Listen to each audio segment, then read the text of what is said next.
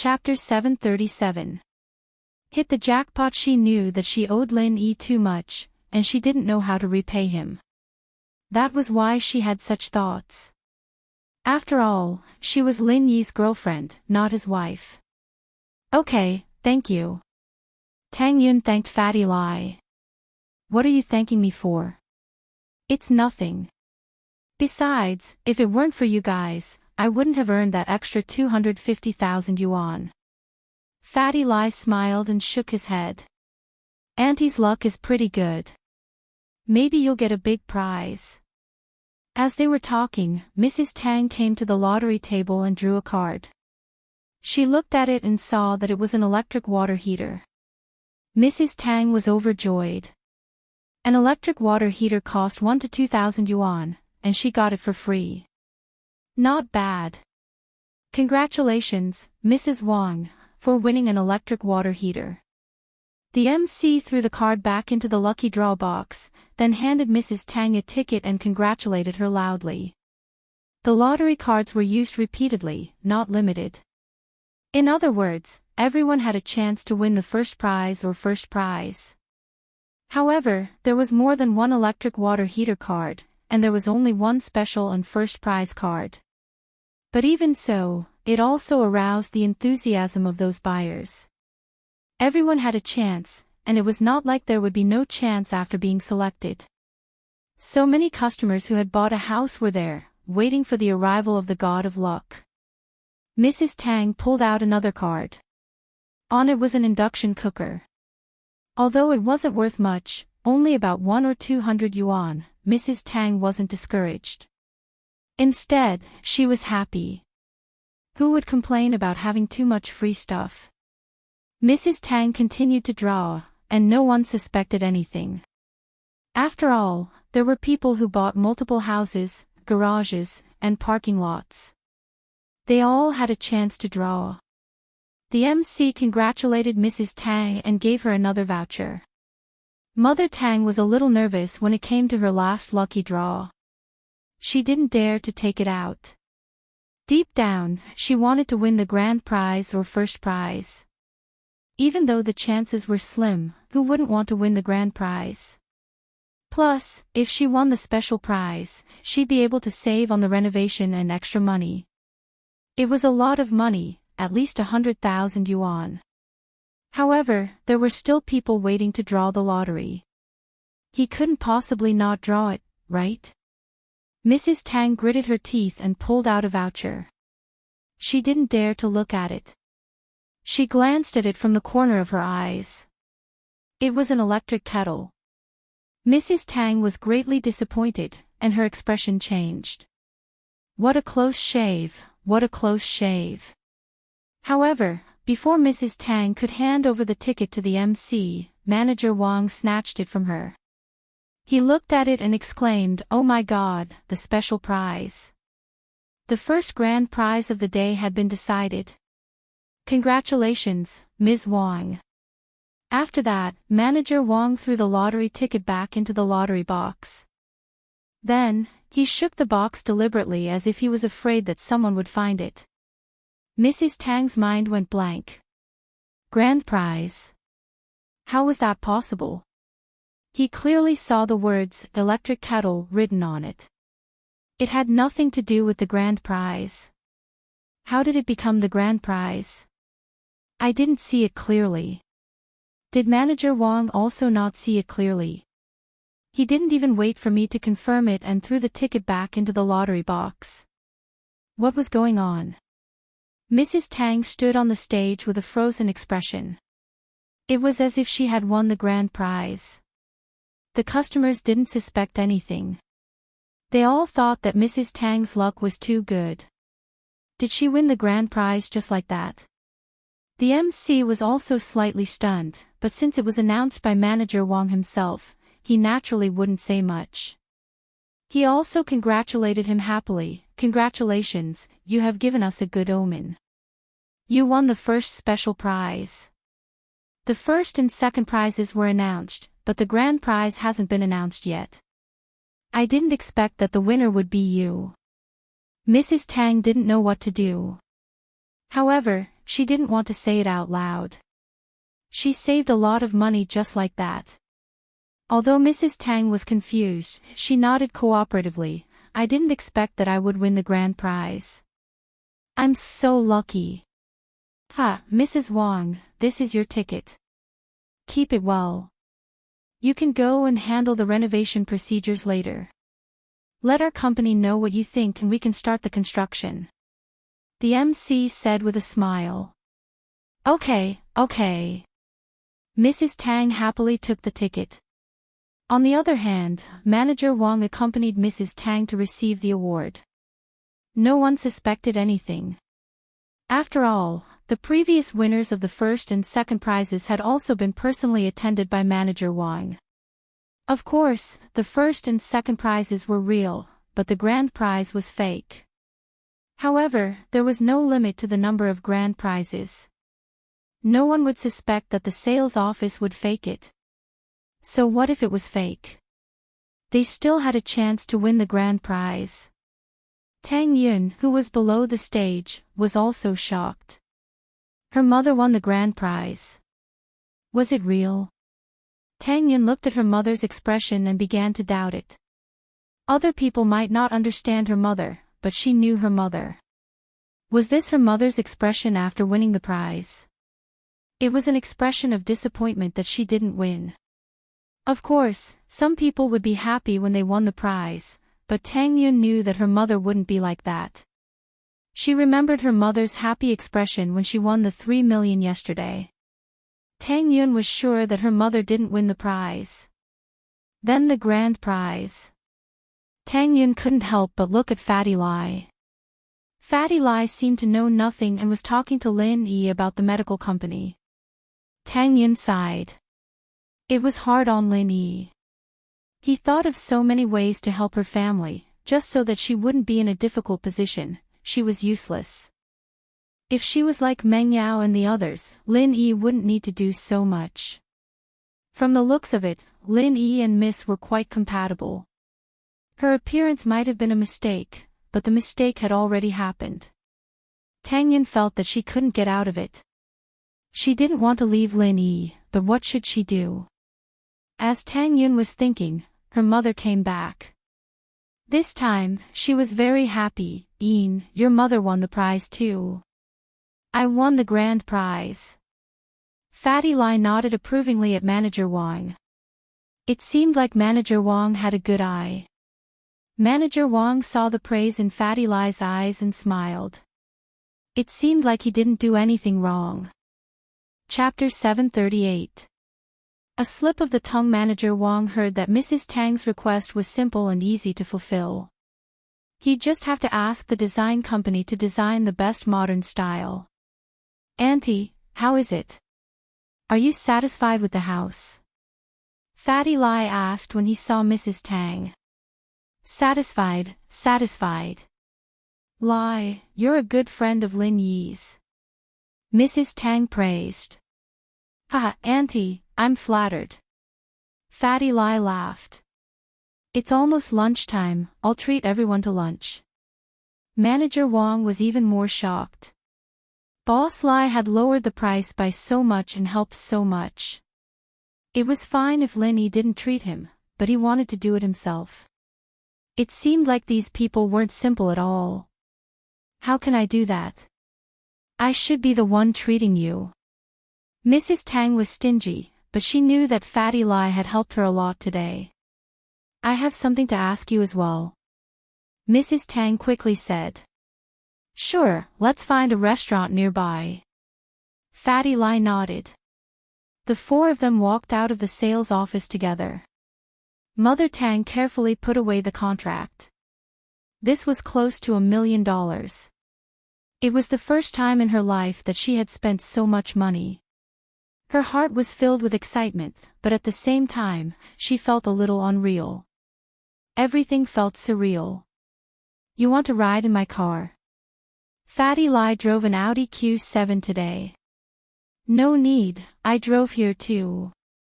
Lin Yi pointed at his broken van.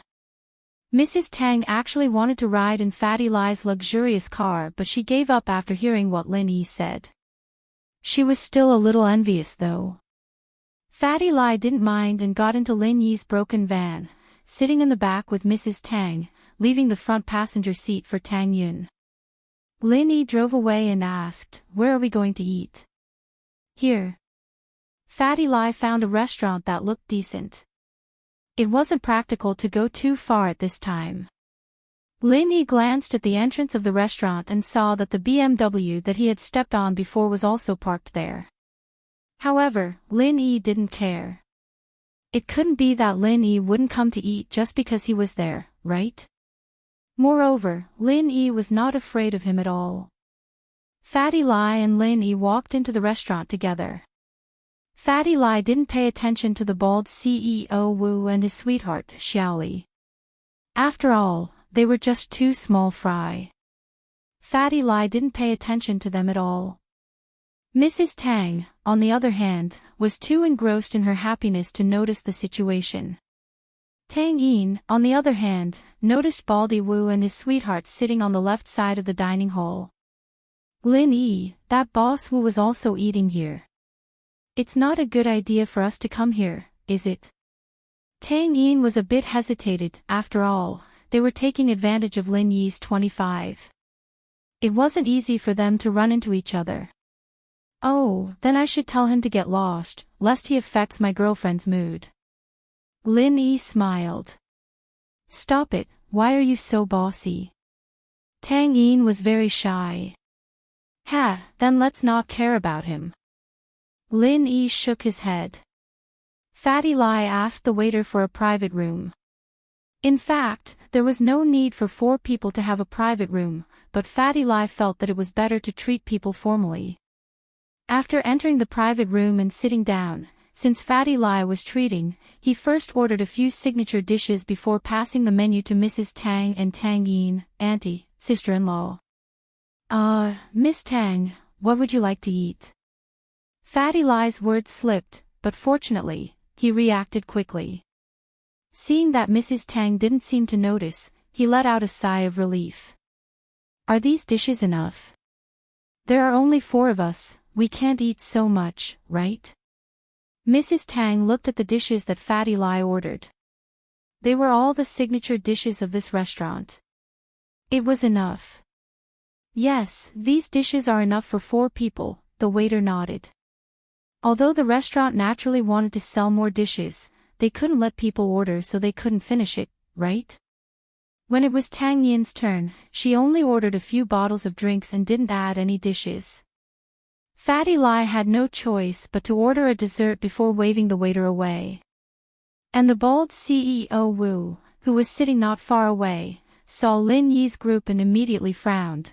It's really a small world for enemies. "There were a lot of people at the sales office and I couldn't do anything to you, but now you guys come to me?"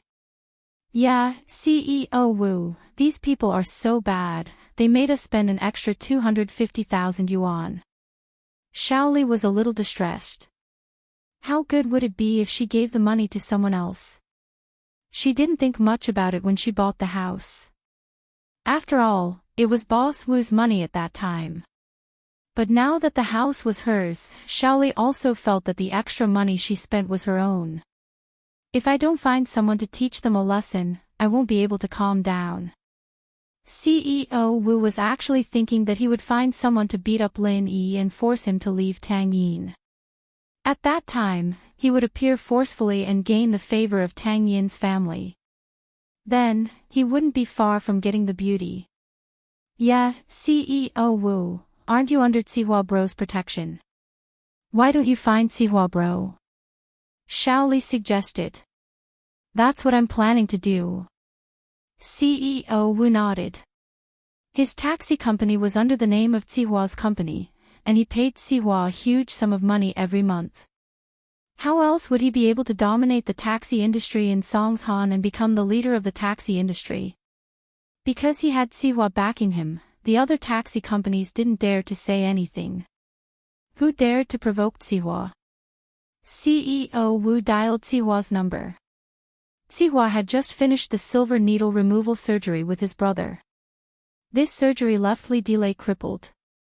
After the silver needles were removed, there were holes all over his body.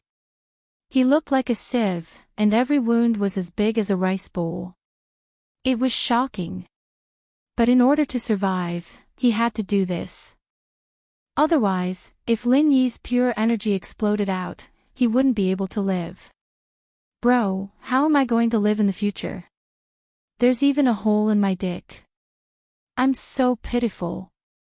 Li Delay was in so much pain that he wanted to die after the anesthesia wore off. Alright, stop howling. It's your fault for messing with Lin Yi.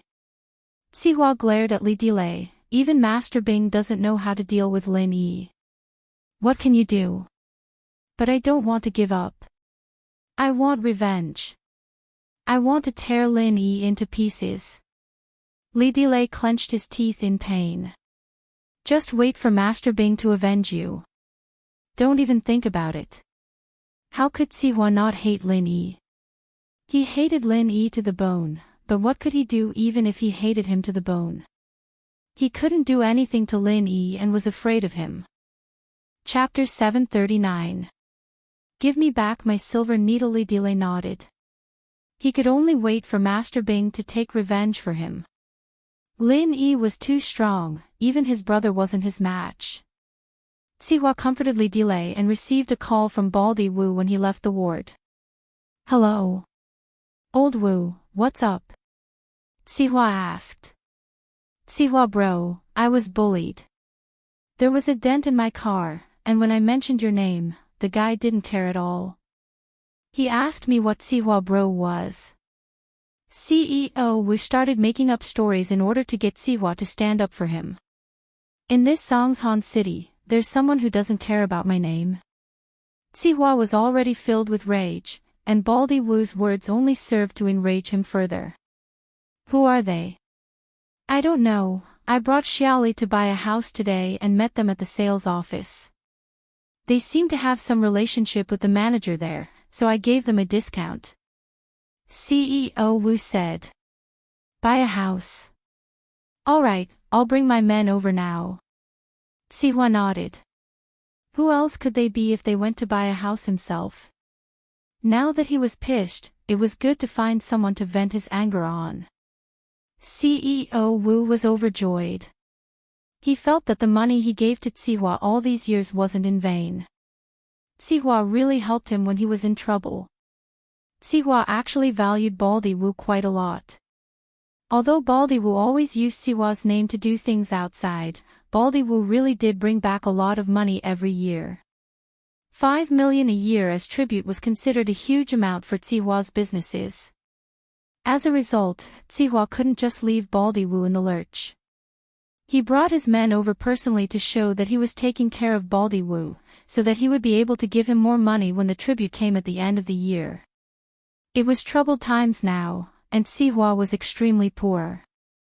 Building Qibing skyscraper was already enough for him, and now he had to build another one. He used up all his savings, so of course he wanted to get more money. It wasn't long before Sihua brought his men over. CEO Wu was overjoyed. Sihua bro, here. Sihua nodded as he walked over with his men. I say, old Wu, you're someone with a lot of reputation. Why are you eating in the main hall? It's just 2 people. It's just a casual meal. There's no need to put on a show. Baldy CEO Wu said quickly. Alright, where are the people you mentioned? Take me there. I still have other things to deal with. Sihua felt that it would be beneath his status to deal with this kind of thing personally, but he didn't have anyone else he could use. Zhang Long and Li Yao were both killed by Lin Yi, and Zhong Fabai was in the hospital right now. He really didn't have anyone else he could use, so he had no choice but to deal with it himself. But this made CEO Wu very touched. Sihua bro, it's in that room over there. I'm honored that you came in person. Don't worry, I'll increase the management fee by 10% this year. Well said, well said. Sihua thought to himself. It seems like you're quite smart. It's not a waste for me to come in person. Sihua brought Su Jiaonong and a few of his underlings to the front of the room. The waiters of the restaurant also saw this scene, but at this moment, they didn't dare to come forward. After all, Sihua's group didn't look like they came with good intentions, especially those underlings. They were all burly men with tattoos all over their bodies. "Kick the door," Sihua said faintly. "Okay." CEO Wu was emboldened this time. With Sihua by his side, what was there for him to be afraid of? So, with a bang, he kicked the door of the room. This kick, he used all his strength. But who knew that the door of this restaurant wasn't sturdy at all, and it didn't even take a kick. It wasn't even locked. The kick was too strong, and he fell directly into the room. With a plop sound, he laid on the ground, prostrating himself. Sihua was so angry that his teeth itched. He really couldn't be helped. They were here to cause trouble, and you actually kowtowed the moment you entered the room. What are you doing? Sihua had no choice but to lift his leg and enter the room. He couldn't show any weakness. CEO Wu's sudden appearance made Lin Yi and the others stunned. Was there something wrong with this person?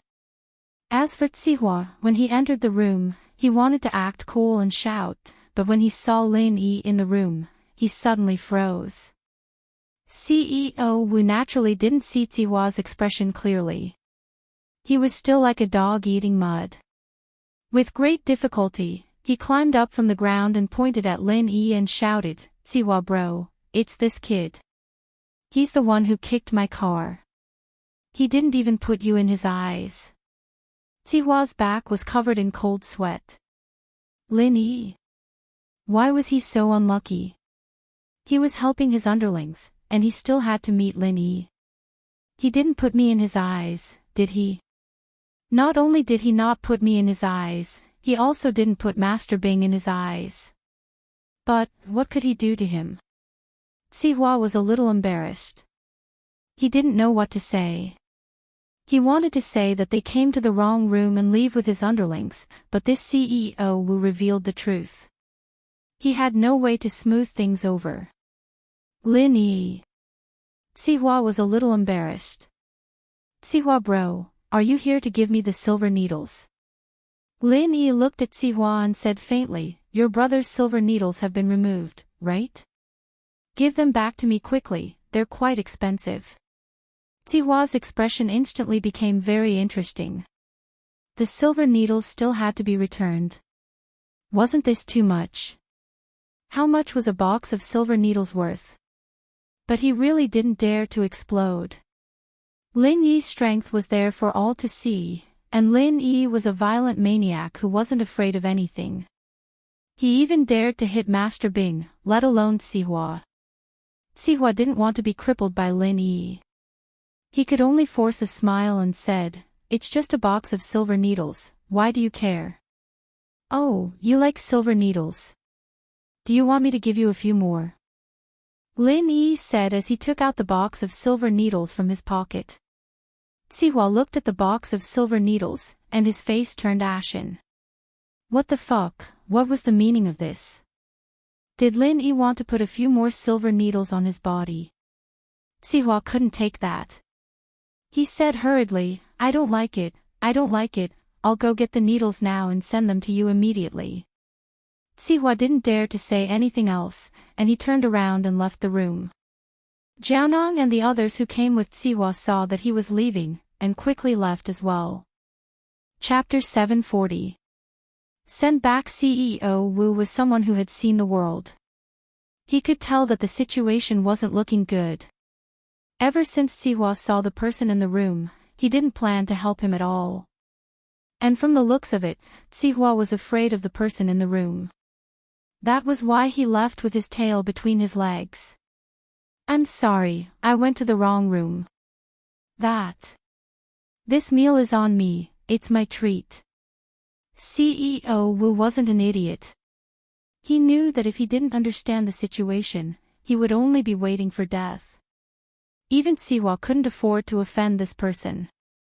How could he, CEO Wu, afford to offend this person? "All right, hurry up and leave." Don't disturb our meal. Mrs. Tang waved her hand and signaled that Baldy Wu could leave. She felt great in her heart. You don't like it? You found someone. So what? My son-in-law would scare them away. So what if it was Zihua? Although he was a famous person in Songshan and was a legend in Mrs. Tang's eyes, it seemed that he was just a coward. Mrs. Tang thought that she would become a famous person in Songshan in the future. Even Zihua wouldn't be her opponent. CEO Wu quickly turned around and left. After leaving the room, he returned to his seat with a face full of dirt. CEO Wu, what happened just now? Why did Zihua bro leave so quickly? Shaoli didn't follow him and didn't understand the situation. Don't mention it. We're unlucky this time. We met a big shot. Even Zihua bro doesn't dare to offend him. Just admit it. CEO Wu knew that he couldn't handle it anymore. He didn't force himself. Waiter. The waiter quickly came over. They also saw the big commotion caused by the bald President Wu previously. However, since the parties involved didn't say anything, they wouldn't meddle too much. Sir, how may I help you? The waiter quickly asked. The bill for that room is on me. CEO Wu pointed at Lin Yi's room and said to the waiter. The waiter was startled. It was obvious that CEO Wu went to that room to cause trouble. Why was he paying the bill now? However, the specifics had nothing to do with him, so after being stunned for a moment, he quickly nodded and said, Yes, sir. After the waiter left, CEO Wu heaved a sigh of relief. Fuck, if I knew that the person in that private room was so awesome, I wouldn't have provoked him. Isn't this just looking for trouble? Ah. What right did they have to provoke someone that even Zihua couldn't afford to offend? But at this moment, he was a little afraid. Boss Wu, will they take revenge on us? I don't think so. We're just small fries. If he's looking for someone, he'd be looking for Zihua. He doesn't even know who we are. Baldy Wu was rather optimistic. I think we should hurry up and leave. Don't stay here. What if they come out later and see us still here?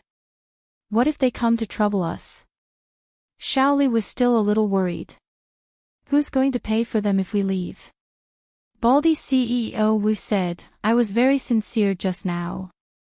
They didn't make things difficult for me. Clearly, they don't care about me at all. So don't be afraid. Let's continue eating. Shaoli couldn't eat anymore. She took a few sips of her drink and sat at her seat, waiting for Lin Yi and the others to finish eating. CEO Wu did the same, sitting on pins and needles, waiting for Lin Yi and the others to finish eating. Zihua got in the car and went straight to the hospital. Naturally, Su Jiaonong knew who Lin Yi was.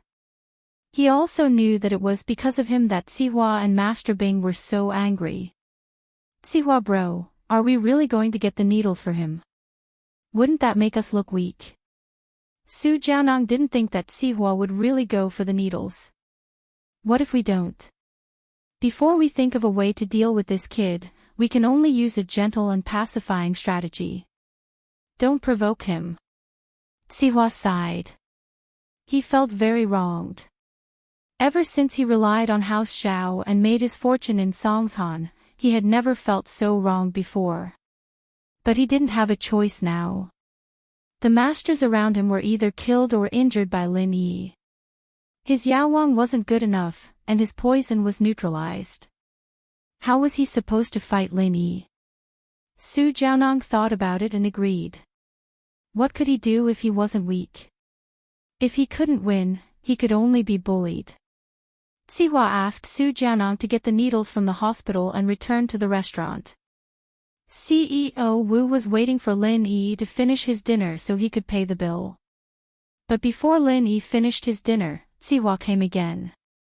CEO Wu was overjoyed when he saw Zihua.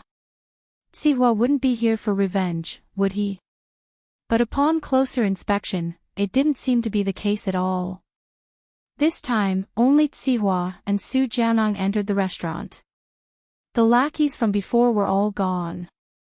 CEO Wu quickly stood up to greet Tsihua, but Tsihua waved at him impatiently.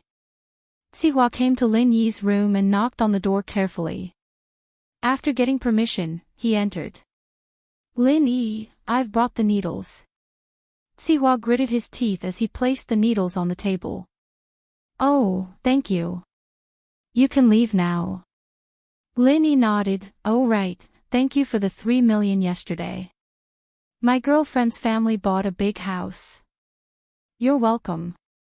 Tsihua felt his face burning. He was considered a big shot, but he was treated like a clown. Tsihua didn't even know how he walked out of the restaurant. It was too embarrassing. It was too embarrassing. If he knew this would happen, he wouldn't have come. Not only did he not do anything to Lin Yi, but he was also humiliated by Lin Yi. If he didn't take revenge, he wouldn't be able to eat or sleep in peace. Tsihua decided to go back and discuss with Master Bing how to take revenge on Lin Yi. After returning to the floating cloud bar, Tsihua didn't hide anything. He told Master Bing everything that happened today. It wasn't a matter of shame anymore. He had lost all his face in this period of time. This Lin Yi is really arrogant. Qibing frowned after hearing Tsihua's words. I came to Songshan to start a business. With Lin Yi around, everything is going to be difficult. Until now, I haven't earned a single cent, but I've lost quite a lot. Oh right, how's the Qibing skyscraper? Is it completed? It's completed. It's in the finishing stage. I found the most professional construction team in the country. This speed is the fastest. Tsihua said.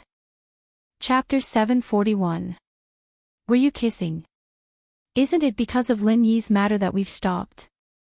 Why don't we continue tomorrow? Tsihua asked. Yes, continue working.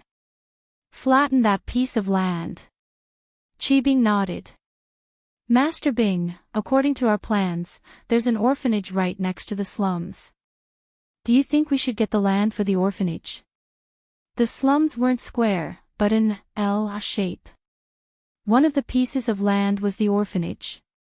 At first, Tsihua didn't have any intentions towards the orphanage, but now that he'd lost 100 million on the HQ building and 3 million to Lin Yi, he'd lost a lot of money. It was going to be hard to make up for the losses with just the slums. Orphanage. Master Bing thought about it. What's the background? Nothing much, it's just a private charity orphanage. The land was donated for free. Tsihua knew more about this. Alright, go talk to someone and get it. We need to build a high-end modern community. We need to recoup our losses before, or I won't be able to explain it to my dad. Qibing didn't think much of it when he heard that it was a private orphanage. What background could it possibly have? Master Bing, are we still going to hold the completion ceremony for the group skyscraper this time?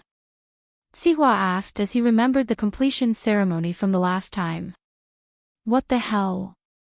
Didn't we embarrass ourselves enough last time? Master Bing glared at Tsihua. Speaking of this, Master Bing was furious. You want me to attend the completion ceremony in a wheelchair? This Lin Yi is like a ticking time bomb, lying in ambush on the road. Who knows when he'll explode? If we don't get rid of him, we won't be able to live in peace. But this guy doesn't seem to be injured at all. Uncle Zhu and Yao Wang are no match for him. What can we do? Tsihua was out of ideas. A ticking time bomb. Tsihua's eyes lit up after hearing Master Bing's words. What's wrong with a ticking time bomb? Do you have any good ideas? Master Bing saw Tsihua's expression and asked quickly. There's an old saying that no matter how good your martial arts are, you're still afraid of guns and cannons. Why do we have to fight him head-on? Why don't we use a little strategy? Tsihua suggested. You mean, we should use firearms against him? Master Bing paused. That time bomb thing you mentioned reminded me of something. We can install a time bomb in his car, won't he die the moment he starts driving? Sihua finally thought of a way to deal with Lin Yi. Install a time bomb in his car. That's a good idea, but isn't this opportunity hard to come by? Master Bing found Sihua's suggestion to be quite a good one. At the very least, he wouldn't have to fight Lin Yi head-on. Who knew if Lin Yi had recovered his strength? How about this? Who cares if he has recovered his strength or not? I'll just blow him up with a bomb. Let's see if he can still be so arrogant then. I have an idea, Sihua pondered and said, but we might need to spend some money. Spending money doesn't matter. As long as we can kill Lin Yi, what's the point of spending money? Once Lin Yi is dead, we'll be able to earn back the money we spend now. Qibing waved his hand nonchalantly. That'll be easy. Sihua said, when the time comes, we can do this and this. Sihua told him his plan. After listening, Master Bing pondered for a while and nodded, all right, let's do that. Get someone to arrange this immediately, the faster the better. I don't want Lin Yi to live in this world for even a second longer. Don't worry, Master Bing. Leave this to me, I have my ways, Sihua nodded. After Lin Yi and the others finished their meal, Fatty Lai wanted to pay the bill but found out that CEO Wu had already done so. Fatty Lai didn't reject it anymore. He knew that this was Lin Yi's capability, so he promised to treat him next time. He didn't want to disturb Lin Yi anymore, so he took a taxi and left. Lin Yi drove Mrs. Tang back to the hospital. Mrs. Tang had just bought a house, so naturally, she needed to discuss the layout with Tang Juqing. Lin Yi and Tang Yun, on the other hand, went back to school. Thank you for today. Tang Yun said to Lin Yi when she got off the car. There's no need to thank me, Lin Yi smiled. You still owe me a kiss, right? When will you honor it? Tang Yun blushed immediately. She remembered that she had promised him before. She didn't honor it. She wanted to reject it, but she suddenly remembered that Yushu said that she and Meng Yao had kissed Lin Yi before. Tang Yun was a little angry. She was Lin Yi's girlfriend. She hadn't even kissed him yet, but someone else got it first. So, Tang Yun looked around nervously. There seemed to be no one around. She quickly kissed Lin Yi's cheek and said in a panic, okay, I'm giving it back to you. This doesn't count as a kiss, right? Lin Yi found it funny. Why not? If I say it counts, then it counts. It wasn't easy for Tang Yun to do this. Okay, then it counts. Lin Yi touched the cheek that Tang Yun kissed. It felt good. But why did it feel similar to when Shu kissed him?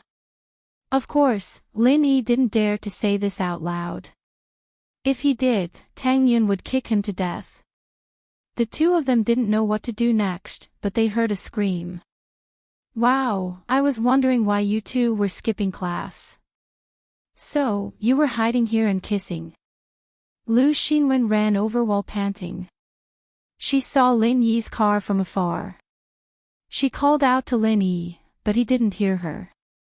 So, Lu Xinwen chased after him all the way to the food street behind the school. Then, she saw Tang Yun kissing Lin Yi. So, Lu Xinwen quickly ran over as if she saw the big news. Xinwen, what are you talking about? We didn't kiss. Tang Yun obviously wouldn't admit what she did. Even Lu Xinwen wouldn't admit it. Otherwise, if Lu Xinwen knew, everyone would know. Did I see it wrong? I clearly saw you kissing Lin Yi. Lu Xinwen wasn't that gullible. We were whispering.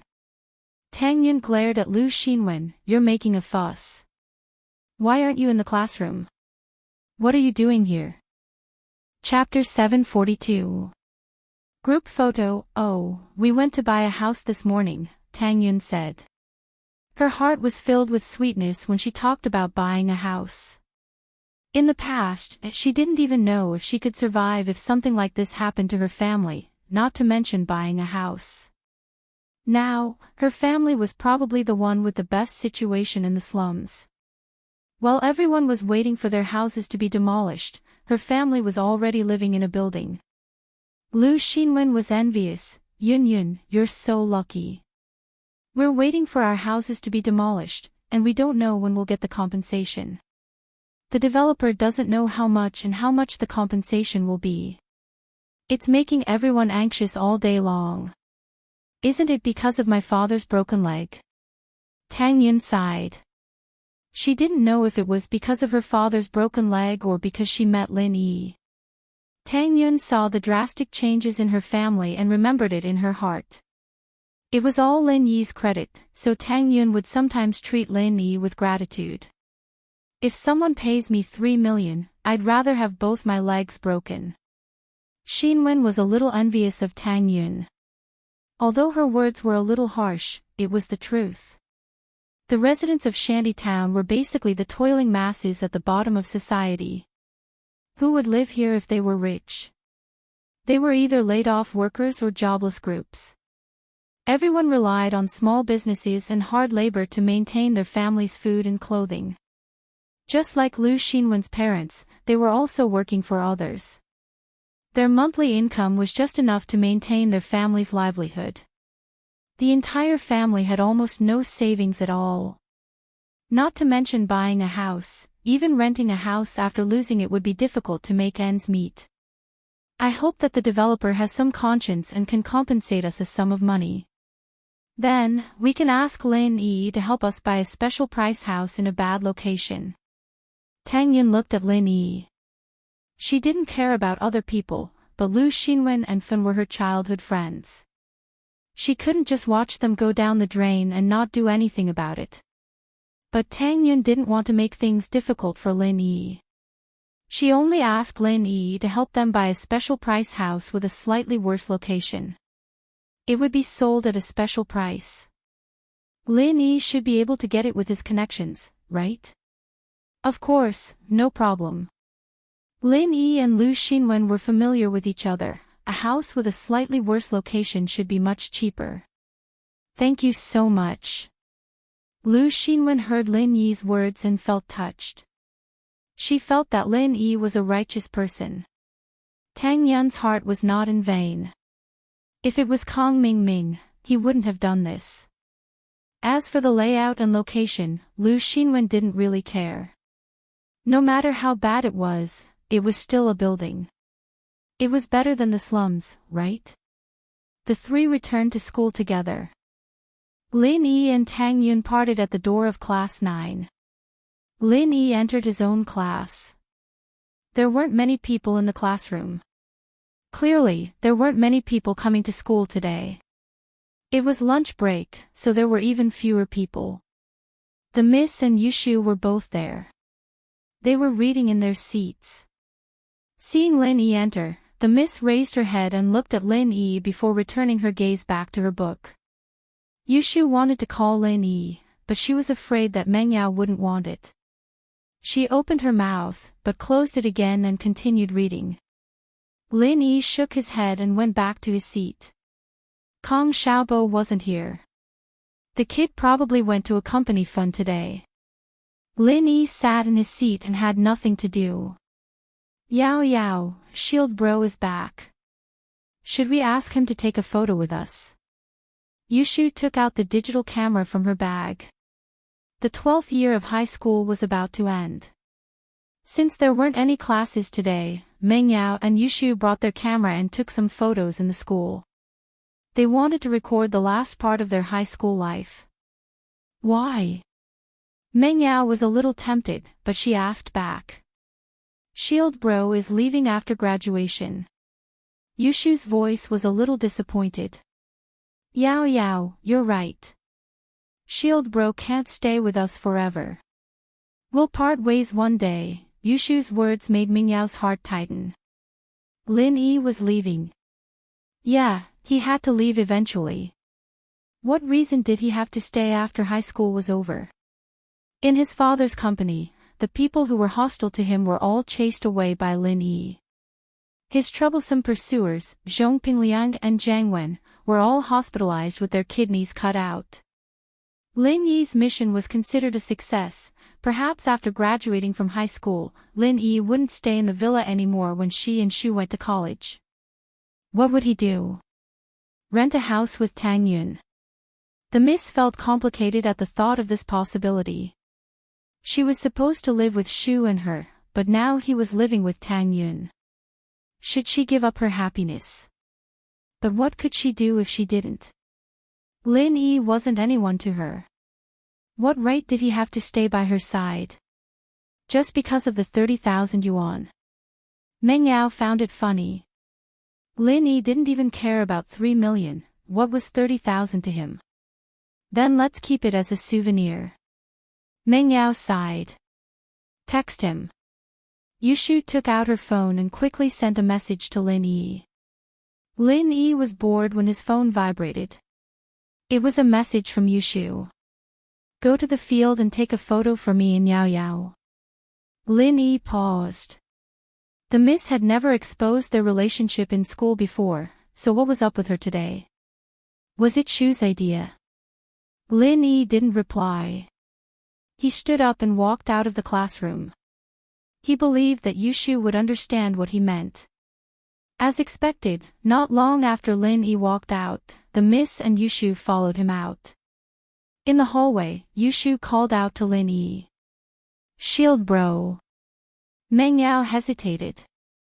She wanted to say something, but after thinking about it, a lot of people knew about her relationship with Lin Yi. What was there to care about? Besides, she had already announced to Tang Yun that she was going to fight for Lin Yi. Now that she was hiding it, it was as if she was afraid of her. With that thought, the miss changed her attitude towards Lin Yi. She raised her head and pulled Yushu. Shu, let's take a photo in the hallway. We can get our class sign here. Chapter 743. You'll take pictures for us. Lin Yi took the camera and nodded. The classrooms of 12th Class 5 and 12th Class 9 weren't too far away from each other. Yushu's shield bro was a little out of place, and Tang Yun was sitting by the window in the hallway. The windows were always open in the summer, so she heard it as well. She was very sensitive to Yushu's unique way of addressing Lin Yi. She raised her head and saw Lin Yi taking pictures of Meng Yao and Yushu. Tang Yun frowned. She couldn't figure out whether or not Meng Yao and Yushu liked Lin Yi or not. Or did one of them like Lin Yi or not? Or maybe they didn't like him. Xinwen heard Yushu's voice as well. She popped her head out of the classroom and saw Lin Yi taking pictures of Meng Yao and Yushu. She quickly texted Tang Yun. Tang Yun was a little annoyed when she received Xinwen's message. She replied with a, I know, and put her phone back into her pocket. There were only a few more months until the college entrance exams. She had to study hard. It was good to be with Lin Yi, but she couldn't let it affect her studies. If she couldn't get into college, the gap between her and Lin Yi would be even bigger. Tang Yun understood this very well. Xinwen saw that Tang Yun didn't move after replying. She waited for a while, but there was still no movement. She couldn't help but leave the classroom to look for Tang Yun. Meng Yao and Yushu saw Xinwen as well, but Lin Yi couldn't see her because his back was facing them. Yao Yao sis, someone's snitching. Yushu said. Don't say that, it's not snitching, Meng Yao said, but she was a little nervous. Would Tang Yun come over? But so what if she did? She didn't do anything shameful. Meng Yao calmed down at the thought. Xinwen came to Tang Yun's window. Tang Yun didn't expect Xinwen to come looking for her personally. She was a little annoyed. What did it have to do with them? Wouldn't it be more awkward if she got involved? As if they were spying on Lin Yi. Yun, you're not going to pretend that you didn't see me, are you? Xinwen asked as she leaned on the windowsill. What are you doing? I want to study. Tang Yun waved the exercise book in her hand. Shall we go out for a walk? Lu Xinwen asked. What for? Tang Yin asked after some hesitation. She knew what Xinwen wanted her to do, it was to find Lin Yi. Since they're taking pictures, let's take some too. We're graduating soon, let's take some as a souvenir, Lu Xinwen said. No, I don't think it's a good idea. Tang Yin shook her head. What's wrong with that? After Lu Xinwen finished, she called Lin Yi, Lin Yi. With Lin Yi's sharp senses, how could he not know that Lu Xinwen went to find Tang Yun? Although Lin Yi had been taking pictures of Meng Yao and Yushu, he was still paying attention to what was happening over there. Hearing Lu Xinwen call him, Lin Yi knew that something was up again. He turned around with a smile. Ha. What's up? Tang Yun said that she hasn't taken a picture with you yet, Lu Xinwen said. When did I say that? Don't talk nonsense. Tang Yun was embarrassed. How could Lu Xinwen talk nonsense? Then let's take a picture together. The miss had spoken. At this time, Meng Yao felt that there was no need for her to be petty. It was just a picture, so what if Tang Yun came? If she didn't let Tang Yun come, it would make her seem petty. She was the miss, she had to fight and not fight. If she fussed over everything, she would be an unreasonable shrew. Let's go, Yun Yun. If we start now, I don't believe that you can learn it. Lu Xinwen looked at the exercise book in Tang Yun's hands. It seemed to be the same handwriting as before. Tang Yun hadn't touched it at all. She was using a carbon pen before, but now she was using a blue ballpoint pen. Tang Yun was dragged out of the classroom by Lu Xinwen. Tang Yun didn't hesitate anymore. Indeed, she hadn't taken a picture with Lin Yi before. The two met in Songshan's first school. If they didn't take a picture together, it would be a pity. Maybe she would regret not keeping a piece of her memory. Lin Yi, I'll take a picture for you too. Lu Xinwen took the camera from Lin Yi's hand. I'm not done yet. Yushu wasn't happy, but she thought about it and ran to Lin Yi's side. Tang Yun stood on Lin Yi's right and Yushu stood on Lin Yi's left. I haven't taken a picture with Shield Bro yet, right? Tang Yun didn't know whether to laugh or cry. She was taking a picture with Lin Yi, what was she doing? Lu Xinwen was pissed as well, but what else could she say if Tang Yun didn't say anything? She took the camera and took a strange picture of the three of them. Yao Yao sis, you come too. Yushu waved at Meng Yao. Meng Yao wanted to go, but she didn't want to. Tang Yun was there, what was she going to do? Meng Yao, let's take a picture together. Are we friends? Can we have a souvenir? Tang Yun saw the miss awkwardness. Since she was generous enough to ask her to take a picture, why couldn't she do the same? Meng Yao hesitated and walked over. She thought about it and stood next to Yushu. Lu Xinwen pressed the shutter, and the picture of the four of them came out. After taking the picture, Yushu wanted to join in the fun, but Meng Yao pulled her to the side, not letting her join in. She wanted to give Lin Yi and Tang Yun a chance to take a picture alone. Tang Yun and Lu Xinwen could take pictures with their phones, but the function was much worse than a digital camera. Their family's financial situation didn't allow them to buy a digital camera. Tang Yun's family had some money now, but they didn't have the time to buy one, or maybe Tang Yun didn't want to buy one. So, after Lin Yi and Tang Yun took a picture together, Lu Xinwen took a picture with Tang Yun. In the end, Yushu suggested that the five of them take a picture together. It wasn't easy for the five of them to get to know each other. Meng Yao and Yushu knew Lu Xinwen that night at Fatty Lai's house. But the five of them needed someone to take the picture, right? Although the camera had a selfie function, there wasn't a place to fix it. Just when they were thinking about what to do, they saw Zhou Ruoming walking over with a basketball.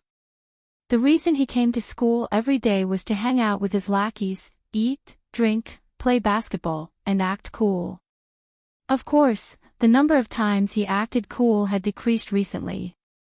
The reason was simple, Lin Yi was too fierce. He didn't want to offend him, so Zhou Ruoming could only play basketball in peace. Hey, classmate, take a picture of us. Lu Xinwen didn't see clearly that it was Zhou Ruoming. She just grabbed a random person to take a picture. Chapter 744. The rise of House Zhanghe had just started to behave himself in school, and now someone was asking him to take a picture. Ruoming was about to open his mouth to curse when he raised his head to see Lin Yi and Tang Yun beside Xinwen, as well as the Miss and Yushu on the other side. He shut his mouth with a gah, thankful that he'd opened his mouth a little slower, otherwise he'd be in trouble. Other than Xinwen, he couldn't afford to offend any of these people. Fuck, he was so unlucky, running into so many people after playing basketball. But on the surface, Zhou Ruoming put on a flattering smile. Isn't this boss Lin Yi and sis-in-law Tang Yun? Long time no see, looking for a photographer. I'm a professional. I've been to many private photo gatherings. Private photo? What's that? Tang Yun paused, not knowing what Zhou Ruoming was talking about. Ha! Zhou Ruoming realized that he had said something wrong and felt a little awkward. It's a private photo. Oh, Yao sis, is it a photo of a female celebrity in a dating show not wearing any clothes? Yushu asked, does he want to take nude photos of us? Ugh, no, that's not what I meant. Zhou Ruoming jumped.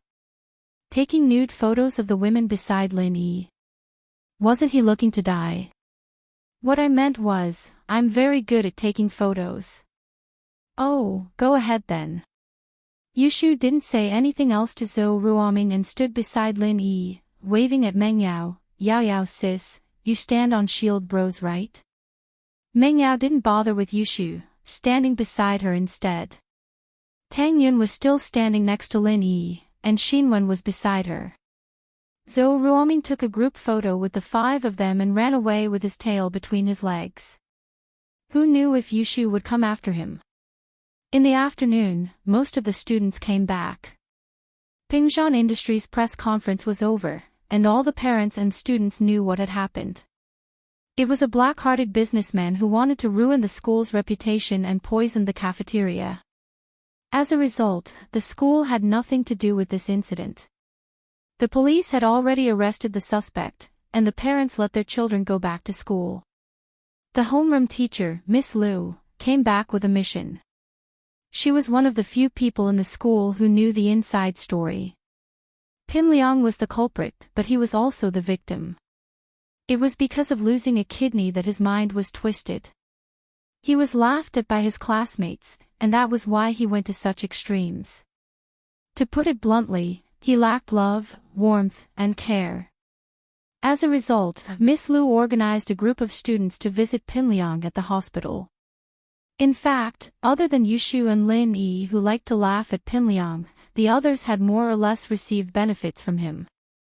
Especially when Pin Liang invited them to the beach a while ago. Who would laugh at him? However, it was normal for them to look at him strangely. After all, everyone was curious. They wanted to know what was the difference between a person without a kidney and a normal person. Therefore, before this visit, Teacher Liu held a short class meeting for the whole class. Everyone, our classmate Zhong Pingliang has found a suitable kidney and just had a kidney transplant. He's now in the hospital. As a group, we should pay him a visit. After all, he's a member of our 3rd grade class 5. Miss Liu said. This activity is voluntary. If you want to go to the hospital, get ready and wait at the school gate. The school's bus is already parked there. If you don't want to go, you can study in the classroom. The bus came from the press conference, so they didn't have to wait. They got on the bus and went to the hospital. They were in their 3rd year of high school, so they didn't have much time to interact with each other. They listened to Miss Liu's words and stood up, ready to visit Pin Liang. Let me emphasize one point. You must not look down on Pin Liang. You must give him enough warmth and love. Let him feel the care of the group. Miss Lu reminded. Who wants to go through this kind of tragedy? Pin Liang is already pitiful enough. We can't let him be sad. Everyone nodded, thinking back to how they'd looked at Pin Liang with that weird gaze earlier. They wondered if that had hurt or confused Pin Liang in any way. Meng Yao didn't want to visit Pin Liang. It would be better if he died. Why would she care about him? But as the Miss of Pingzhan Industries, the daughter of the school's chairman, she couldn't not go. How would people think of her if she didn't go? Even if she didn't care, she had to think about her father's reputation. She couldn't let people say that Pingzhan's daughter was cold and heartless. She didn't even visit her classmate in the hospital. So, although Meng Yao was unwilling, she still stood up with Shu and left the classroom. Lin Yi didn't care. It was Meng Yao's decision. If the miss went, he would go. If she didn't, why should he go? This was the second time the whole class came to visit Pin Liang. Fabai wasn't surprised when he received the call from Miss Lu. He knew that his plan had worked. His son had successfully deceived the police and the school's sympathy. He had turned the suspect into the victim. Pin Liang, you are getting more and more mature. You did well this time. It's a happy ending. Fabai hung up and praised his son. Your classmate is coming to the hospital to see you. He's on the way. Of course. How can a person grow without setbacks? I was too naive. I was played by Meng Yao and Yushu. Pin Liang nodded. I won't be so stupid in the future. And, it's good that you can think it through. Fabai patted Pin Liang's shoulder. You're ready to give up on Meng Yao, right? It's too early to say whether I'll give up or not. But when I soar into the sky, Meng Yao will be my toy. Pin Liang laughed coldly. Since she never liked me and played me like a monkey, I won't let her go so easily. It's good that you have a goal, but don't act rashly. Fabai felt that it wasn't a bad thing to have something to motivate his son. Chapter 745. Whose kidney? Of course. Fabai agreed that his son should maintain a good relationship with Naipeo. 2. Heibao Bro was able to forcefully raise his strength to golden class early phase, and Naipeo should be able to do the same after going through systematic training. He might even be the future hope of House Zhong. Right, how do you feel about your kidney? Do you feel any discomfort? Although your kidney is very compatible, there's no guarantee that there won't be any rejection. It's just pain. Other than pain, I don't feel anything else. Pin Liang shook his head. Wounds hurt too. Let's get a doctor to check it in a few days, Fabai said. Fabai said, Jiangwen's kidney trafficking company has been destroyed. I wonder how Lin Yi is doing. Who knows? I hope he's dead. Pin Liang really wanted Lin Yi to die. Fabai nodded. He had been staying with Pin Liang in the hospital for the past 2 days. He didn't go to Master Bing's place, so he didn't know how Lin Yi was doing. Intermittent footsteps could be heard from the corridor outside the ward. Pin Liang's classmates were here to see him. Zhong Fabai and Zhong Pingliang stopped their discussion as well. As expected, a knock came from outside the ward. Fabai stood up to open the door. Mr. Liu, thank you for bringing the whole class to visit Pin Liang. Thank you so much. It's Pin Liang's fortune to have good teachers and classmates like you. Fabai said gratefully as he knocked on the door, but before he could finish his sentence, his eyes landed on Lin Yi, who was standing beside Meng Yao. Fabai's eyes widened as if he had seen a ghost. Hey! You, Lin Yi, oh. Uncle Zhong, you were looking for me. Lin Yi shrugged at Fabai. Naturally, he knew why he was surprised. From Fabai's perspective, he should be lying in the hospital like his son. It would be weird if Fabai didn't have this expression when he appeared here. You. Why are you here? Fabai lost his composure. He was a man of authority, but he still lost his composure. This was related to his son's kidney. Wasn't his son's kidney Lin Yi's? Whose did it belong to? Was Lin Yi's kidney removed or not? Oh, I was injured a few days ago, but I'm fine now. Lin Yi smiled. Fabai let out a sigh of relief when he heard Lin Yi's words. But then he thought about it again. Something was wrong. It had only been a few days since the kidney transplant. How could Lin Yi still be alive and kicking? It was completely illogical. Even if Lin Yi was a mystic class master, wasn't Uncle Zhu still lying in bed? Wait, he said that he was injured a few days ago. Could it be that he was injured by Uncle Zhu? When did you get hurt? Zhong Fabai asked subconsciously. Was he injured by Uncle Zhu? You don't know. Lin Yi asked back. Then Pinliang. Fabai wanted to ask more, but he suddenly realized that Pinliang's classmates were also here. He could only shut his mouth. He had a stomach full of questions. He could only invite Pinliang's classmates and teacher in first. Otherwise, it would be bad if the police got suspicious. There were even police patrolling the corridor. Welcome to visit Pinliang. Fabai suppressed his doubts and let Lin Yi and the others into the ward. Pinliang was lying on his side on the bed. He was originally welcoming his teacher and classmates with a smile. He was about to say a few words of gratitude when he suddenly saw Lin Yi among them. He was stunned. Didn't Lin Yi's kidney get removed? He should be lying in the hospital now. How could he still come to visit him? How was it possible? Oh, Pinliang classmate, I heard that you are now a healthy person with 2 kidneys. As long as it doesn't reject you, you will be the same as us. You don't have to worry about it. Yushu wanted to mock Pinliang, but when she remembered what Professor Lu said before, she changed it to comfort him.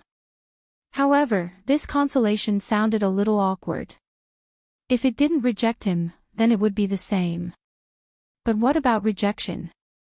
Thank you. Pinliang's mind wasn't on Yushu's sarcasm at all. Even if Yushu scolded his mother right now, he wouldn't feel much. At this moment, all his thoughts were on Lin Yi. Did Lin Yi give his kidney to him or not? If he didn't, then whose kidney did it belong to? Wouldn't that mean rejection? He suddenly remembered what Yushu said before. As long as it didn't reject him, then he would be the same as them. Was Yushu hinting at something? Pinliang knew that Yushu and Lin Yi had a close relationship. Did Yushu know something then? Was she hinting at him that his kidney wasn't Lin Yi's? In other words, it wouldn't be a match, and there would be rejection soon. At that thought, Pinliang's mind went blank, and his eyes started to glaze over. The illusion from before was completely gone at this moment.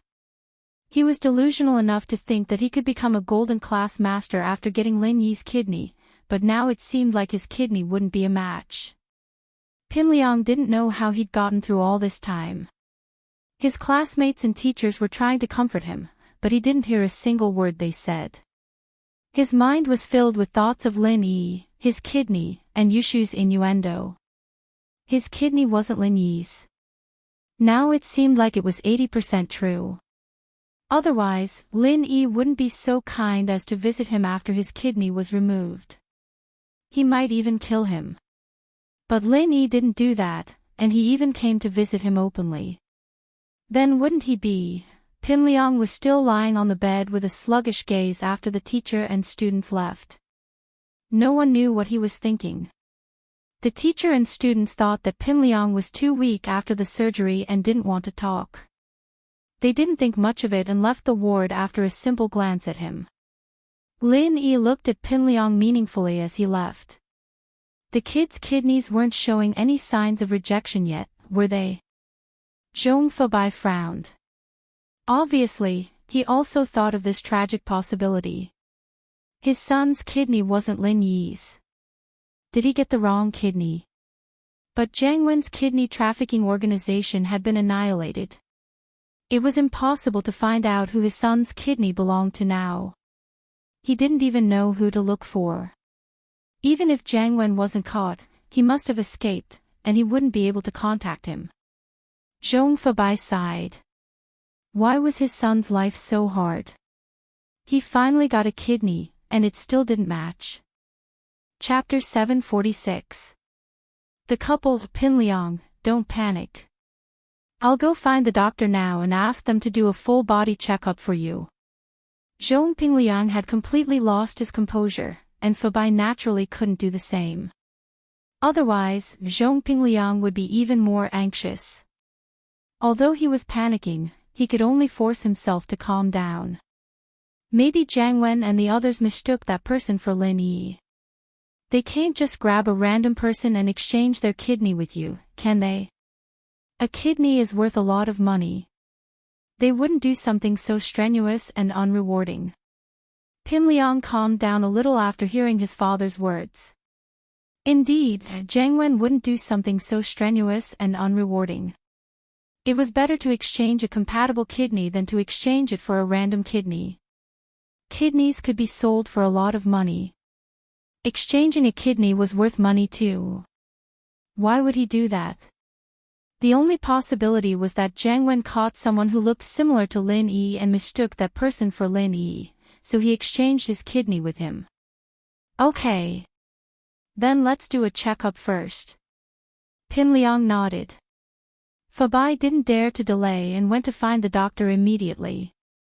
Pin Liang's kidney transplant wasn't done by Songshan's first hospital, so they didn't have the relevant data. They wouldn't follow up on Pin Liang's treatment and only did some routine post-surgery treatment. Fabai was afraid that Pin Liang's kidney would attract the attention of the police, so he didn't ask the doctor to follow up on Pin Liang's treatment. He trusted Jiang Wen a lot.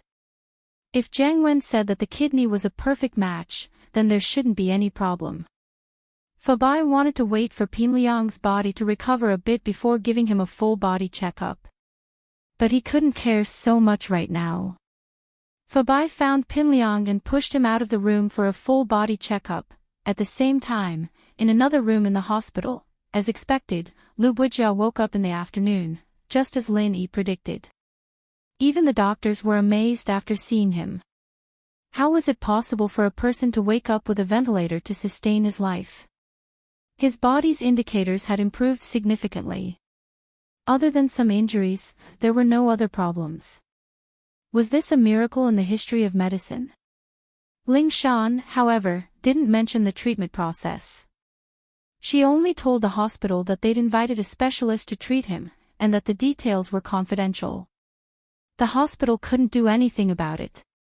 If the police said it was confidential, then it was confidential. They could only cooperate with the police and arrange for Lu Bujia's follow-up treatment. This time, Lu Bujia wasn't as stubborn as before. Perhaps he knew that he didn't die, but he didn't know if he would have good fortune in the future. Everything depended on his choice. Lu Bujia didn't expect that the psychopathic murderer would be able to find him after he entered the hospital. Moreover, he snuck into the ward under the protection of the police and almost killed him. If he didn't die this time, it was hard to say whether he would die the next time. Lu Bujia knew how ruthless those people were. Although this psychopathic murderer didn't say anything, he was definitely sent by those people to silence him. There was no doubt about it. Since he was going to die either way, Lu Bujia might as well cooperate with the police. He knew that as long as he was alive, those people wouldn't let him go. He might as well sentence him to prison. It was safer. Lu Bujia's condition stabilized. Ling Shan and Yutian came in and sat not far from Lu Bujia's bed. Lu Bujia, you still don't want to say anything. Ling Shan looked at Bujia on the sickbed. She thought that he was the victim, but now it seemed that it was just an internal conflict. If you weren't lucky enough to meet a miracle doctor, do you think you'd still be alive? Ling Shan's words weren't polite, but there was no need to be polite to people like Lu Bujia. Not only did he cause Lin Yi to lose a lot of qi, but he also caused a lot of trouble and confusion for the police. After Lu Bujia woke up, he heard from the doctor about the time he was unconscious and the situation. He was completely relying on the ventilator to maintain his life. Once the ventilator was removed, he would die. All in all, the hospital couldn't do anything about his injury. The police invited an expert from somewhere to treat Lu Bujia, and that was how Lu Bujia was able to get out of danger. "You guys, how much do you know?" Lu Bujia asked with a bit of hope in his heart. He didn't know how much the police knew, so he could choose what he wanted to say. The tomb raiding organization codenamed couple has been arrested. Chen Yutian didn't say that the two leaders of the couple were killed. Instead, he said that they were caught. This was to give Lu Bujia psychological pressure that the police had found evidence of his crimes. According to their confession, you are also one of the tomb robbers, and you are also involved in their next plan. This time, your family was killed because of the other tomb robbers, right? Lu Bujia didn't know that Chen Yutian was right. Yutian didn't say it in detail, but he basically said the truth. But the more he said it, the more Lu Bujia thought that the police already knew most of the situation. After all, the couple was arrested, and the police would be able to find out everything about him. Couple thief. What do they do? Tomb raiding. What does that have to do with me? Lu Bujia tried to ask. He didn't believe that the couple would give him up as soon as they were arrested. This didn't make sense. He didn't have any conflict of interest with them. There were rules in the tomb raiding business. If you went in and bit people, then you might attract revenge from your peers. Even if you went in, you still have family, right? If they couldn't get revenge on you, they would get revenge on your family. Therefore, after many grave robbers were caught, they would only confess to their own problems. As for the other grave robber organizations and their sales channels, they would not say much. Otherwise, their families outside might very well incur the wrath of others. You're thinking that it's unrealistic for the couple to only give you up, right? Ling Shan had been a police officer for many years, and she knew how to read people's expressions.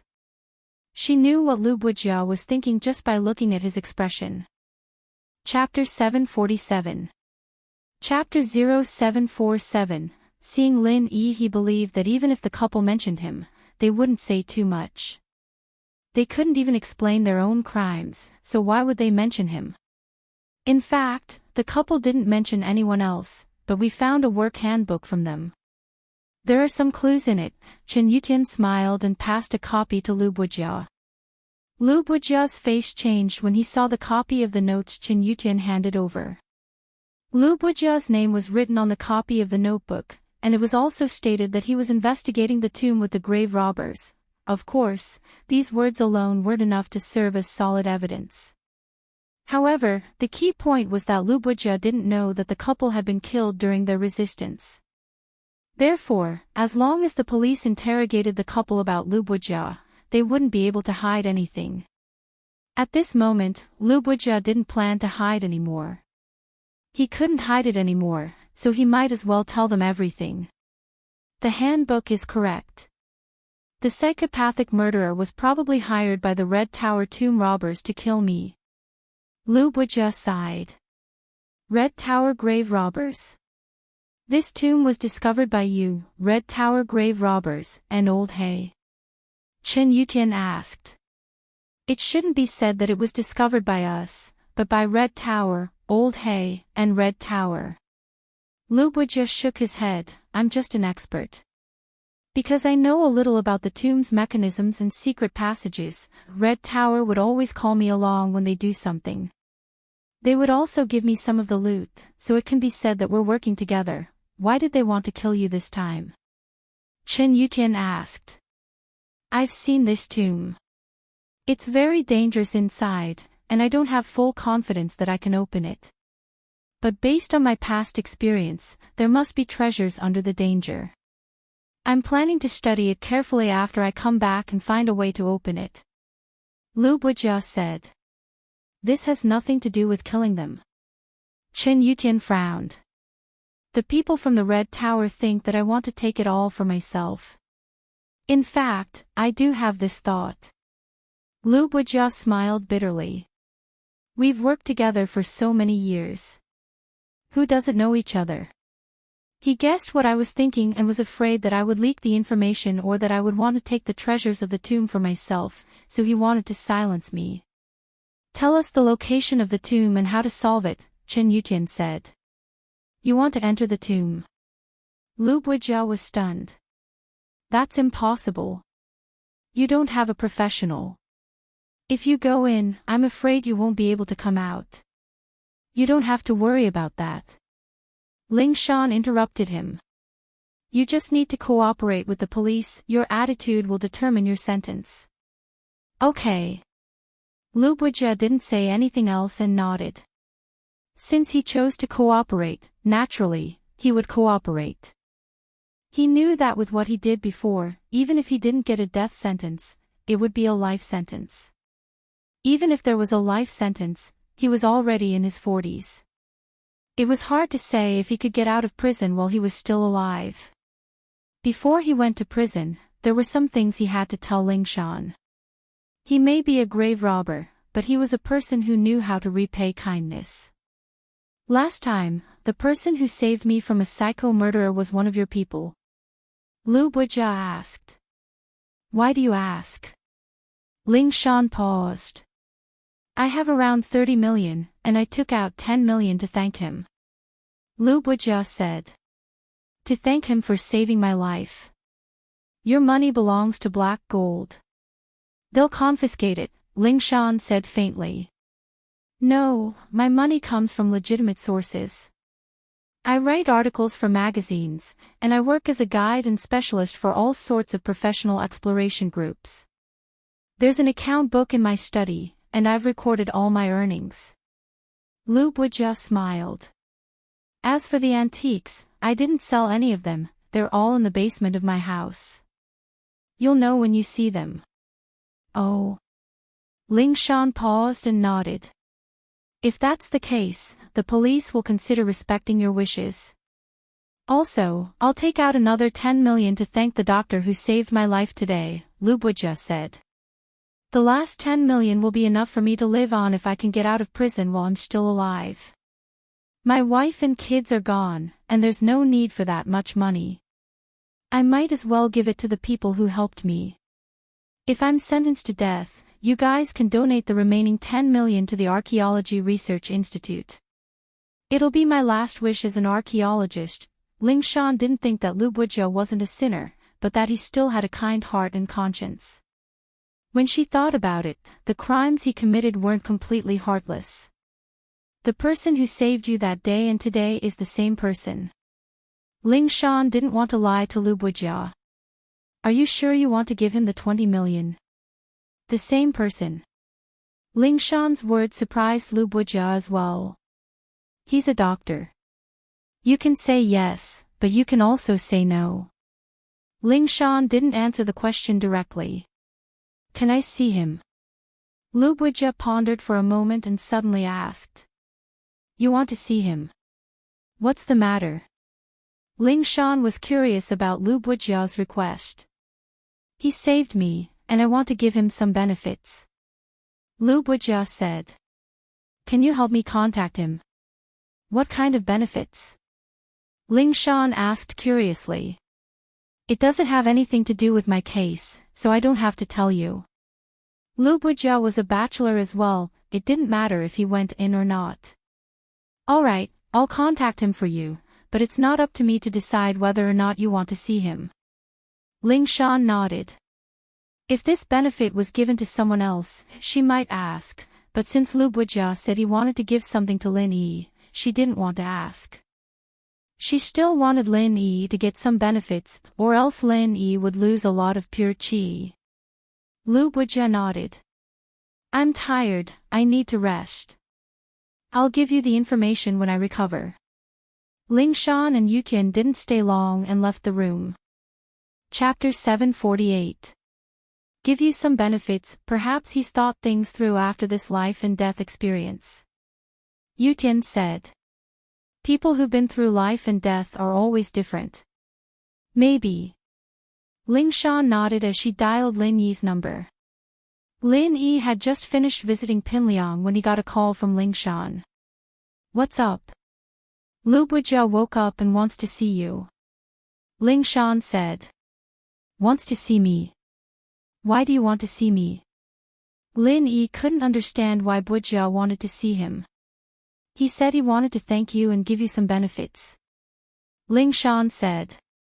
He said he wanted to give you 20 million as a reward, but I told him you're a doctor, so he wants to see you and give you some benefits. Oh. Lin Yi was a little puzzled. What kind of benefits would Bujia give him? But since it was something good, Lin Yi had no reason to reject it. He'd saved him twice, and he didn't get anything in return. Is he still in the hospital? Yes, he's in the same room. Ling Shan said. Where are you? I'm at the hospital too. I'll go over now. Lin Yi said and hung up. After that, Lin Yi sent the Miss and Yushu a message, telling them that he had other things to do in the hospital and wouldn't be going back to school with the car. Yao, why is Shield Bro so busy every day? Yushu felt that Lin Yi was busy every day, busy with all sorts of things. I'm not sure. Maybe he's not a follower at all, and it was just a coincidence that he appeared in the villa. Meng Yao realized that she didn't understand Lin Yi at all. From a migrant worker to a mysterious master, oh, then will he really leave in the future? Yushu was a little disappointed. Probably. We're all grown up now, and we need to learn how to protect ourselves. We shouldn't always trouble other people. Meng Yao looked out the window at the direction Lin Yi disappeared in, a little sad. But I don't want to grow up, Yao. Yushu shook her head. You have to think about it even if you don't want to. You're not young anymore. Meng Yao pinched Yushu's cheeks.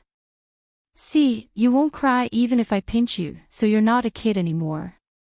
Whoa. I'm crying. Yushu started crying. Meng Yao ignored her and turned away, deep in thought. Lin Yi saw Ling Shan and Yutian outside Bujia's room. Lin Yi. Ling Shan walked over to Lin Yi. You're here. Lu Bujia said he wanted to rest for a while. I'll go check on him. No need, I'll just go in. Lin Yi shook his head. Rest? Lu Bujia had rested for so many days, so he must be very energetic now. Ling Shan didn't say anything after hearing what Lin Yi said. Since Lin Yi did this, he must have his reasons. Lin Yi pushed the door open and entered Bujia's room. As expected, Bujia wasn't resting. Instead, he was scribbling something on a piece of paper. He froze when he saw Lin Yi. Who are you? You're looking for me. Lin Yi didn't answer Bujia's question. You're the person who saved me twice. Bujia wasn't stupid. He immediately guessed Lin Yi's identity. Lin Yi nodded. That's me. I'm a person who knows how to repay favors. Lu Bujia nodded, not suspecting Lin Yi's identity. Although Lin Yi looked a little too young, Lu Bujia had always relied on his skills to make a living. He knew that age doesn't determine one's ambition. Since Lin Yi was able to appear here, it meant that he had the police's permission. Who else could it be if not the person who saved him? I don't like to save people for free, Lin Yi shrugged. If it wasn't for Ling Shan, I wouldn't have come to save you. Nice. Bujia smiled. That's good. I like it. What do you want to give me? 20 million. Lin Yi looked at Bujia and asked faintly. You probably won't be interested in that. With your medical skills, you can earn 20 million no matter what. Bujia waved his hand. Lu Bujia waved his hand. He escaped from death this time, and the hospital couldn't do anything about it. Lin Yi cured him, and with his medical skills, Lin Yi wouldn't be short of money. Lin Yi smiled and didn't say anything. Did the police tell you who I am? Bujia asked. No, I didn't ask, Lin Yi shook his head. I'm an archaeologist, as well as a tomb raider. Bujia briefly introduced himself before continuing. According to the ancient books I've read, this tomb near Songshan might very well be the tomb of Zhang Liju, the medicine saint of the people. You're a doctor, and there might be something you need in this tomb. Oh. You want me to dig a tomb? Lin Yi blinked. Zhang Liju. Lin Yi seemed to have seen this name in one of the old man's books. The police might want to go. With your relationship with the police, you can go as well. Bujia passed a document to Lin Yi. This is the location of the tomb's mechanisms that I've deduced. It's not comprehensive, but it'll help you. Why don't you give it to the police? Lin Yi asked after taking a look. This has nothing to do with my case. I'll tell you if I want to, and I won't, Bujia smiled. Thank you. Lin Yi took the document. He didn't doubt Bujia's words because Bujia didn't look like he was talking. According to Lin Yi's observation, what he said should be true. Besides, there was no need for him to lie. We don't owe each other anymore. As for the 20 million, if you want it, then take it. If you don't want it, then donate it for me. It doesn't matter where you donate it to. It's already your money, Bujia smiled and closed his eyes. Lin Yi put the documents on his body and left the room. Ling Shan and Yutian were waiting at the door. Ling Shan wanted to say something when she saw Lin Yi come out. I'll be leaving if there's nothing else. Lin Yi looked at Ling Shan. He knew that she wanted to ask what Bujia gave him, but Lin Yi didn't tell her. Okay. Ling Shan was curious, but she felt that she shouldn't know that much. What if Bujia gave Lin Yi something that went against her principles? Should she do something? Ling Shan felt a headache. Chapter 749. Trouble again. Ling Shan. Yutian saw Ling Shan staring blankly at Lin Yi's back, feeling bitter. Ling Shan paused, coming back to her senses. What's wrong? Nothing, Mr. Lin's already gone. Yutian smiled. Ah, I understand. Ling Shan sighed. I'll go back to the police station first. You staying here? I'll stay here. Yutian sighed. I don't know if the Red Tower tomb robbers will send more people after Lu Bujia. I've already contacted the local police, and they'll send people to help me. Ling Shan nodded and went back to the police station, but got a call from Director Chin on the way back. The contents of the call, on the other hand, made Ling Shan very depressed. Today, the city leader was secretly investigating the price of food in the market, but his phone and wallet were stolen by thieves. This thief had reached a certain level of arrogance. Logically speaking, it wasn't the criminal police's turn to deal with thieves, the local police stations would deal with it. But this time, the city's leaders were alerted, and Chief Chin also pointed out that the thieves in Songshan had formed a group of thieves, carrying out organized and disciplined criminal activities. This needed the criminal police to investigate and deal with. There was no deadline given, but it was a case that the city leader was supervising. How could they not solve it as soon as possible? Ling Shan felt that she was so unlucky.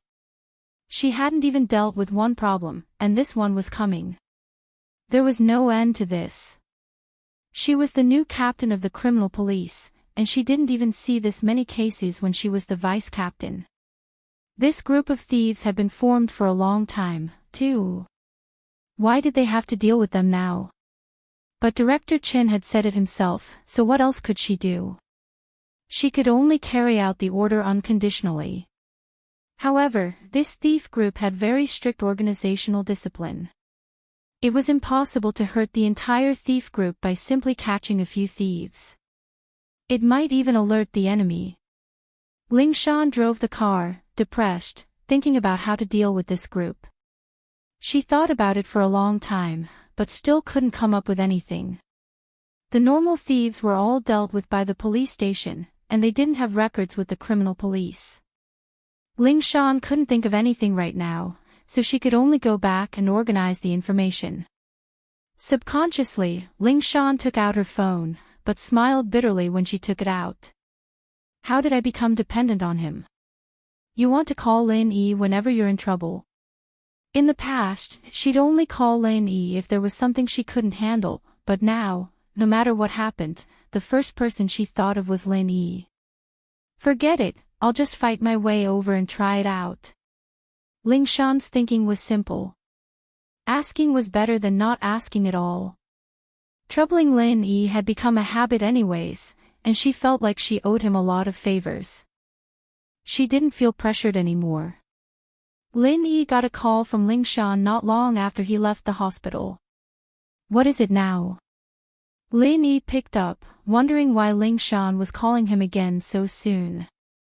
Lin Yi, do you know anyone from the thief group?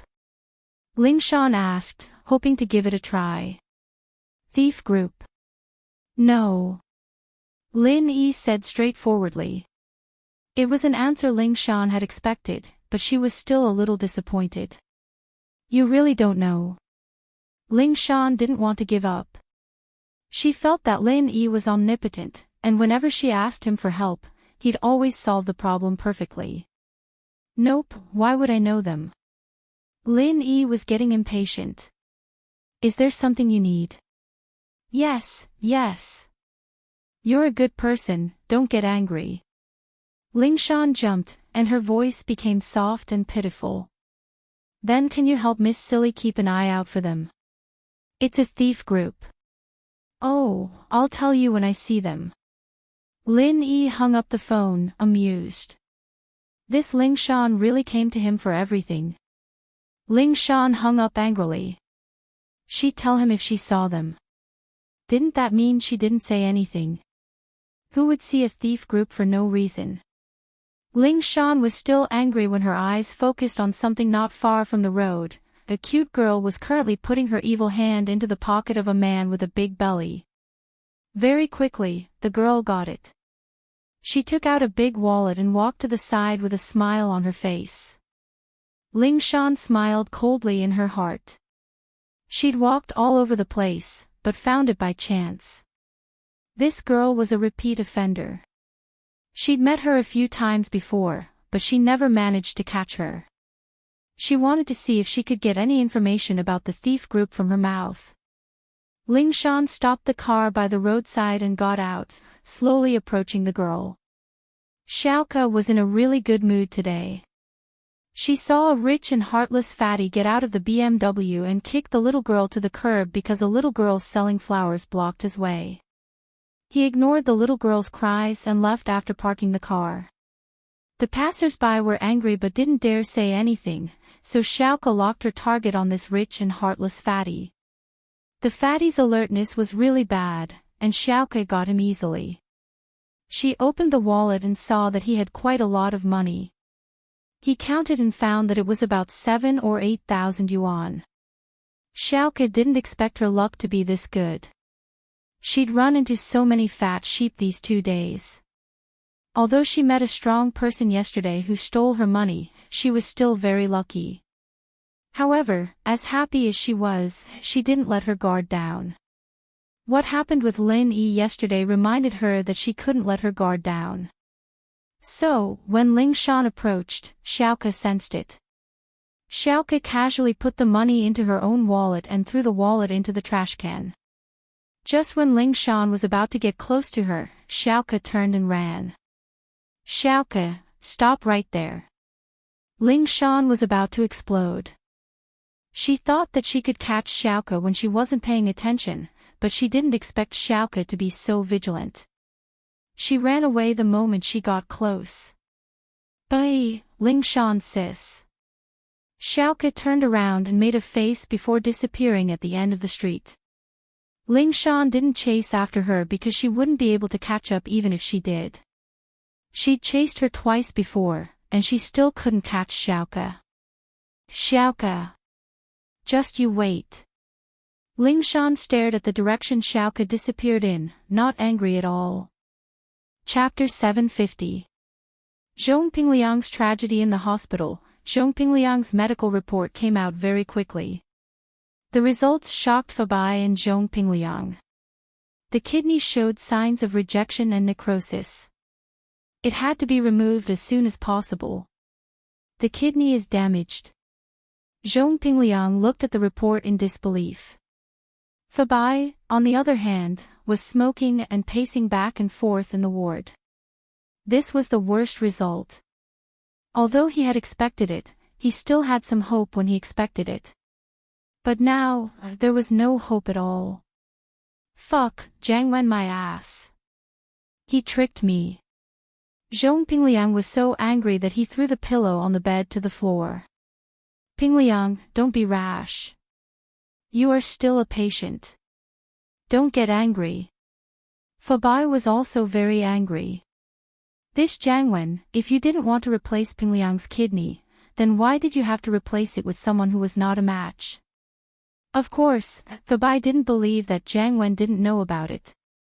In the doctor's words, 2 days of rejection meant that the kidney wasn't a match at all. Didn't they do a matching test? Dad, what should I do? The kidney I just replaced is damaged.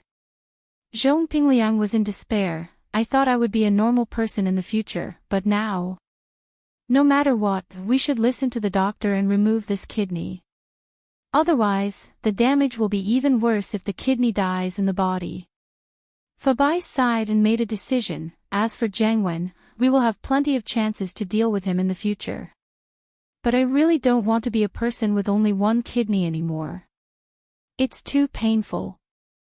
Zhong Pingliang had wanted to become a master with a golden class kidney, but now, it was as if he had been struck by lightning. All his hopes were shattered. We can look for a kidney slowly. Fabai said, if we work for Master Bing, we will have a lot of money in the future. With money, we won't have to worry about not being able to buy a good kidney. The most important thing now is to remove this kidney. That's the only way. Zhong Pingliang clenched his fist. Jiang Wen, you and I are enemies. You have made me suffer 3 times. Including this nephrectomy, Zhong Pingliang had been cut 3 times. Since the decision was made, Zhong Fabai quickly contacted the hospital to perform a nephrectomy on Pingliang. The police, on the other hand, didn't suspect anything. After all, illegal agents scammed people all the time, and Zhong Pingliang was just unlucky. It took him so much effort to get a new kidney, and it was a mismatch. It died immediately. Of course, Jiang Wen was lying in the ward with a face full of pain. He wanted to contact Zhong Pingliang, but he couldn't. The kidney was in Zhong Pingliang's body, and he didn't know if he could get it back. Although Jiang Wen could use House N's connections to get him another kidney after leaving the hospital, a new kidney wouldn't be as good as the original one. He still didn't know that Pingliang's kidney was about to be removed. If he knew, he'd probably cry out loud. The news of Tang Yun's family buying a house quickly spread throughout the slums. Several residents of Shantytown, who had a good relationship with Mrs. Tang, came to the hospital at that moment. They wanted to ask Mrs. Tang if there was any way. After all, after the relocation of Shantytown, it was still uncertain what it would be like. Everyone wanted to buy another building to live in. What? Not only was it cheaper by 250,000 yuan. They even gave us home appliances and renovations. Fun's parents widened their eyes as they looked at the excited Mrs. Tang in disbelief. That's right. Our Lil he knows the big boss of the developer, and the manager of the sales office acts according to the big boss's mood. Otherwise, do you think I'm so lucky to get the special prize after getting a discount of 250,000 yuan? Although Mrs. Tang didn't say it out loud, the hint was obvious enough. In fact, she saw it clearly. She got an electric kettle, not a special prize. But when she thought about the way the manager looked at Fatty Lai, she guessed that Fatty Lai was the big boss. And Fatty Lai was very respectful to Lin Yi, acting like a little brother. How could Mrs. Tang not see that? Moreover, it was her family that asked Fatty Lai to do something for them. How could he treat them to a meal after he did it? Although Mrs. Tang didn't say anything before, she couldn't help but start bragging to her neighbors when she returned to the hospital. Lil Wang, you really found yourself a good son-in-law. Fun's mother sighed with envy. Your Fun isn't bad either. Although Mrs. Tang felt that Tang Yun found a good man, Fun was already a broken flower with a crippled leg. How could she find a good boyfriend? She was so lucky. Fun's mother froze and thought about it carefully. Her daughter couldn't be compared to Tang Yun. In this situation, she was still able to find Kong Xiaobo. It was a blessing from 8 lifetimes. Xiaobo and Lin Yi have a good relationship. Your family should be able to get a special price house. Mrs. Tang said, but the most important thing is to get the money. Without money, no matter how cheap the house is, it's useless, right? That's true. I wonder when Qibing Real Estate will come to talk about the compensation. Fun's mother shook her head. We aren't as lucky as your family. You got 3 million in one go. Sigh, isn't it because of old Tang's leg? Mrs. Tang's face bloomed with joy when she talked about the 3 million. She didn't feel sad at all. She knew that although the money was exchanged with her leg, it wasn't the case at all. If Lin Yi didn't teach Zihua's brother a lesson, would he take out the money so easily? It was impossible. Our Fun's leg is broken, but how can we get a single cent? Fun's mother sighed. That depends on the method. Maybe we can get that Kong Mingming to pay some money as well. Mrs. Tang suggested. How is that possible? How can he pay us? Fun's mother shook her head. As they were talking, Mrs. Tang's phone rang. Let me take this first. Mrs. Tang looked at the caller ID in confusion. It was an unfamiliar number. Mrs. Tang didn't have many calls. Other than Tang Yun and Tang Juqing, no one else would call her. Hello? Hello? Mrs. Tang picked up the phone. Hello, is this Miss Wang Yujie? Su Jiaonong tried to make his voice sound gentle. Yes, and you are. Mrs. Tang froze. She didn't know who the person on the other side of the phone was. Hello, Miss Wang. I am Su Jiaonong, the project manager of Qibing Real Estate, Su Jiaonong said politely. Chapter 751. Compensation for demolition. Although Mrs. Tang knew how powerful Lin Yi was, she was still afraid of the people from Qibing Real Estate. Those people were like the mafia, overbearing. If it wasn't for Lin Yi's protection, she wouldn't dare to come into contact with them. It's like this. Didn't we demolish your house before? So, the compensation for your house has been approved. We would like to invite you to the headquarters of Qibing Real Estate, Qibing Tower, at 8 a.m. tomorrow to discuss the compensation with us, Su Jiaonong said. Ah. There's compensation. Mrs. Tang was taken aback. She thought that the 3 million Lin Yi had asked for already included the compensation for the demolition. Why was he giving her money now? Mrs. Tang was shocked. Of course, we demolished your house, so we'll naturally give you compensation. Su Jiaonong said, of course, we've set the number at 2 million. You'll have to come tomorrow to discuss the details. If you think it's not enough, you can bring it up tomorrow. Okay. Is it 8 a.m. tomorrow? I'm coming over. Mrs. Tang was shocked. Another 2 million for no reason. Okay, after you arrive, take the elevator from the underground parking lot and go to the 2nd floor. You'll see the demolition team there. Su Jiaonong hinted to Mrs. Tang to let Lin Yi drive her there. Okay, I'll remember it. No problem, see you tomorrow. Mrs. Tang quickly noted it down. After hanging up, everyone looked at Mrs. Tang in confusion. Wang, what's wrong? What compensation? Xiaofan's mother asked curiously. Didn't my house get demolished? Someone called Su Jiaonong from the demolition team of Qibing Real Estate called me and asked me to go to his company tomorrow to get the compensation. 2 million. Mrs. Tang was shocked by the number herself. Her house was worth at most 100 to 200,000. How could they compensate 2 million? Mrs. Tang's first thought was that it was Lin Yi's contribution. Wasn't Qibing Real Estate managed by Zihua and Master Bing?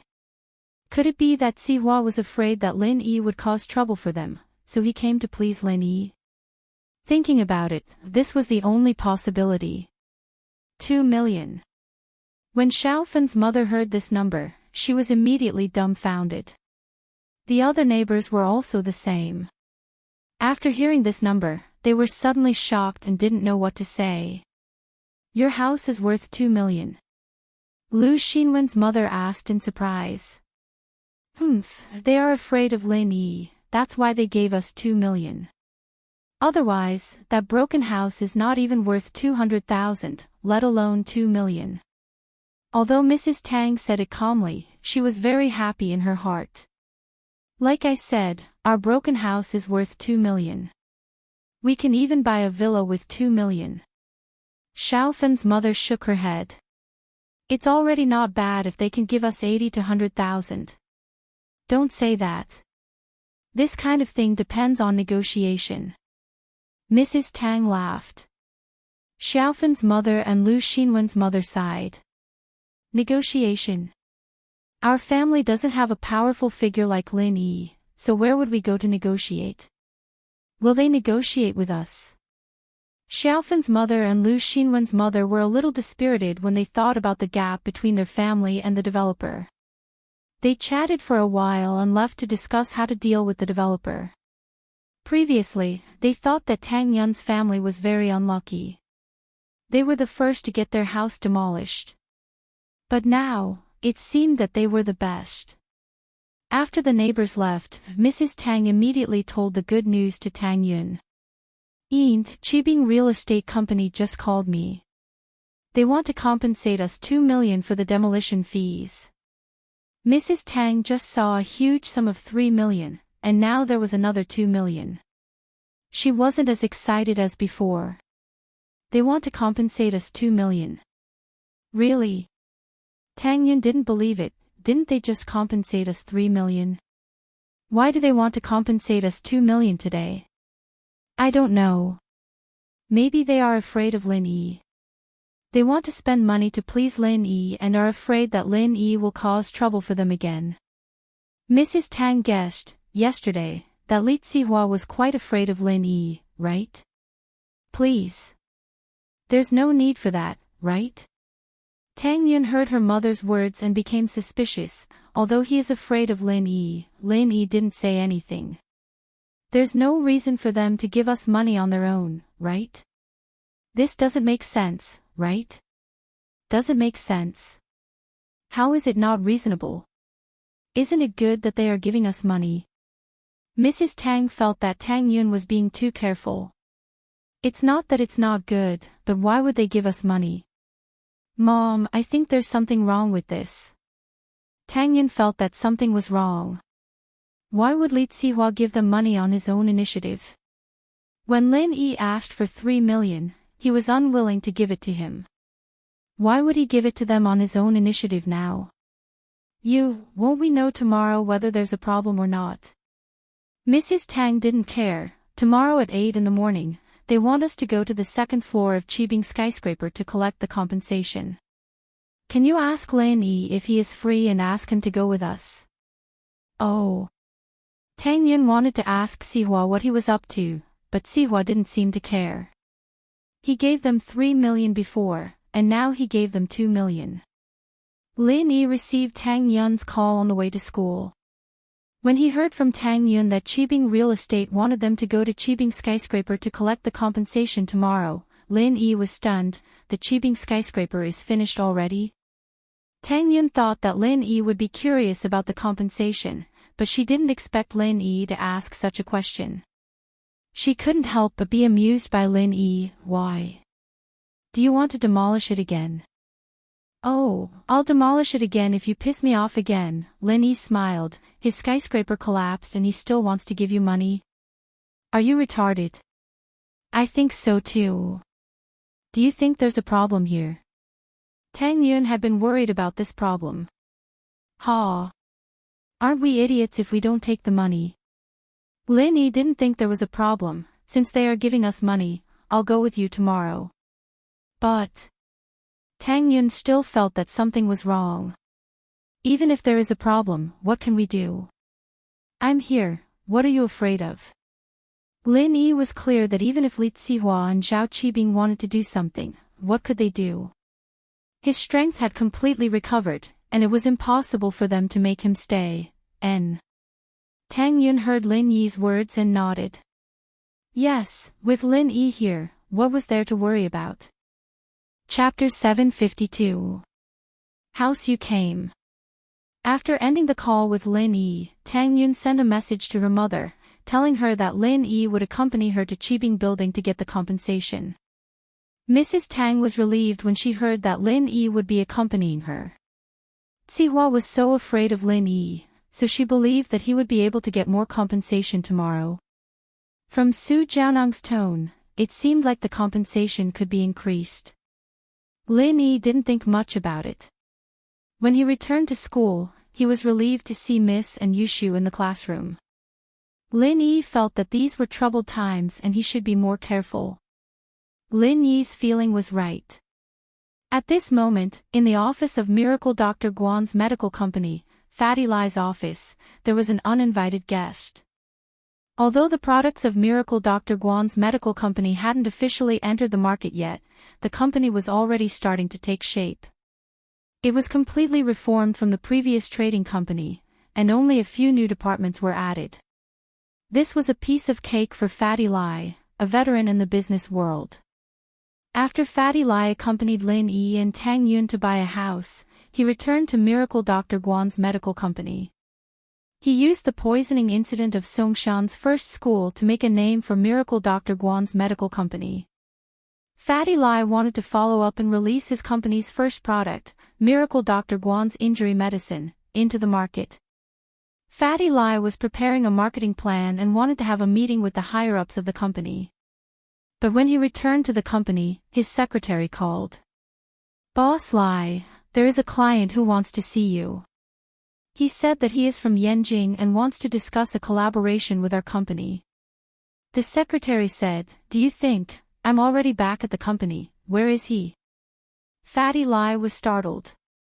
His company's products weren't even released into the market and someone wanted to discuss a collaboration. However, in this period of time, Miracle Dr. Guan's medical company's name was very well known. They also shone in the auctions in Yanjing.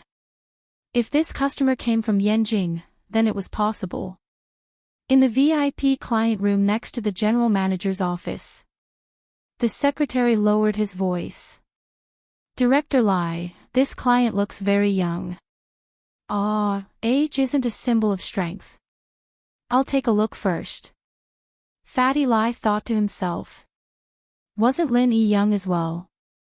But his strength was quite formidable. Fatty Lai entered the company, and all the employees greeted him. Although the company was called Miracle Dr. Guan Medical Company, the employees knew that Fatty Lai was the one in charge of the daily management, so they respected him. Fatty Lai took the elevator up and went straight to the VIP room without stopping. This was the first client he was going to work with, so Fatty Lai had to pay attention to it. The secretary saw Fatty Lai enter the VIP room and quickly stood up to welcome him. Chairman Lai, you're here. This is the client from Yanjing, Mr. Yu, Mr. Rain. Fatty Lai's eyes narrowed. His surname was Yu. Could it be someone from House Yu of Yanjing? House Yu wanted to work with him. Fatty Lai nodded and said to the secretary, Okay, I got it. You can go do what you need to do. Yes, Mr. Lai. The secretary placed the tea in front of Fatty Lai and Mr. Yu and left the meeting room. Chairman Lai, right? The young man with the surname Yu seemed to be arrogant. He didn't stand up but looked at Lai Changyi indifferently. Let me introduce myself. I'm Yukuin. This is my name card. Yukuin took out his name card and passed it to Fatty Lai. Fatty Lai didn't mind Yukuin's arrogance. He was a businessman, so he didn't show his emotions on his face. He still smiled as he took Yukuin's name card. He looked at the content, House U Business, General Manager Assistant Yukuin. House U Business.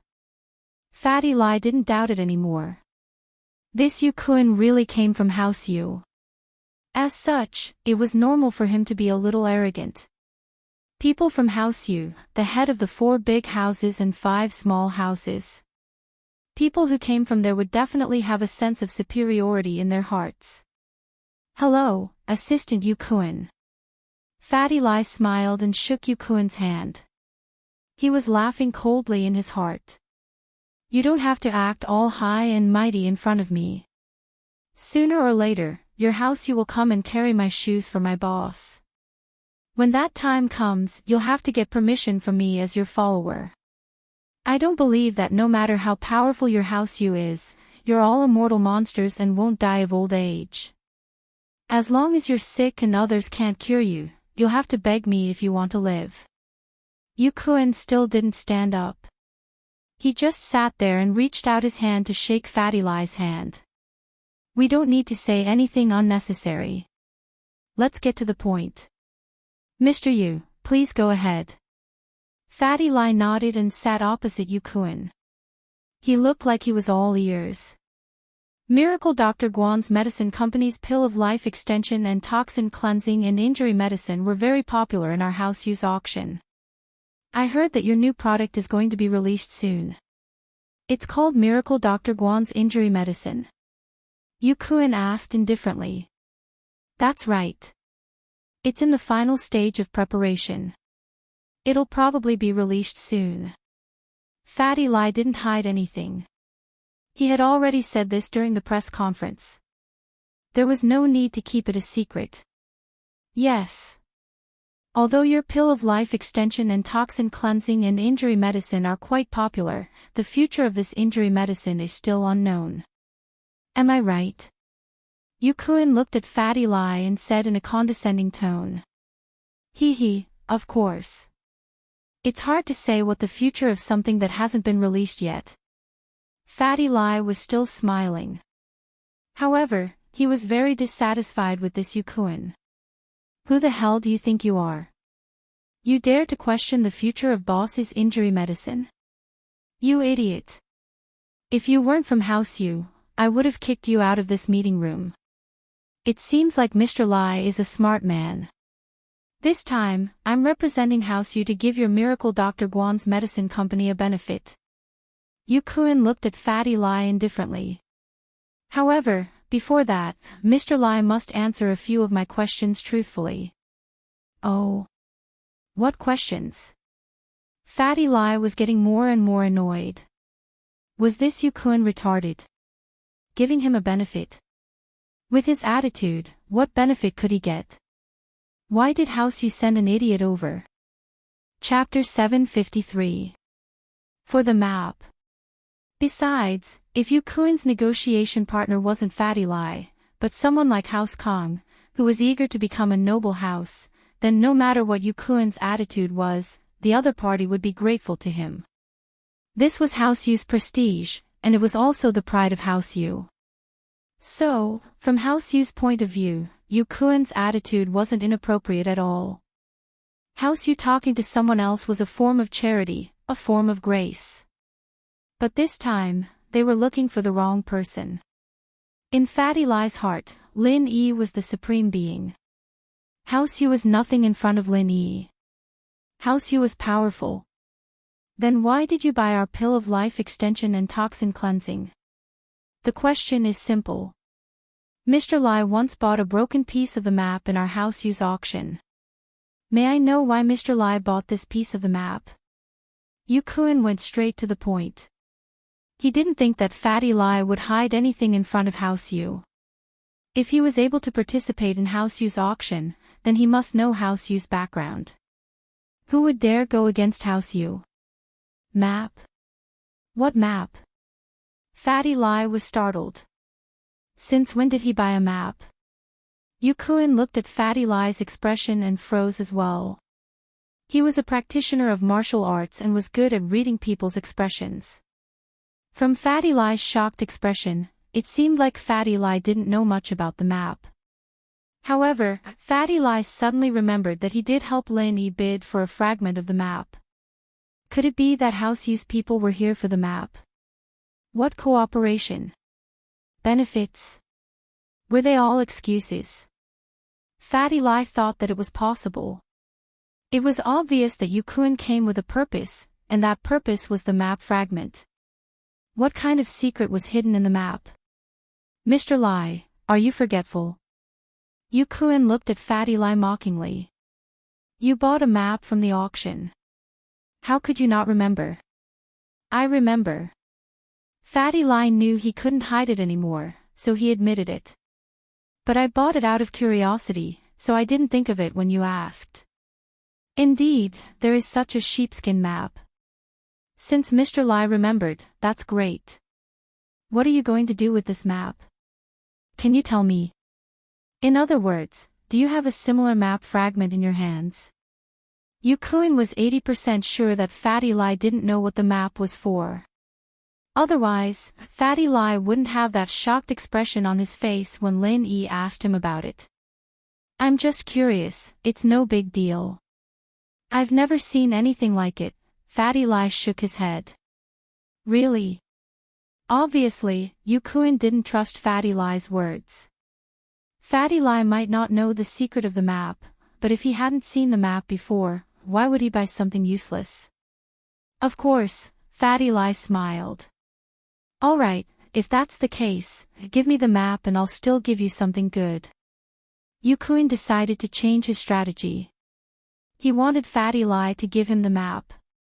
If it was useful to him, he wouldn't give it to him. If it was useless, he would give it to him. Oh, you want to give me something good? Can you tell me about it first, Mr. Yu? Fatty Lie didn't agree to Yukuin's request directly. It's fine if I tell you. As long as you give me the map, House Yu will be the sole distributor of Miracle Dr. Guan's medical company, Yukuin said faintly. All you have to do is sit back and count your money. Ha! Fatty Lie looked at Yukuin in disbelief. You call this a benefit? You sure have a big appetite. You want to be the sole distributor of my company's products? Are you an idiot or am I an idiot? The popularity of Miracle Dr. Guan's medical company's products was foreseeable. Fatty Lie knew how powerful Lin Yi was and how effective the products were. It could be said that whoever was the distributor would make the most money. Fatty Lie, on the other hand, didn't want to give up the dealership. He had a trading company that had merged with Miracle Dr. Guan's medical company to become a marketing department.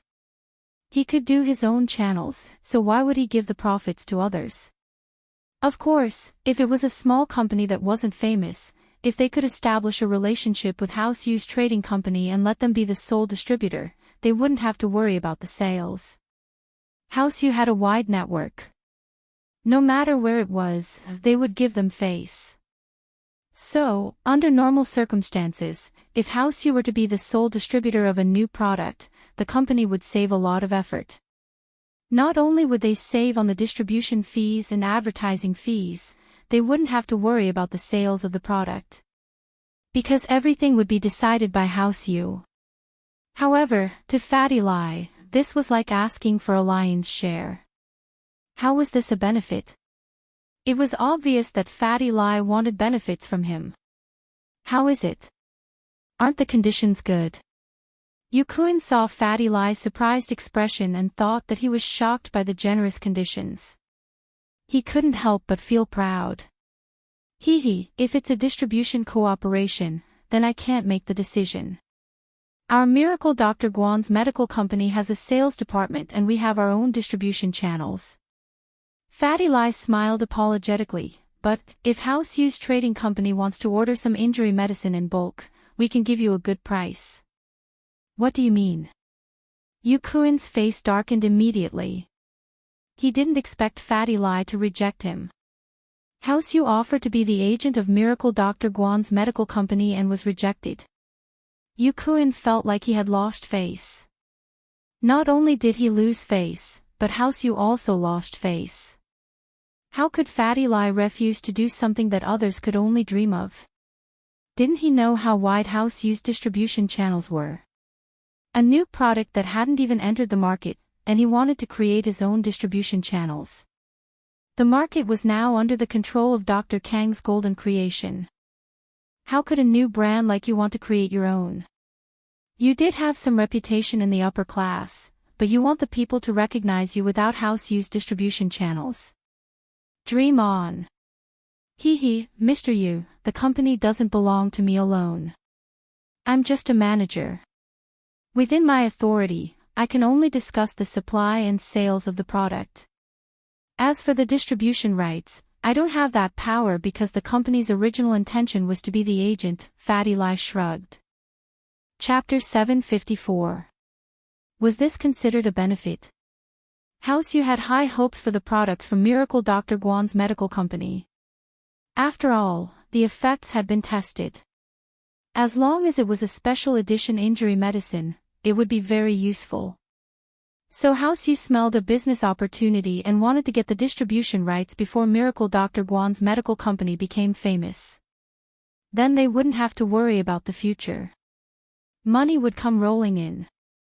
From House Yu's perspective, although Miracle Dr. Guan's medical company had good products, it was still a small company. They would definitely feel uneasy when the new products hit the market. If a giant like House Yu cooperated with them, they would be overjoyed. They would even give up a lot of benefits. House Yu's plan was good. That was why Yu Kun was so arrogant. He didn't want to be rejected by Fatty Lai and lose all his face.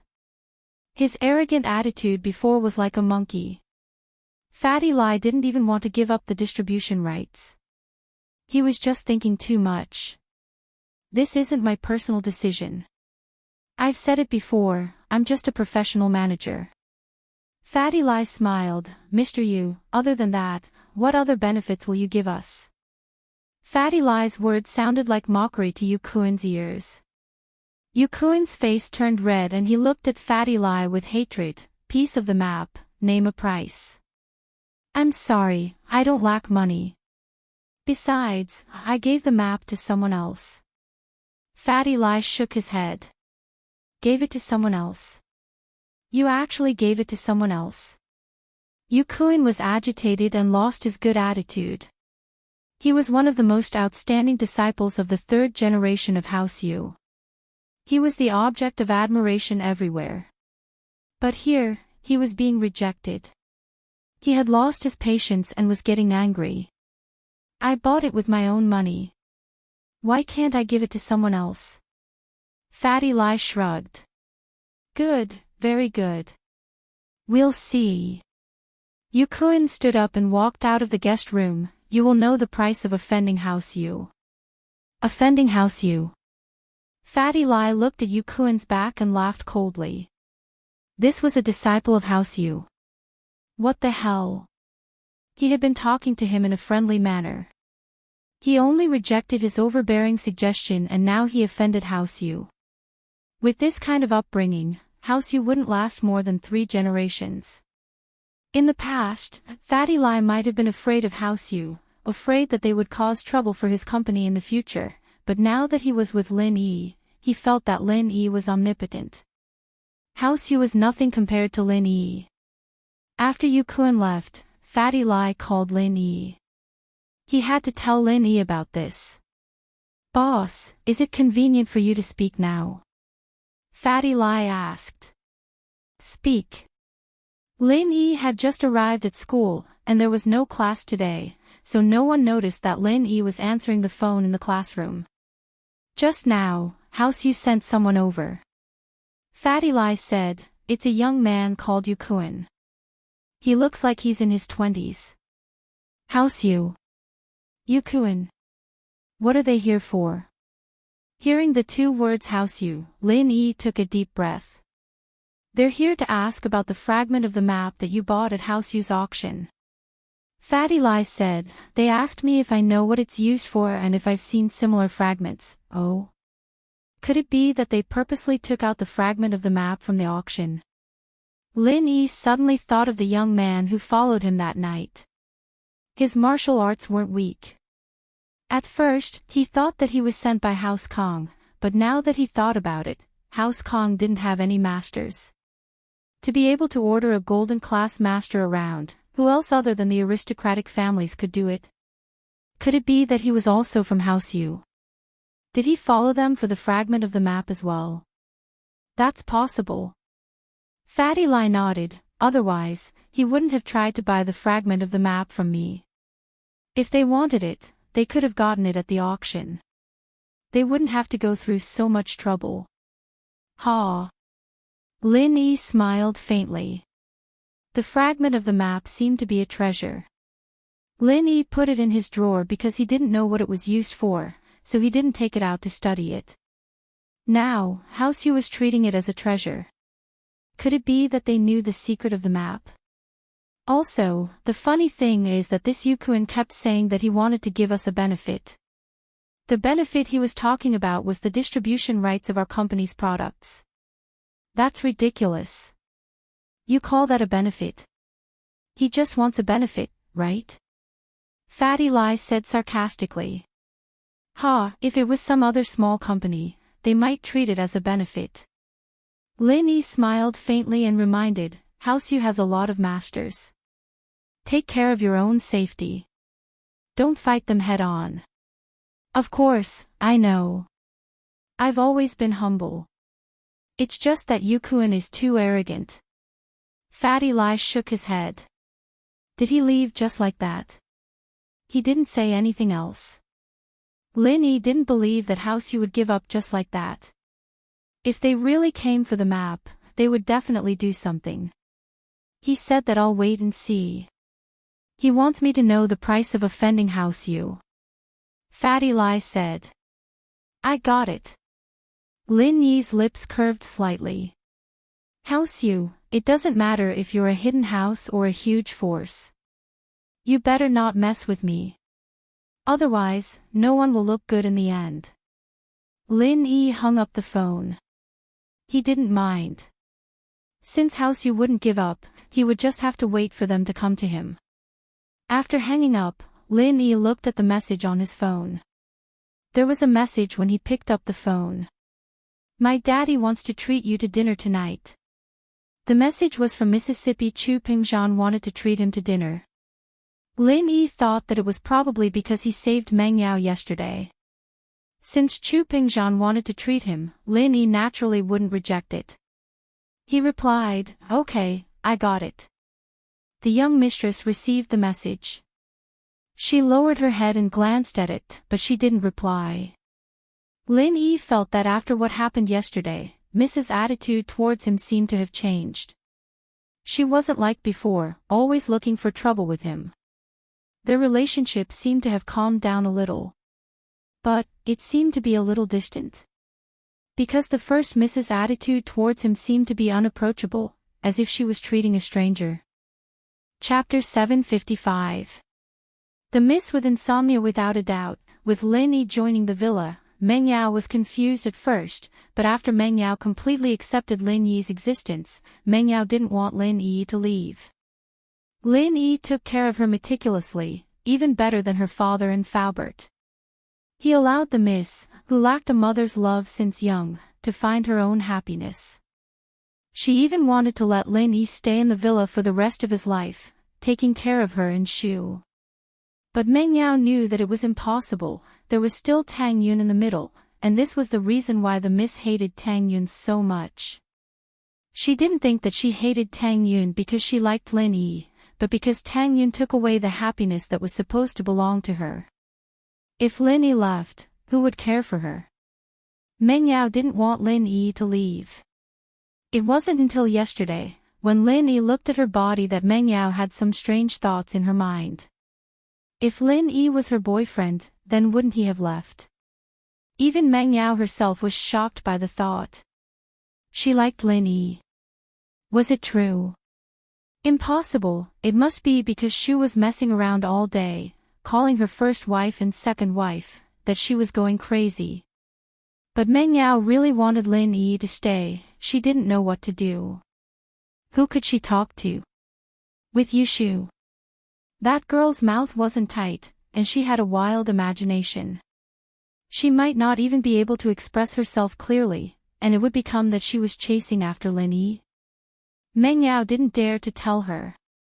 Her father just called, saying that they were going out for dinner to thank Lin Yi, so Meng Yao sent Lin Yi a text. Seeing that Lin Yi agreed, Meng Yao calmed down. Yao sis. What's wrong? Why do you look like you're in a trance? Yushu observed Meng Yao for a long time. Trance? No way, right? I didn't sleep well last night. Meng Yao shook her head. Oh, then why didn't you sleep well? Yushu asked. It's because I've just recovered from a serious illness. Meng Yao, naturally, wouldn't reveal her true thoughts. Oh, I thought you were thinking of Shield Bro, Yushu said, staring at Meng Yao. What do I want him to do? You think I'm like you? Meng Yao frowned, turning her head away from Yushu. Yao sis, I feel like something's wrong with you, Yushu said seriously. What's wrong now? Meng Yao felt that Yushu was really annoying. She just liked to find out this and that whenever she had nothing better to do. It's hard to say. I'll tell you after I observe. Yushu said after some thought. Meng Yao didn't know what to say. Keep observing then, I'll go read. With that, Meng Yao picked up a revision book and started reading. Yushu stared at Meng Yao for a while but didn't find anything wrong with her. She went back to her book as well. After school, Lin Yi drove Tang Yun back to the hospital before heading to Pingzhan Business Hotel. Pingzhan was treating, naturally, this was his first choice. Pingzhan Business Hotel seemed to be unusually crowded today. The outdoor parking lot in front of the entrance was already full. Lin Yi had no choice but to drive to the underground parking lot. The underground parking lot was a membership system. Only guests with Pingzhan Business Hotel's membership card could park there. When the manager of the parking lot saw Lin Yi driving a broken van with a diamond card, he was shocked.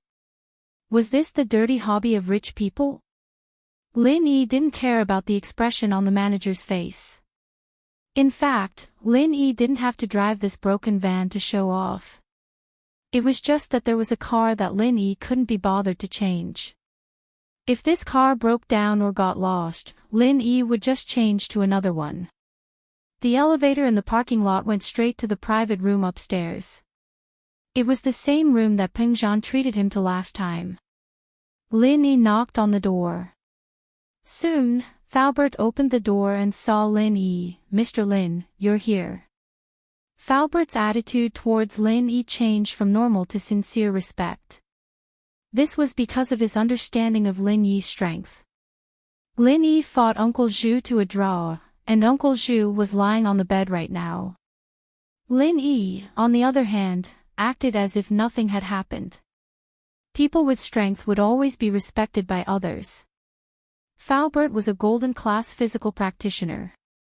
He was naturally respectful towards a mystic-class spiritual practitioner like Lin Yi. This had nothing to do with Pingzhan. It was just his personal respect towards Lin Yi. Faubert, am I late? Sorry to keep everyone waiting. Lin Yi smiled as he walked into the room. Oh, Shield Bro is here. Can I start eating now? Yushu obviously couldn't wait any longer. She looked at the dishes on the table with saliva dripping from her mouth. Shoo! Meng Yao glared at Yushu, don't be rude. Why do you look like a starving ghost? Be careful that you won't be able to find a husband in the future. Oh, I can if you can find one. Yushu didn't care at all. Meng Yao was speechless. Lin Yi, come sit. Pingzhan stood up from his seat and walked towards Lin Yi. Pingzhan was very confident in Lin Yi's ability. His daughter was safe this time, and the school's problem was solved perfectly. Lin Yi was the main reason. "Ah, Uncle Chu, you're welcome." Lin Yi quickly made a gesture of invitation. "Uncle Chu, please sit." Pingzhan was Lin Yi's elder. Lin Yi, naturally, wouldn't be rude. Mengyao saw that her dad stood up, and it wasn't nice for her to sit either.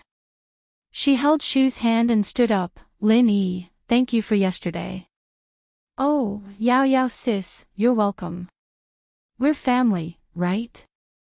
You're Shield Bro's first wife, of course Shield Bro has to save you, or he won't have a wife anymore." Yushu mumbled with a bun stuffed in her mouth. "Shu, what nonsense are you talking about?" Mengyao was pissed. "A bun can't stop your mouth. Come, have another one." Mengyao picked up a bun and forced it into Yushu's mouth. "Wah, wah." Yushu couldn't say anything. Her eyes rolled back. Pingzhan looked at his daughter and Shu and found it funny. He couldn't help but laugh. Lin Yi was used to it. He shrugged. "Don't stuff her to death." Mengyao blushed at Lin Yi's words. She remembered what happened last time, and felt sorry for Shu. She pulled the bun out of her mouth and put it on the plate. Pingzhan smiled and invited Lin Yi to sit. Lin Yi sat on Mingyao's left, and Yushu sat on Mingyao's right. Chapter 756. Chapter 756, Friends, today's meal is to thank you for saving my daughter, as well as saving the school and company's reputation. Pingzhan raised his glass. "We're having a family banquet, so we won't be drinking. I heard you drove here as well, so let's have juice instead." "All right." Lin Yi nodded, pouring some juice into the glass in front of him as well. Pingzhan had a lot of social engagements, and he had no choice but to drink during those times. Pingzhan Industries was a big company, but there were rules when it came to business.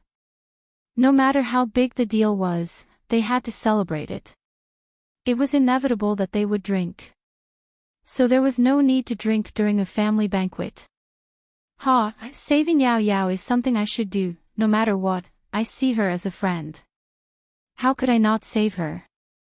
Lin Yi smiled. As for the others, it's just a matter of convenience. Besides, I have the responsibility to save the company's reputation. Mengyao paused. Did Lin Yi think of her as a friend? Wasn't she the employer? Mengyao felt a little happy. It seemed that when she accepted Lin Yi treated her as a friend as well. Should she rein in her mistemper from now on? Contact Lin Yi as a friend? Wouldn't that be awkward? Mingyao's face heated up at the thought of what happened in the hospital yesterday. She'd be able to face Lin Yi if she had the identity of an employer, but how was she supposed to face him without the identity of an employer? If that's the case, then I won't say anything more. Pingzhan smiled. You're right. Privately, you have a personal relationship with Yao Yao. Publicly, you're a shareholder of the company. How could you just stand by and watch? Lin Yi was a shareholder of her daddy's company. Mingyao's eyes widened in disbelief. Daddy gave the shares to Lin Yi. Was that for real? Mengyao didn't care much about money, but she didn't believe that her daddy would just give the company's shares to an outsider. Could it be that there really was an agreement between daddy and Lin Yi? Otherwise, why would daddy give away the shares? Wouldn't that divide the company's controlling stake? Once Lin Yi's shares were transferred or Lin Yi leaned towards another shareholder, wouldn't his father's position be in danger? Mengyao didn't think that Lin Yi was an ungrateful person.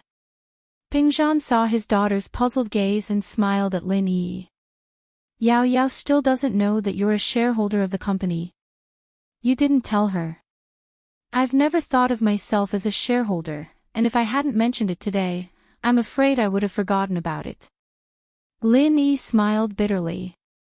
Lin Yi's words took Pingzhan by surprise. Lin Yi was probably the only one who'd think like that. Any other person would have been thinking about how they'd be spending their days with all these shares.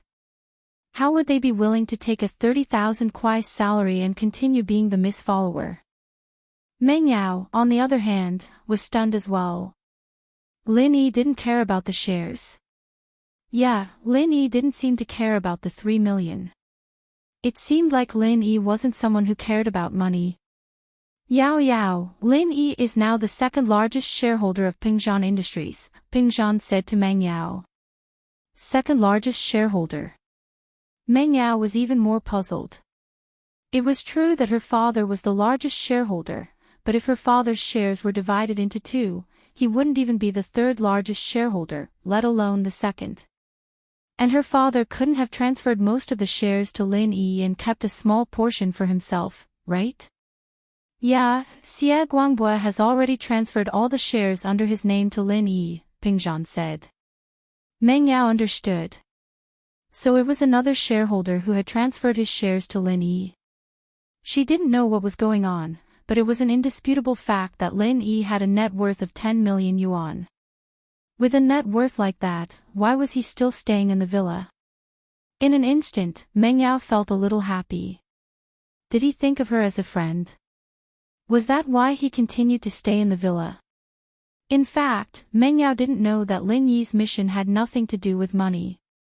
The reason why Lin Yi accepted this mission was because his old man had promised him that he could retire after completing it. Lin Yi was getting tired of his wandering life and wanted to settle down. Alright, let's not talk about this. Lin Yi, hurry up and eat, we're all hungry. There are no rules in a family banquet, just eat your fill. Pingzhan said as he picked up a piece of meat and put it into his mouth, chewing it in big mouthfuls. Lin Yi was hungry as well. He was about to eat when he saw a butter bun on his plate with a row of teeth marks and a small amount of saliva on it. This was the bun that Yushu was chewing on. Did the miss throw it into his plate after pulling it out? Lin Yi, naturally, wouldn't mind Yushu. He'd already performed CPR on her, so it wasn't a big deal. Besides, Yushu was very cute, and Lin Yi had a good impression of her. So, Lin Yi didn't hesitate and put the bun in his mouth. That's... Meng Yao had been watching Lin Yi from the corner of her eyes.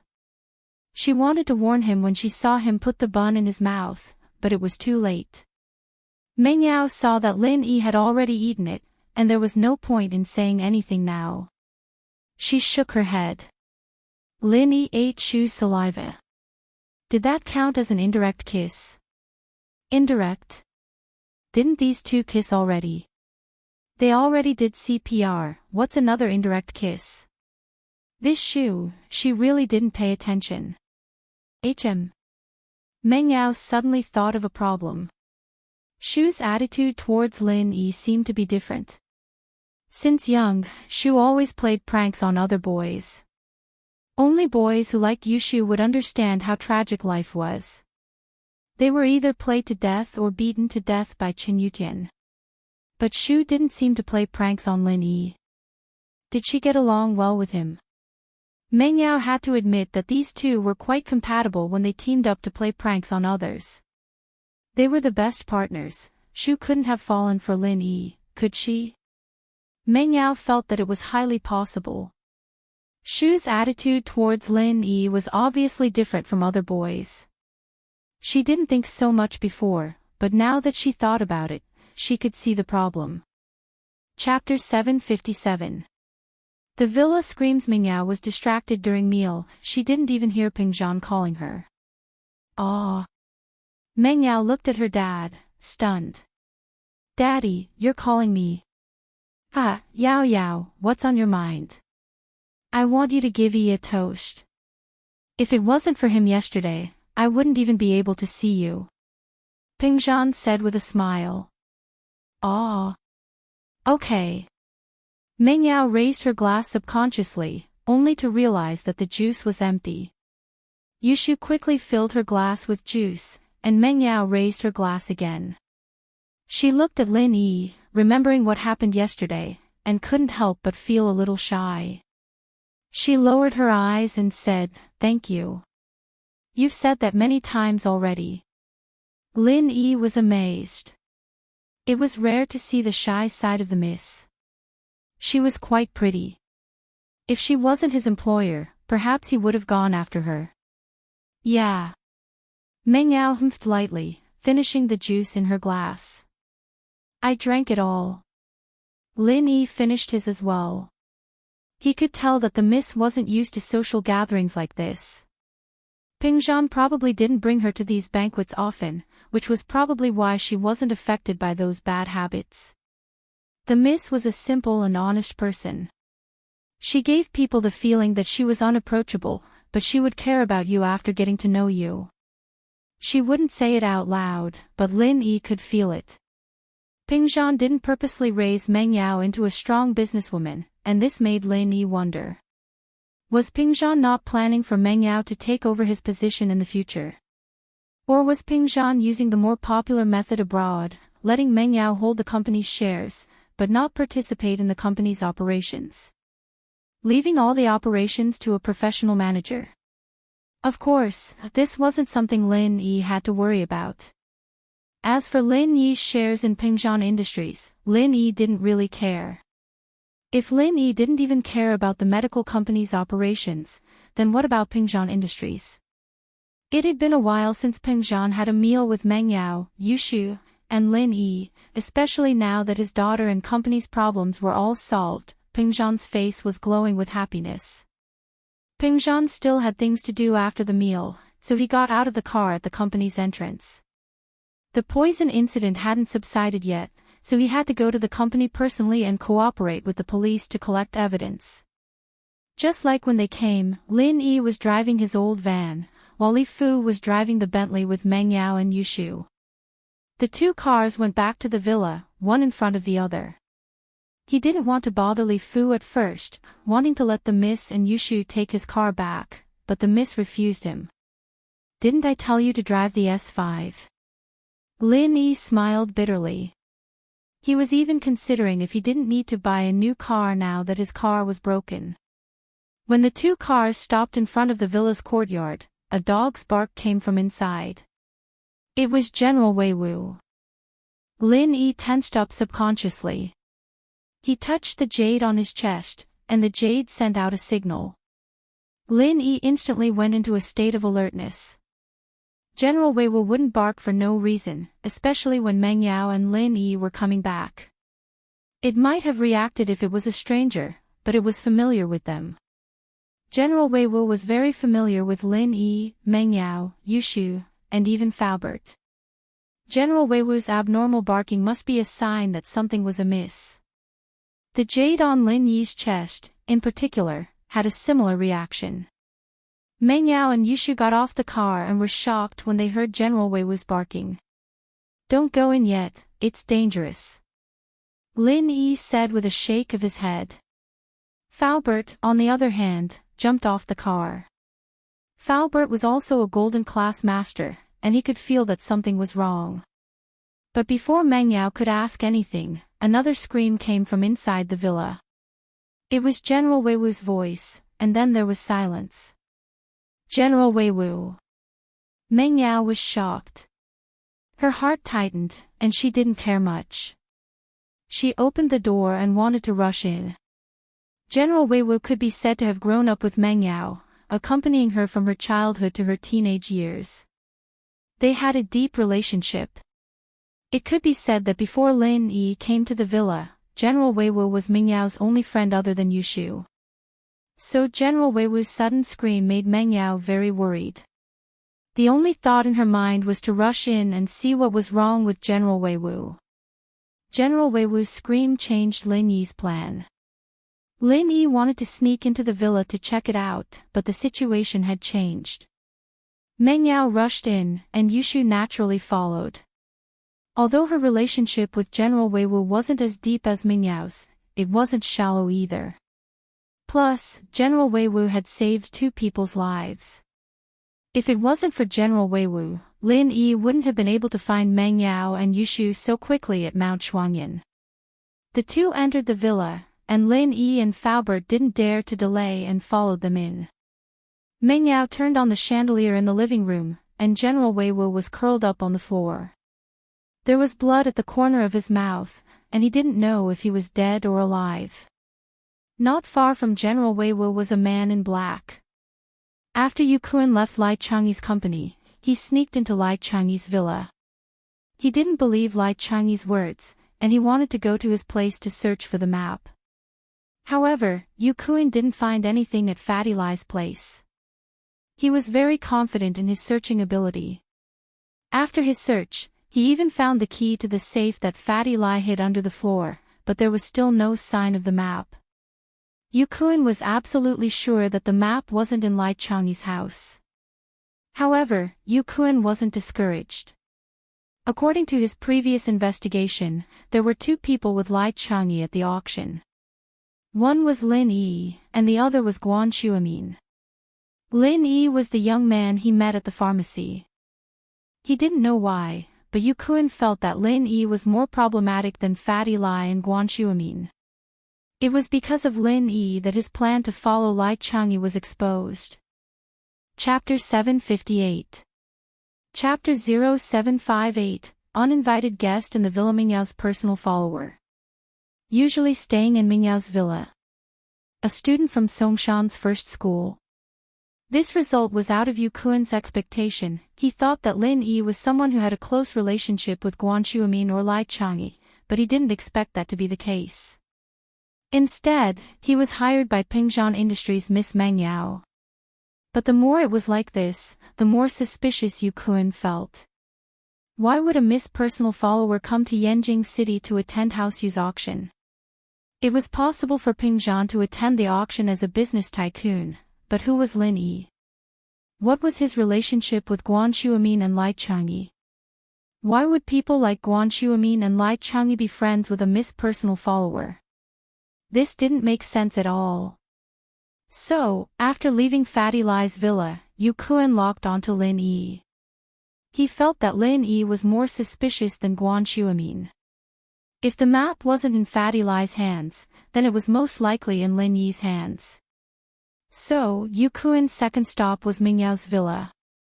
Luckily, there was no one in the villa other than a dog. However, the dog was very obedient.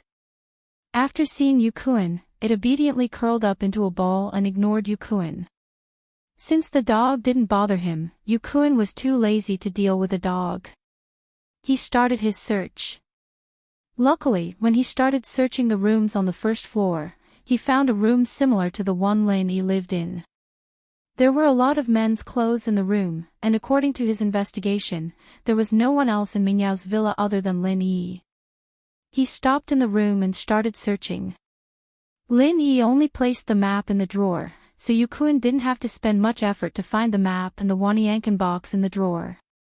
This box was bought by Fatty Lai from the Kong family during the auction. Yukuin didn't know what it was used for, but since he saw that Lin Yi was placed together with the map, Yukuin took it with him.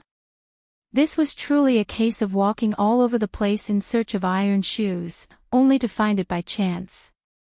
Yukuin didn't expect his mission to be so successful. Not only did he get the map back, but he also got another piece of the map and an unknown box. From the way Lin Yi placed it, it was obvious that Lin Yi didn't know what the use of the box and the map was. Otherwise, he wouldn't just casually place it in the drawer. At the very least, he would hide it in a secret place. So it could be deduced that the reason why Lin Yi bought the map was because he also had a similar map. He wanted to put the two pieces together and study them. But what secret could he find from these two pieces? Yukuin curled his lips.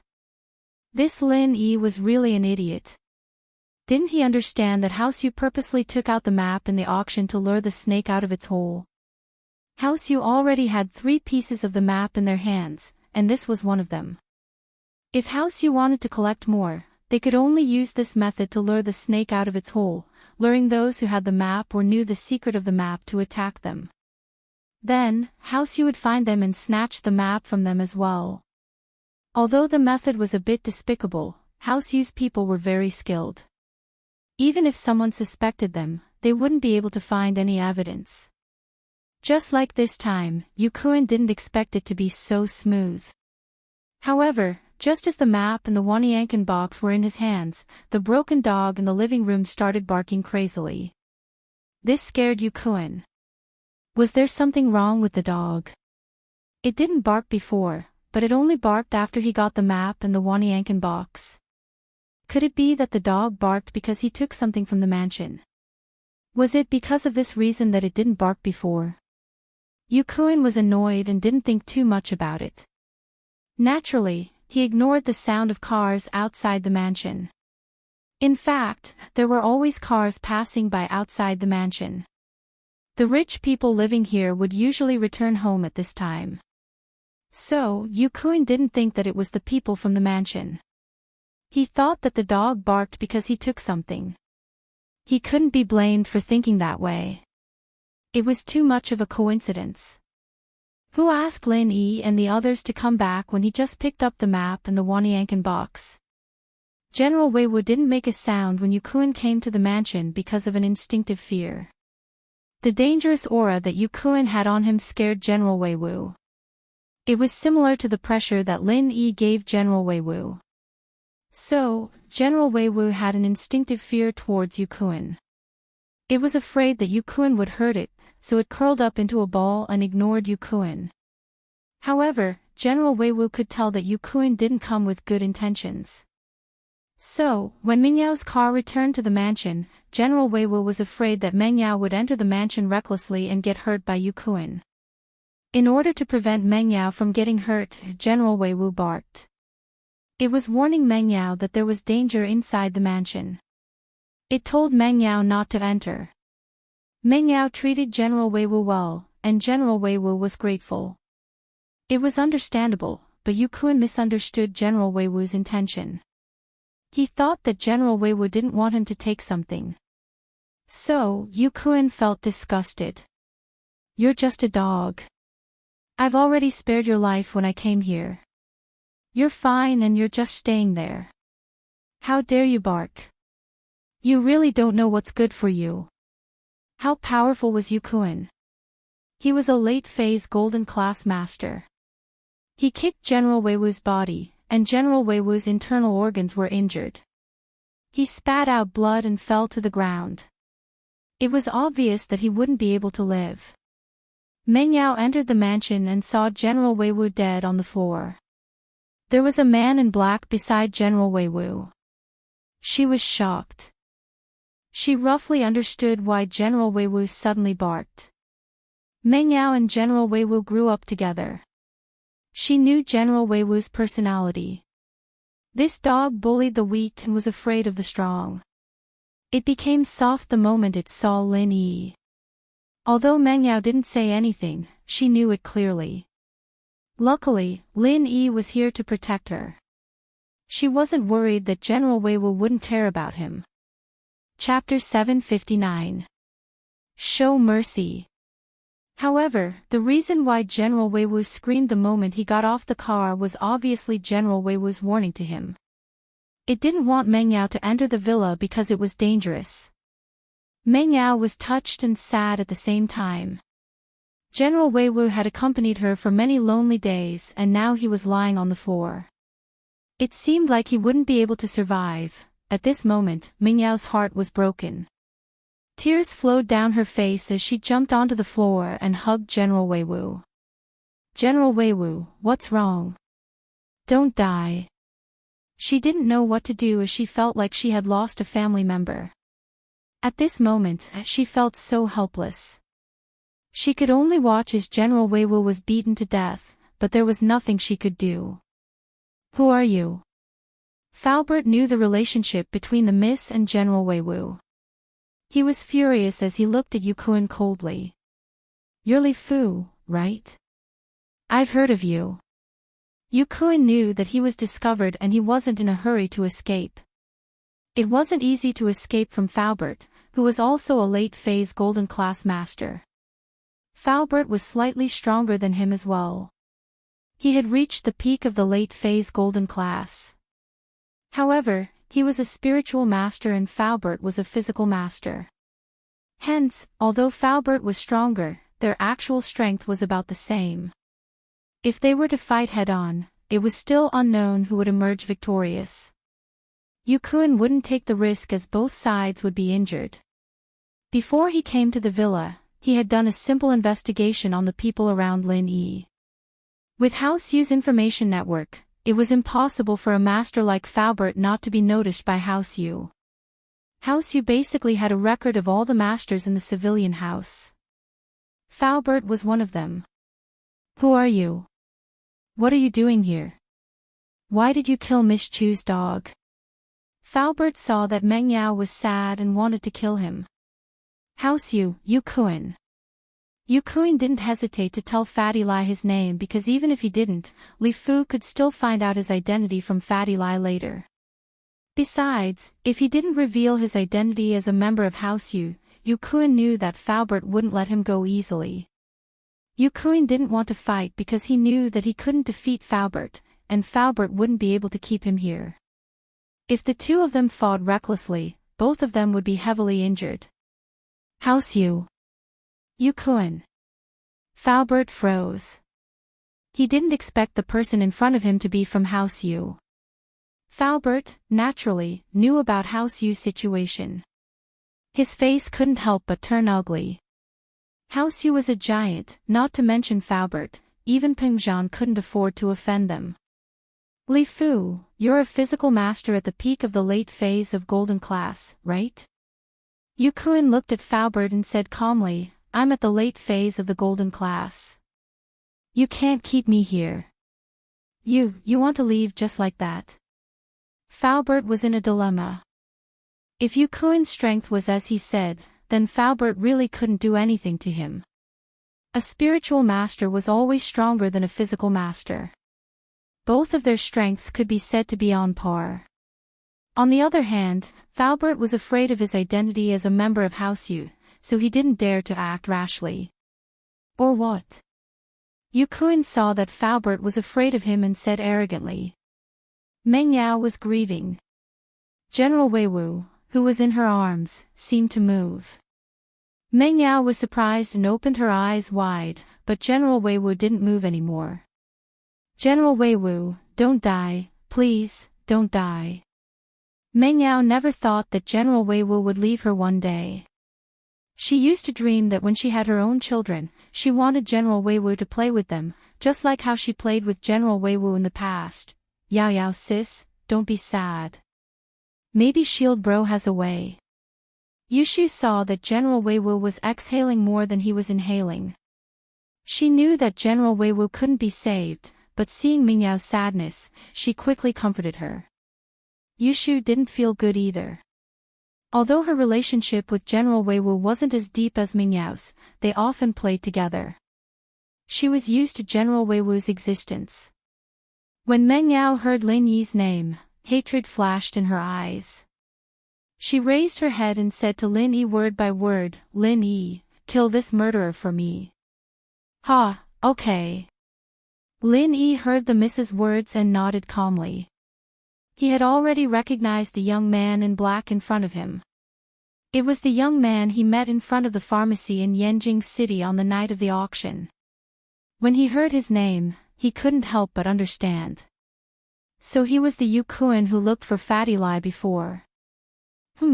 He didn't even look for him and he actually came looking for him.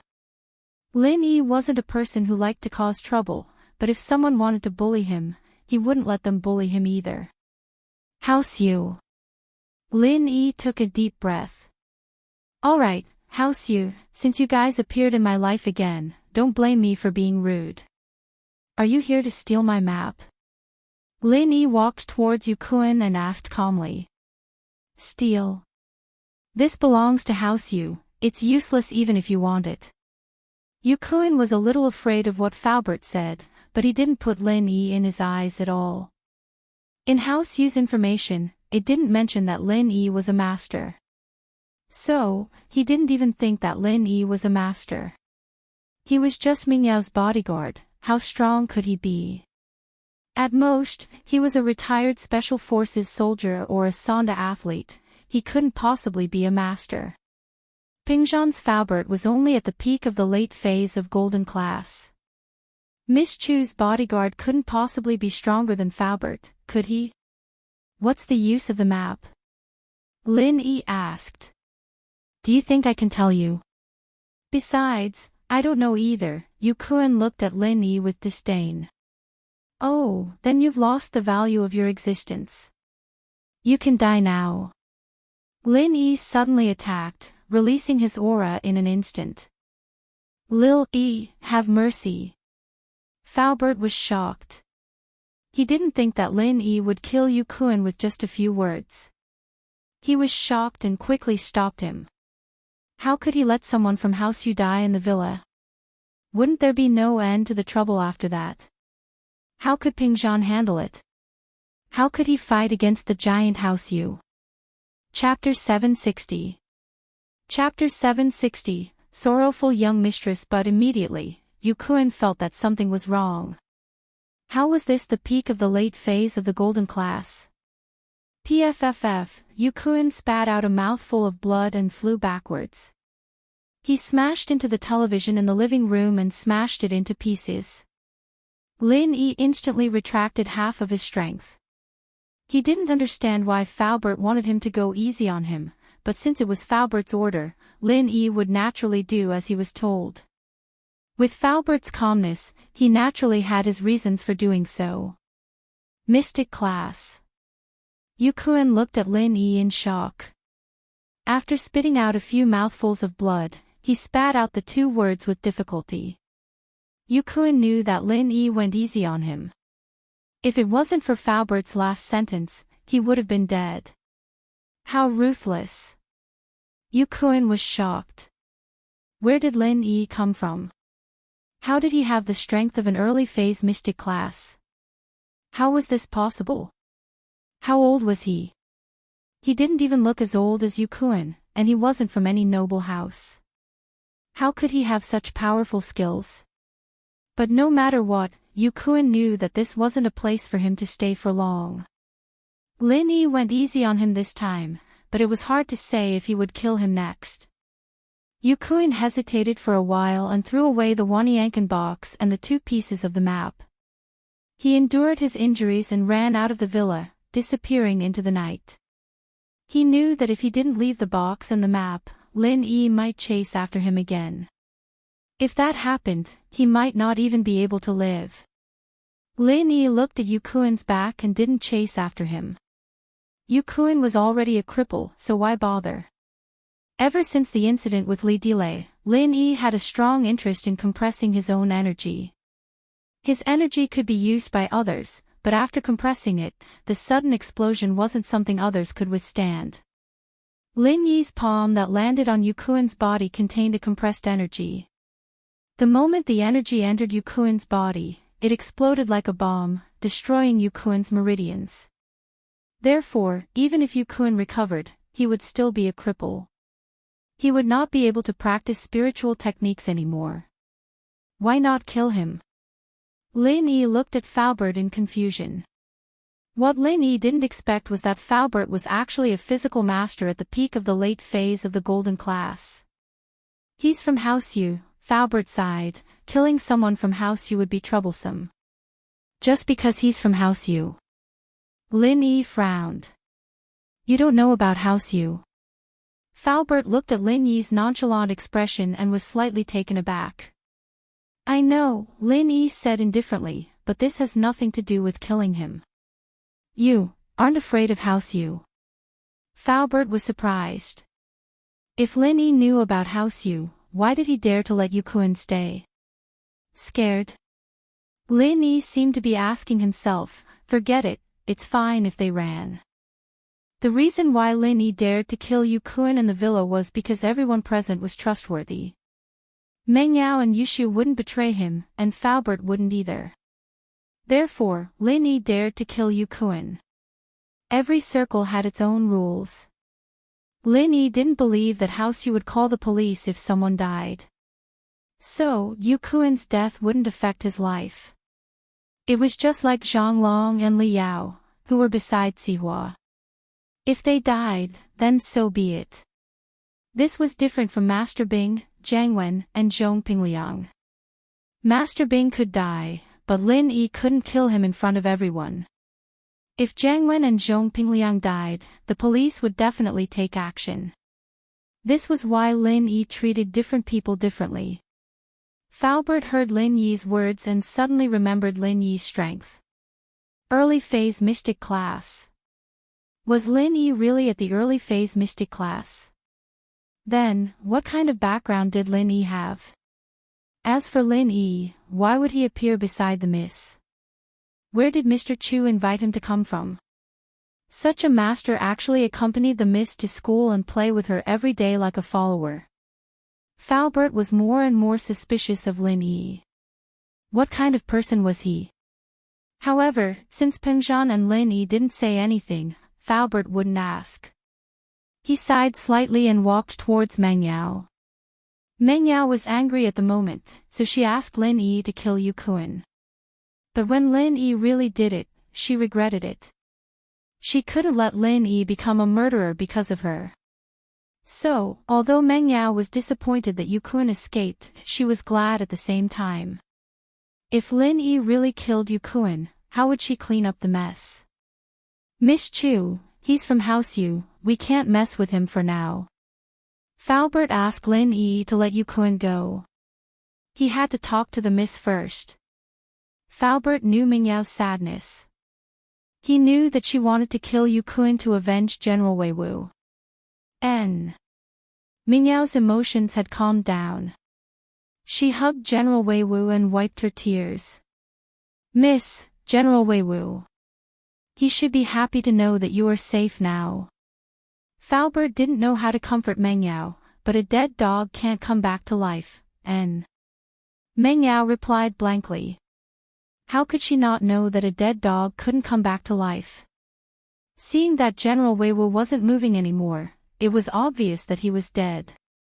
But Meng Yao couldn't accept it at that moment.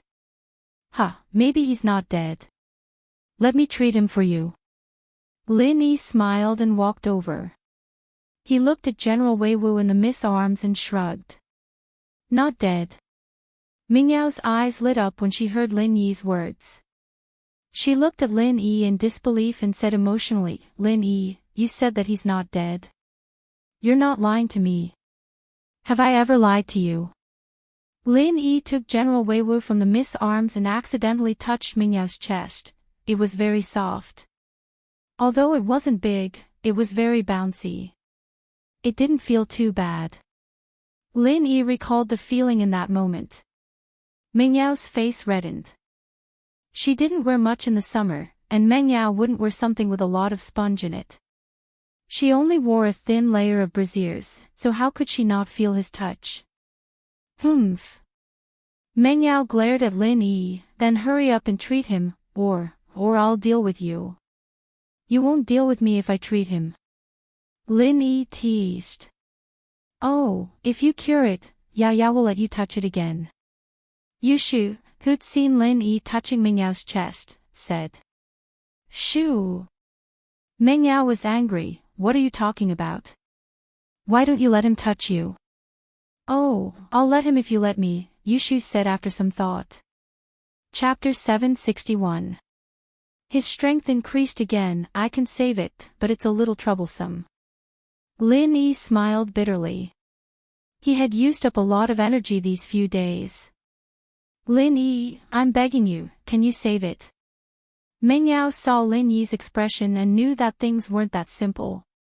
In fact, she knew that even if Lin Yi's medical skills were superb, General Wei Wu was already on the verge of death. How could he save it? Lin Yi had used up a lot of energy to save her yesterday. She couldn't bear to ask Lin Yi to save General Wei Wu again. I said it's a little troublesome, but I didn't say I won't save it. Lin Yi looked at the miss who was staring at him. She was quite cute, and his heart skipped a beat.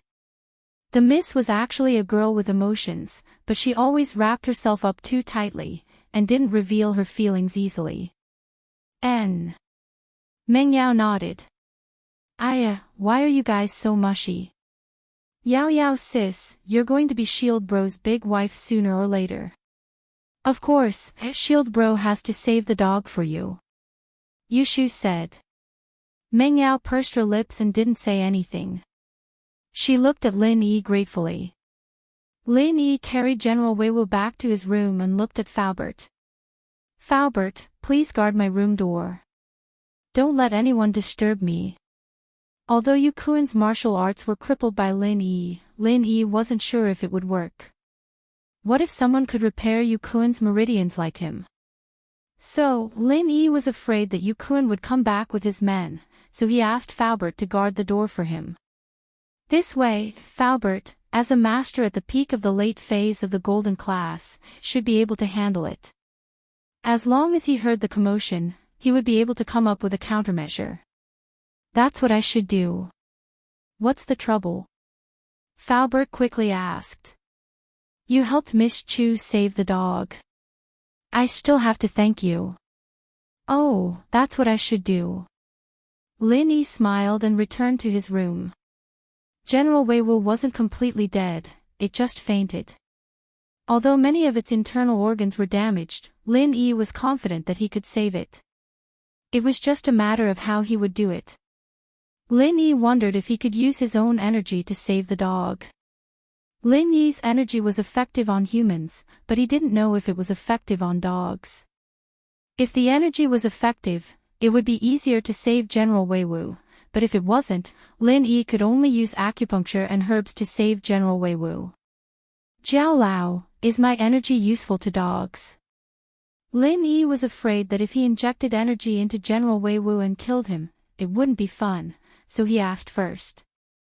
I don't know. I've never tried it before. Zhao Yazi's voice rang beside Lin Yi's ear. But your energy is omnipotent. Theoretically, it should be possible, right? Why don't you try? Try. I can't die, right? Lin Yi wasn't at ease with this answer. It's impossible for it to die. At most, it's useless or overused, Zhao Yazi said. Okay, I'll try. Lin Yi had no choice but to try everything he could. Even if the patient died, the miss wouldn't blame him. He'd already tried his best. Lin Yi placed his hand on General Weiwu's body and activated the art of dragon mastery in his heart. Instantly, he felt a strong suction coming from General Weiwu's body, sucking the energy in Lin Yi's body. Lin Yi's heart skipped a beat. Seems like it's working. Although the suction force was strong, Lin Yi didn't dare to stop or control it. He didn't know how much energy was needed to save the dog, so he let General Weiwu absorb it. If it absorbed too much, he could just take a nap and replenish it. Time passed by, minutes and seconds. He didn't know how long it had been, but General Weiwu's absorption speed didn't stop. It seemed like its injuries weren't light, and Lin Yi didn't dare to stop. Although he felt a little dizzy, it was a warning sign that the energy in his body was depleted. But Lin Yi thought that he should endure it in order to not make the miss sad. Thinking about it, the first miss was actually quite nice to him. Other than the initial hostility, after the first miss accepted him, she was quite concerned about him. Plus, he touched Miss's chest just now. He didn't know when he would be able to touch it again. Lin Yi reminisced. As he thought about it, he fell asleep. Lin Yi used up too much energy, so he went to sleep to replenish his energy. In the space of the jade, Lin Yi saw Zhao Yazi. Jiao Lao, did I come in again? I don't know either. Zhao Yazi shook his head. I'm not sure if your energy can save the dog, but the dog did absorb a lot of it. But, the most important thing now is to replenish your energy. If you faint now, what if the enemy comes? Lin Yi was shocked. He didn't dare to ask more. He quickly activated the art of dragon mastery and started absorbing the energy in the space of the jade. The energy in the space of the jade seemed to be endless. Lin Yi absorbed it so many times, but it didn't thin out at all. It was still as dense as before.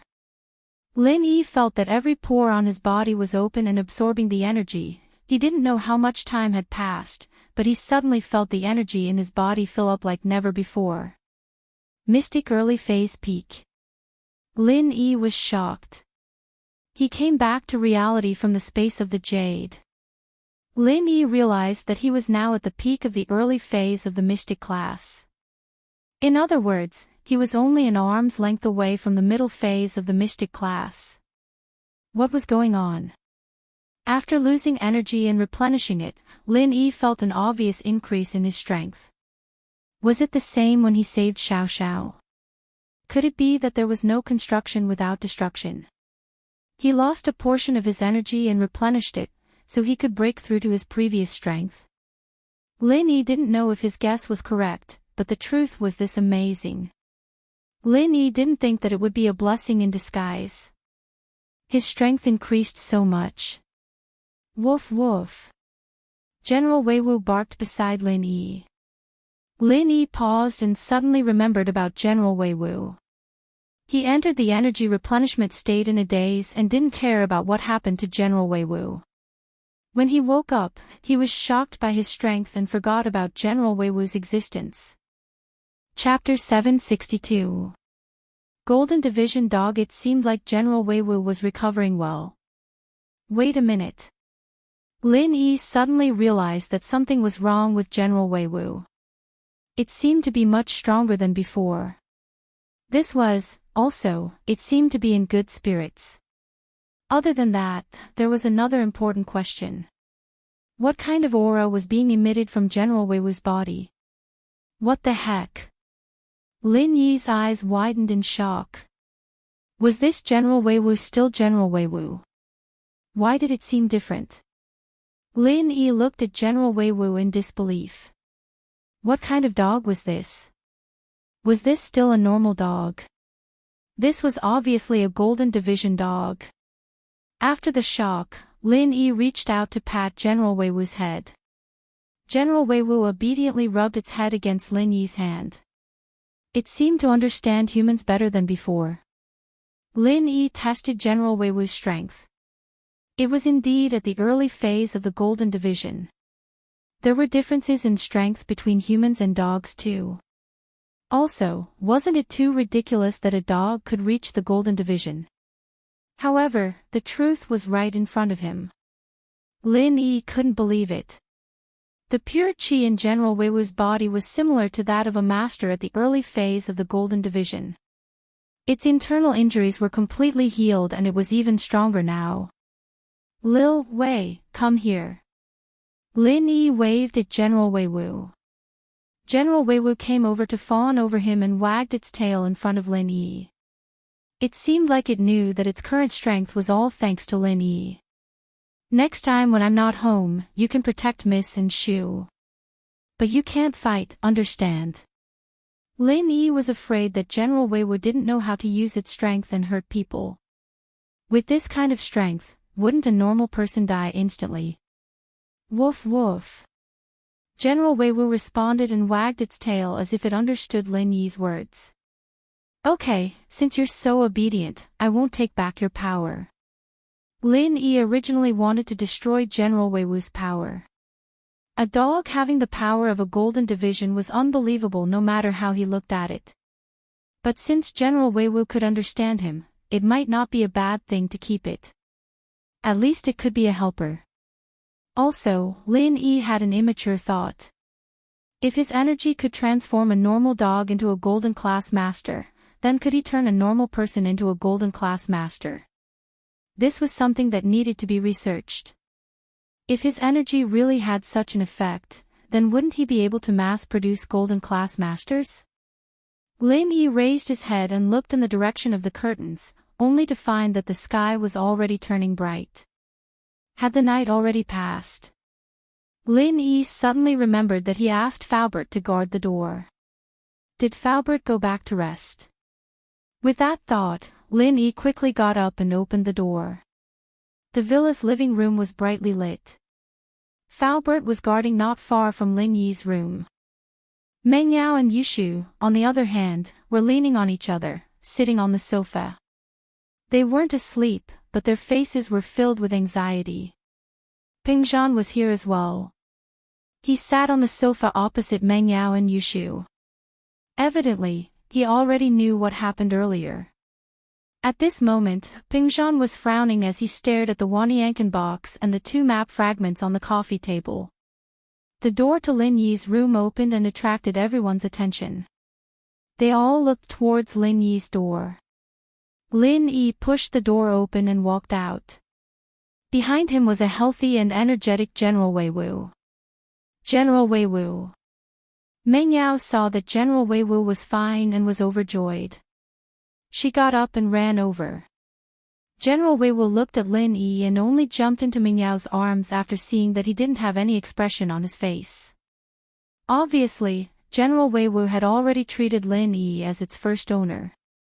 Faubert saw General Wei Wu running out of the room in good health.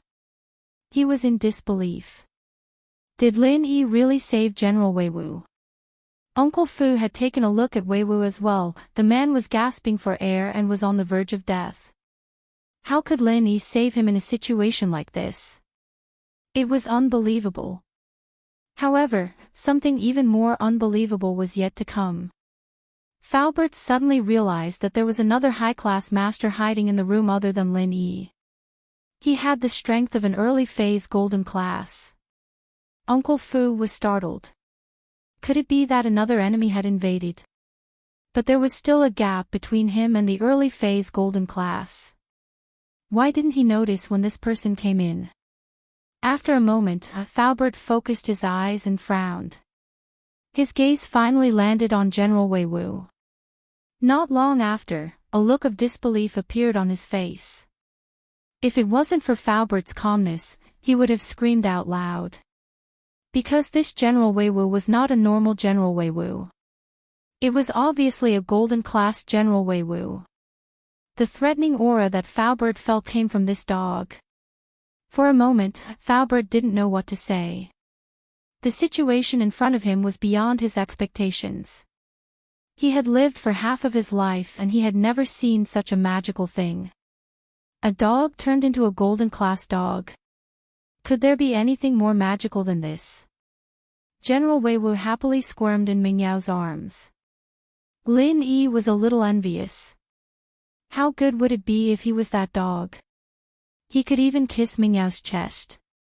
General Wei Wu seemed to feel Lin Yi's unfriendly gaze.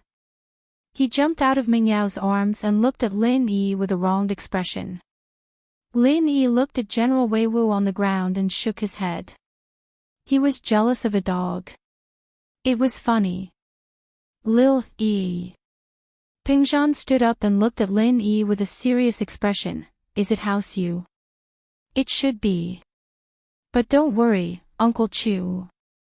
If someone from House Yu comes for you, let him come for me, Lin Yi said nonchalantly.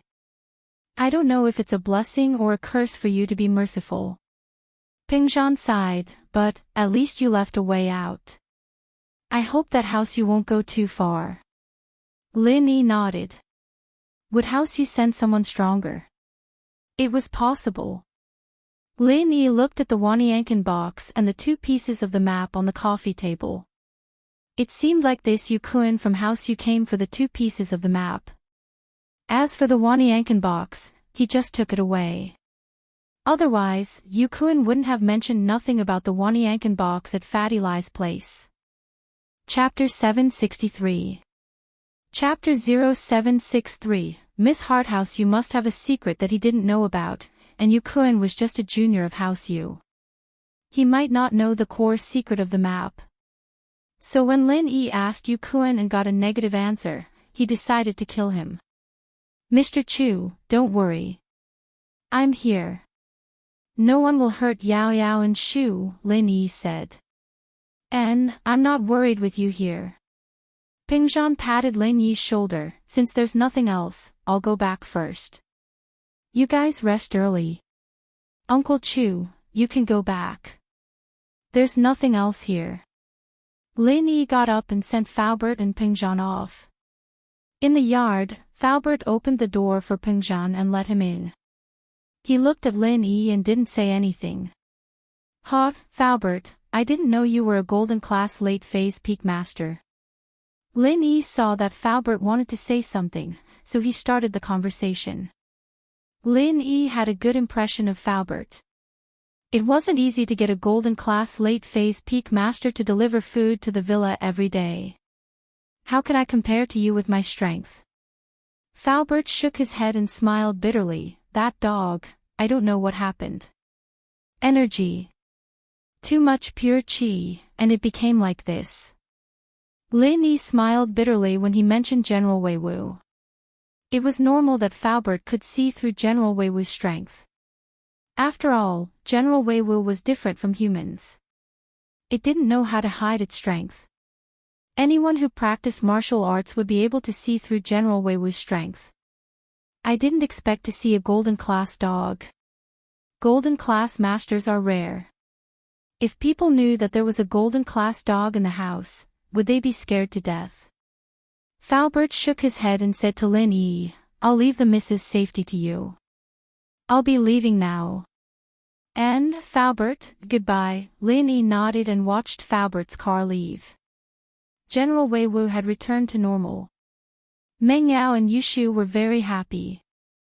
They were playing with General Wei Wu in the living room, and when Lin Yi came in, Meng Yao carried General Wei Wu in front of Lin Yi. Come, General Wei Wu. Let's thank Lin Yi together. Ah.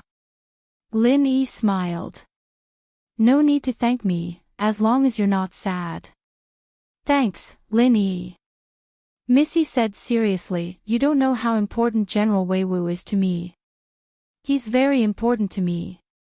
It has been with me for so many years, since I was young. I know, that's why I saved it. Lin Yi nodded. Meng Yao paused, but it made sense. Lin Yi should be able to tell how sad she was. Lin Yi, you haven't rested yet, have you? It's already past 3:00. Hurry up and take a rest. Oh, okay. You guys sleep early too. Lin Yi was too embarrassed to say that he'd slept with the Miss and Yushu, after all, had been anxiously waiting for him at the door. Lin Yi didn't sleep after returning to his room. He laid on the bed, thinking about House Yu. He thought that he would never have anything to do with House Yu in his life, but now House Yu had come to him. Xiao Ning. Is she part of your family? Lin Yi let out a soft sigh as the beautiful face appeared in his mind once again. I wonder how she is doing now. Lin Yi sighed. How should he face her? A few hours passed in a blink of an eye. Lin Yi laid on the bed, lost in his thoughts until he heard a noise from the living room. Miss and Shu woke up. Lin Yi looked at the time. It should be about time. He got up from the bed, pushed the door open and walked out, only to see a scene that made him very surprised.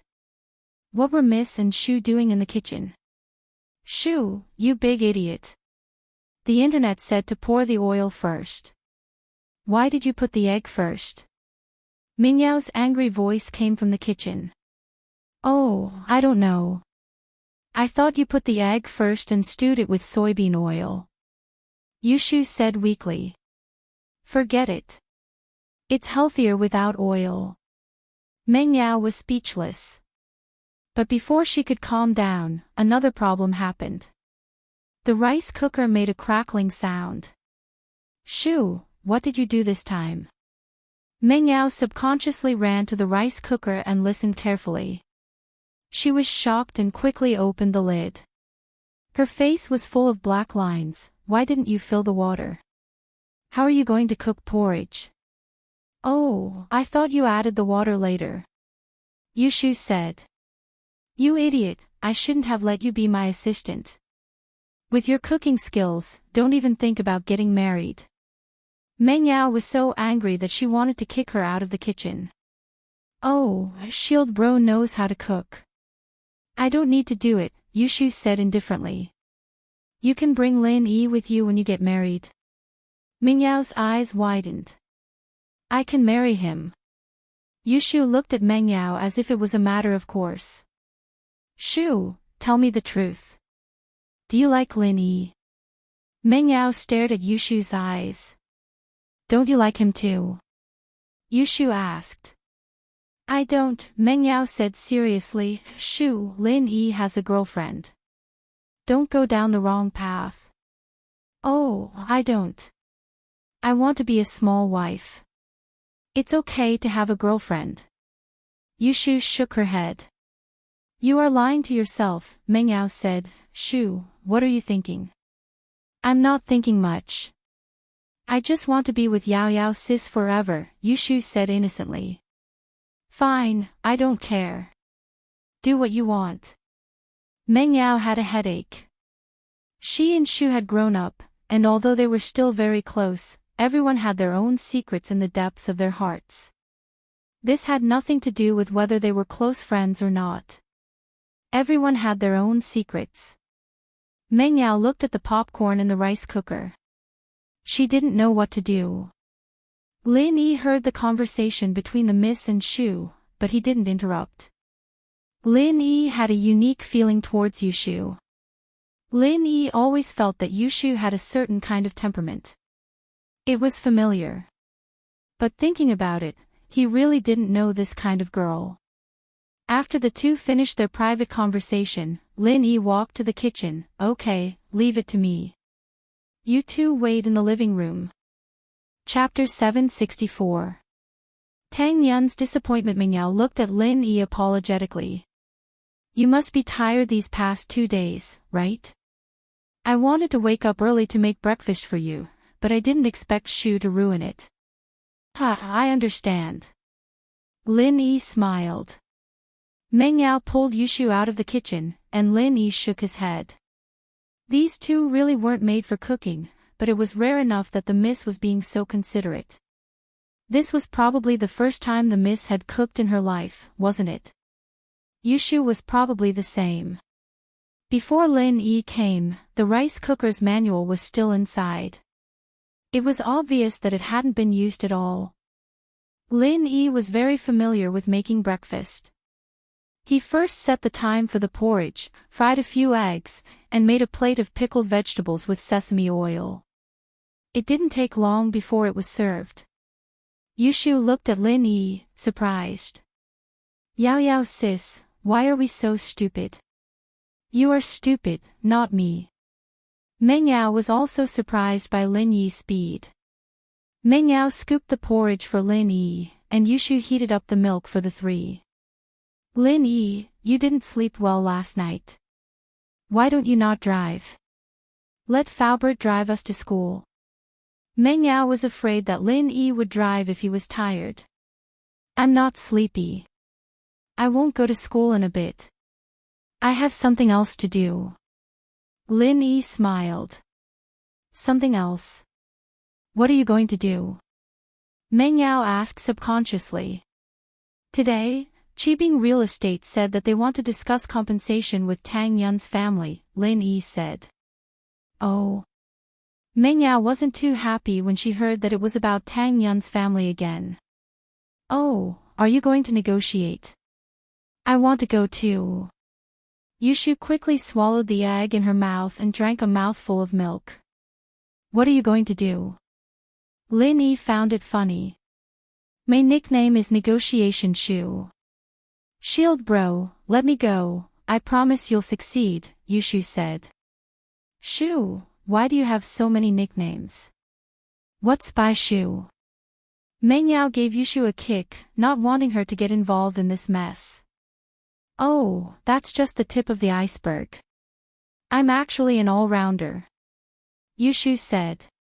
Shield bro, take me with you. I guarantee success. Lin Yi smiled bitterly at the eager Yushu. You really want to go? Yeah.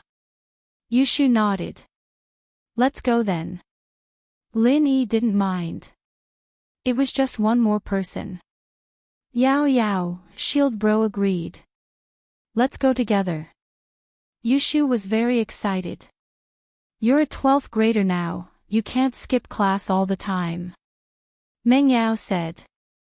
Are you okay? Just a little while. If I don't go to school, there's no point in you going alone, Yao Yao, right? We're always together. Okay then. Meng Yao hesitated and nodded. She then turned to Lin Yi. It's okay if we follow you, right? It's okay. Lin Yi didn't think much of it. After all, they weren't going to do anything sneaky. They were going to the headquarters of Chibing Real Estate to ask for money. After dinner, Lin Yi called Tang Yun and told her that he would pick her up at the hospital. He also mentioned that Meng Yao and Yushu were going too. Tang Yun wasn't a stingy person. Although she felt that it was weird for Meng Yao and Yushu to follow her today, she let them be if they wanted to. The relationship between the three was weird. They saw each other all the time. They weren't enemies, but they weren't friends either. Ever since the battle at Fatty Lai's house and the cafeteria incident, the relationship between the three girls became weird. On the surface, it was still okay, but in her heart, she was very cautious. Tang Yun wasn't an idiot. Miss and Yushu's threats made her feel uneasy. Because Mrs. Tang and Tang Yun were going, Lin Yi couldn't drive Meng Yao's Audi S5. It would be too crowded, so Lin Yi could only drive the minivan. This time, Meng Yao and Yushu weren't picky. They obediently sat in the minivan. Although it was bumpy, Miss could still endure it. Lin Yi went to the hospital to pick up Mrs. Tang and Tang Yun. Mrs. Tang was surprised to see the two beauties in Lin Yi's car. She looked at her daughter nervously and asked in a low voice, "Who are they? Do you know them?" "Yes, they're Lin Yi's classmates." Tang Yun didn't tell her mother about the relationship between Miss and Lin Yi.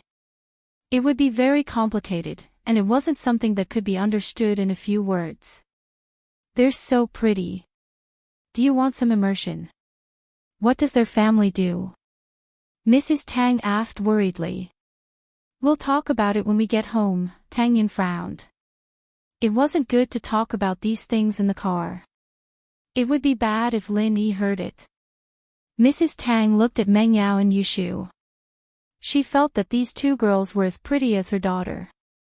Also, from the way they dressed, they didn't look like ordinary girls. They looked more like daughters from a rich family. Mrs. Tang saw that Tang Yun didn't answer her question, so she went to ask Meng Yao herself, "Hello, you are?" "Auntie, we're here to help Lin Yi negotiate with Chibing Real Estate." Meng Yao didn't know what to say. She hesitated and remembered Yushu's reason. "Help us negotiate." Mrs. Tang heard Meng Yao's answer and was surprised. "Yes, my dad runs a company too. He knows a little about this." Meng Yao could only say that. She couldn't say that Yushu was messing around and wanted to follow them, right? It'd be awkward if Yushu were to start talking about first wife, second wife, or something like that. "Is that so? Thank you so much." Mrs. Tang heard that they came because of this and was happy. As long as it didn't threaten her daughter's position, it would be easy. "It's nothing," Meng Yao shook her head. Tang Yun let out a sigh of relief. She didn't want Meng Yao to say something inappropriate and make her mother worry. As for how she would explain it to her mother, it was something she would worry about when they got home.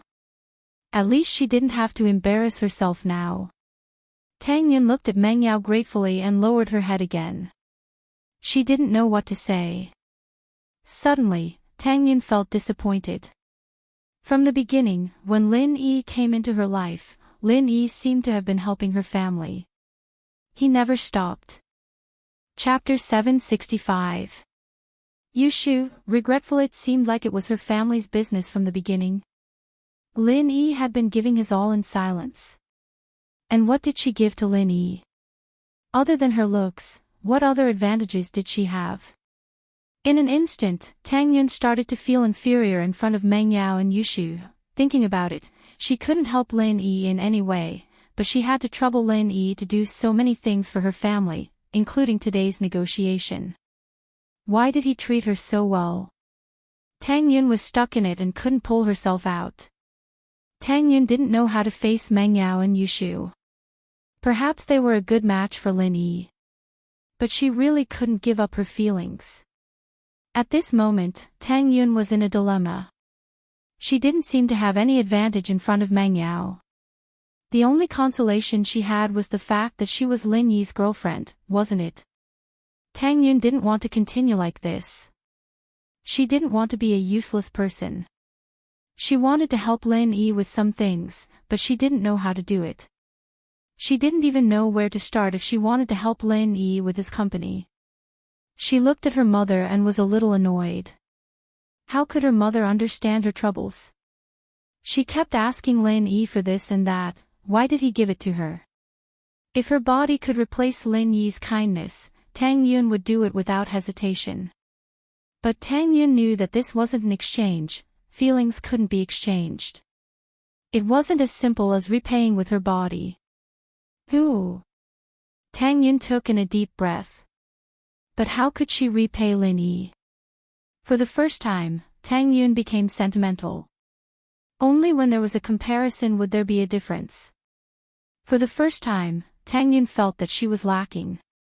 Lin Yi drove the car to the Qibing skyscraper where Qibing Real Estate was located and parked the car in the underground parking lot. I didn't expect Qibing skyscraper to be built so quickly. Aren't you afraid that it'll collapse again? Lin Yi didn't know that Tang Yun was thinking a lot on the way here. He joked to himself after getting off the car. Oh, I really want to see the building collapse. It's a pity that I didn't see it before. Yushu looked at the parking lot of Qibing skyscraper and said disappointedly. Didn't the news report it? Meng Yao said. But there's no process of it collapsing. It must be fun when it collapses. Yushu said as she fantasized. Bang, the building collapses. It's so fun. Alright, stop daydreaming. Let's go up. Meng Yao said as she pulled Yushu's hand. On the second floor, there was a surveillance room next to the temporary demolition team office. Master Bing, Zihua, and Su Jianong were watching the surveillance footage from the parking lot. Qibing skyscraper had just been completed and hadn't been officially opened yet. Thus, there were only the three of them in the building. Motherfucker, the building collapsed with a bang. Master Bing gritted his teeth after hearing Yushu's words. His eyes were filled with hatred. I'll make you guys explode with a bang later.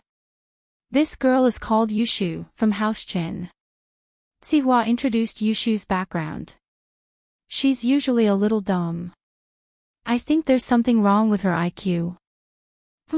I don't care whose family she's from. Since she's with Lin Yi, she has to die. Master Bing laughed coldly and looked at Tang Yun and Meng Yao. These two pretty girls, it's such a waste for them to die. Yeah, it's a waste for them to die, Zihua nodded. But my legs aren't good, and it's not convenient for me to play with women. It doesn't matter if I die. Qibing felt a surge of hatred when he thought of his legs. Alright, let's go now and wait for them to come up. Zihua asked. Yeah, let's go together. Master Bing nodded. Zihua pushed Xiao Qibing and Su Jianong to the demolition project office and waited for Lin Yi and the others. Not long after, Lin Yi, Tang Yun, Mrs. Tang, Meng Yao, and Yushu came up to the demolition project office. Lin Yi didn't expect Qibing and Zihua to be here. He thought that only Su Jianong would come. Hello, my surname is Su. I'm the manager of Qibing Real Estate's demolition project.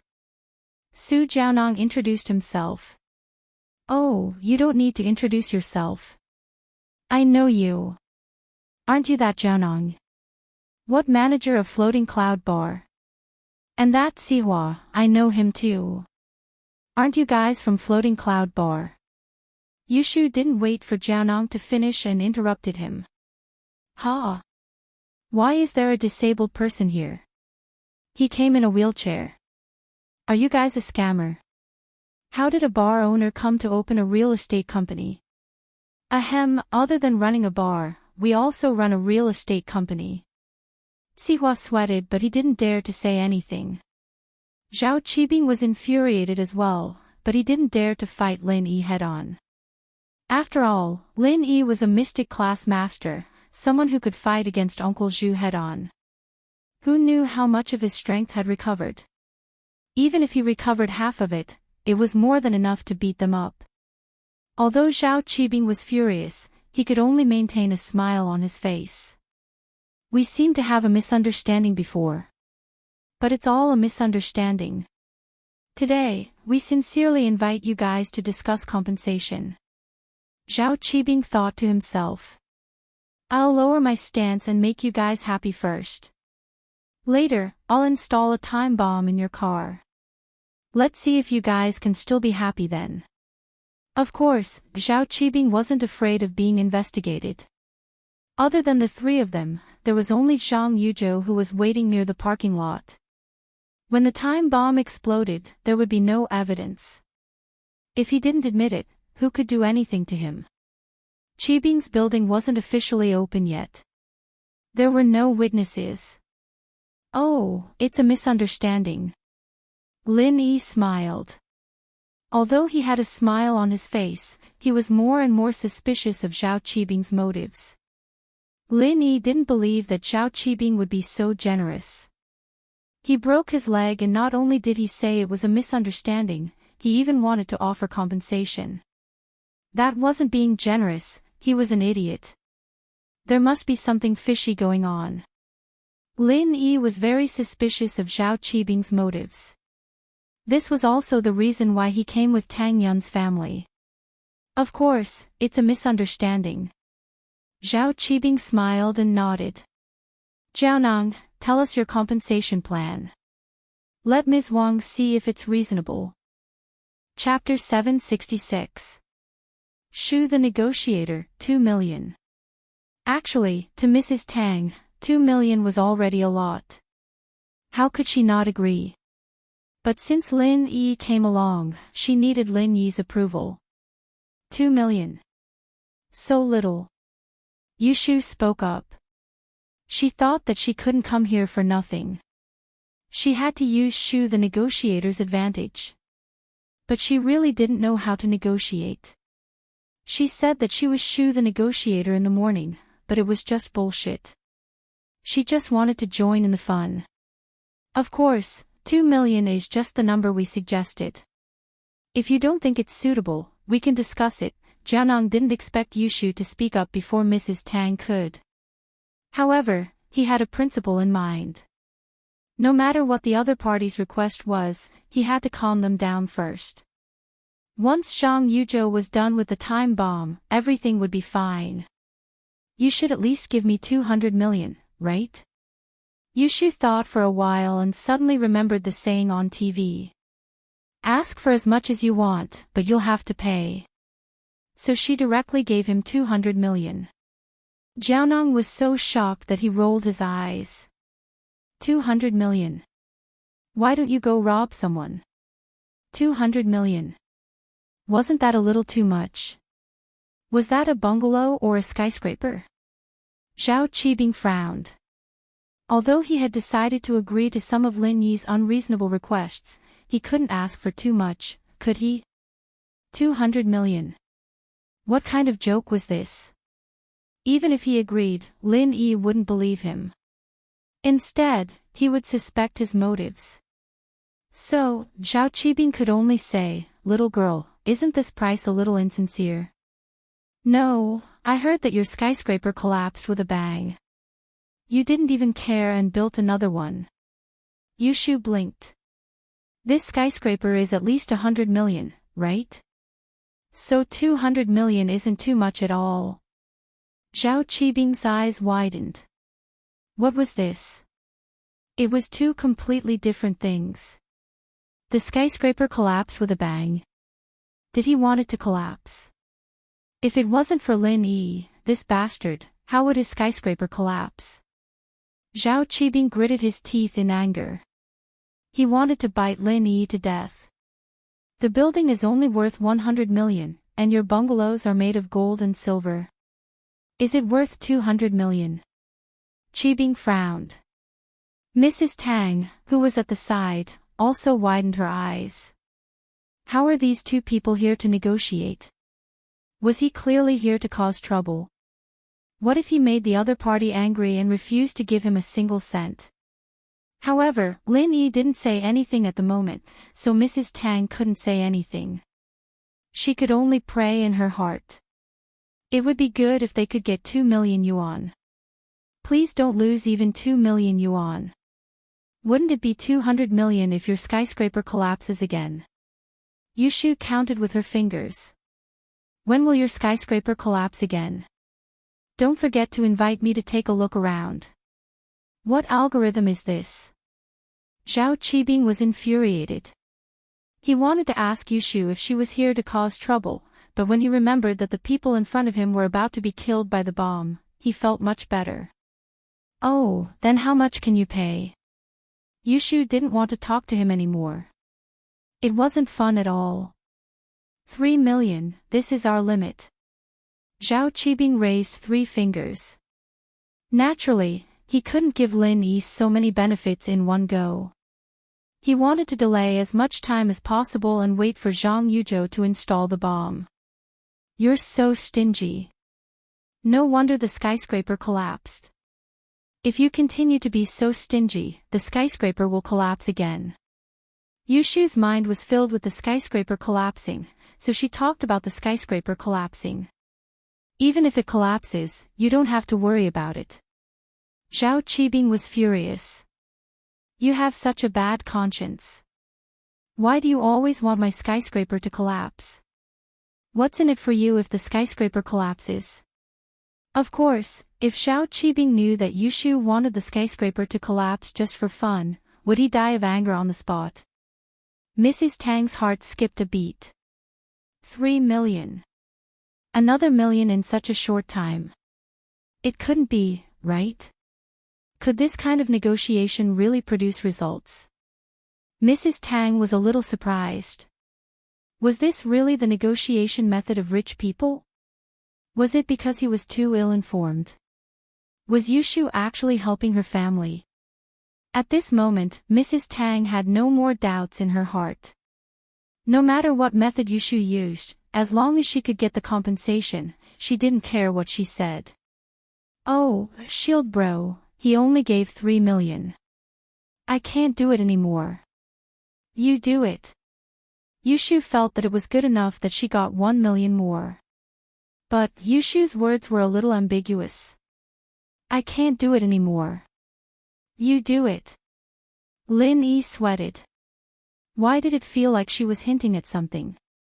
Meng Yao seemed to have sensed something wrong, but since Tang Yun and Mrs. Tang were there, she didn't say anything. If Meng Yao could sense it, naturally, Tang Yun could as well. She looked at Yushu, not knowing if she did it on purpose or not. Tang Yun felt that Yushu wasn't as dumb as she looked on the surface. She had other intentions. Of course, Tang Yun didn't find any evidence. On the surface, Yushu was indeed dumb. Oh, okay, I'll do it, Lin Yi pretended that he didn't hear it and said. Mrs. Tang's mind wasn't on this. Her attention was on the 1 million, and she didn't have the heart to listen to anything else. Qibing, Zihua, and Su Jianong were the same. Their attention was on keeping Lin Yi's group steady so that Zhang Yuchu would have enough time. Alright, Zhao Qibing, don't increase it by 1 million. Tell me your bottom line. Lin Yi didn't know what Qibing was playing at, so he didn't know what his bottom line was. Until now, Lin Yi still couldn't understand why Qibing called him here. Was it just compensation for Tang Yun's family? Lin Yi didn't believe it, unless Qibing, Zihua, and Jiaonong were stupid as well. Moreover, Zhao Qibing easily increased the compensation price from 2 million to 3 million, so it seemed like this number could still be increased. 5 million, this is my bottom line, Qibing said, but I have a request. What request? Lin Yi frowned. Was this the reason why they called him here? Chapter 767. A check for 5 million not interfering with the relocation of the slums. Lin Yi didn't think that Zhao Qibing would go through so much trouble just because of this. If Zhao Qibing was afraid that he would ruin his plan, it was possible that he would use money to convince him. Seeing Lin Yi's expression, Zhao Qibing was proud of himself. He had planned this for a long time. If he only gave Lin Yi benefits, then Lin Yi would definitely be suspicious. Wouldn't he be an idiot if he gave him benefits after his leg was broken? While he gave him the money, he also made this request, so everything seemed reasonable. He wanted to demolish the slums, and Lin Yi was the biggest threat. He was afraid that Lin Yi would interfere with the relocation of the slums, so he gave him such a generous compensation. This way, it was equivalent to him showing his weakness. He just wanted to keep his face, so he gave him the money in the name of compensation. This way, Lin Yi wouldn't suspect his ulterior motives. Otherwise, no one would be an idiot. How could he break his leg, collapse his building, and pay 3 million in medical fees, and then pay another few million in compensation? Wouldn't he be an idiot? Zhao Qibing's condition really put Lin Yi in a difficult position.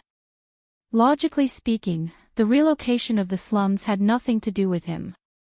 Lin Yi wasn't someone who liked to meddle in other people's business, but the problem was, would Tang Yun let him? So Lin Yi looked at Tang Yun.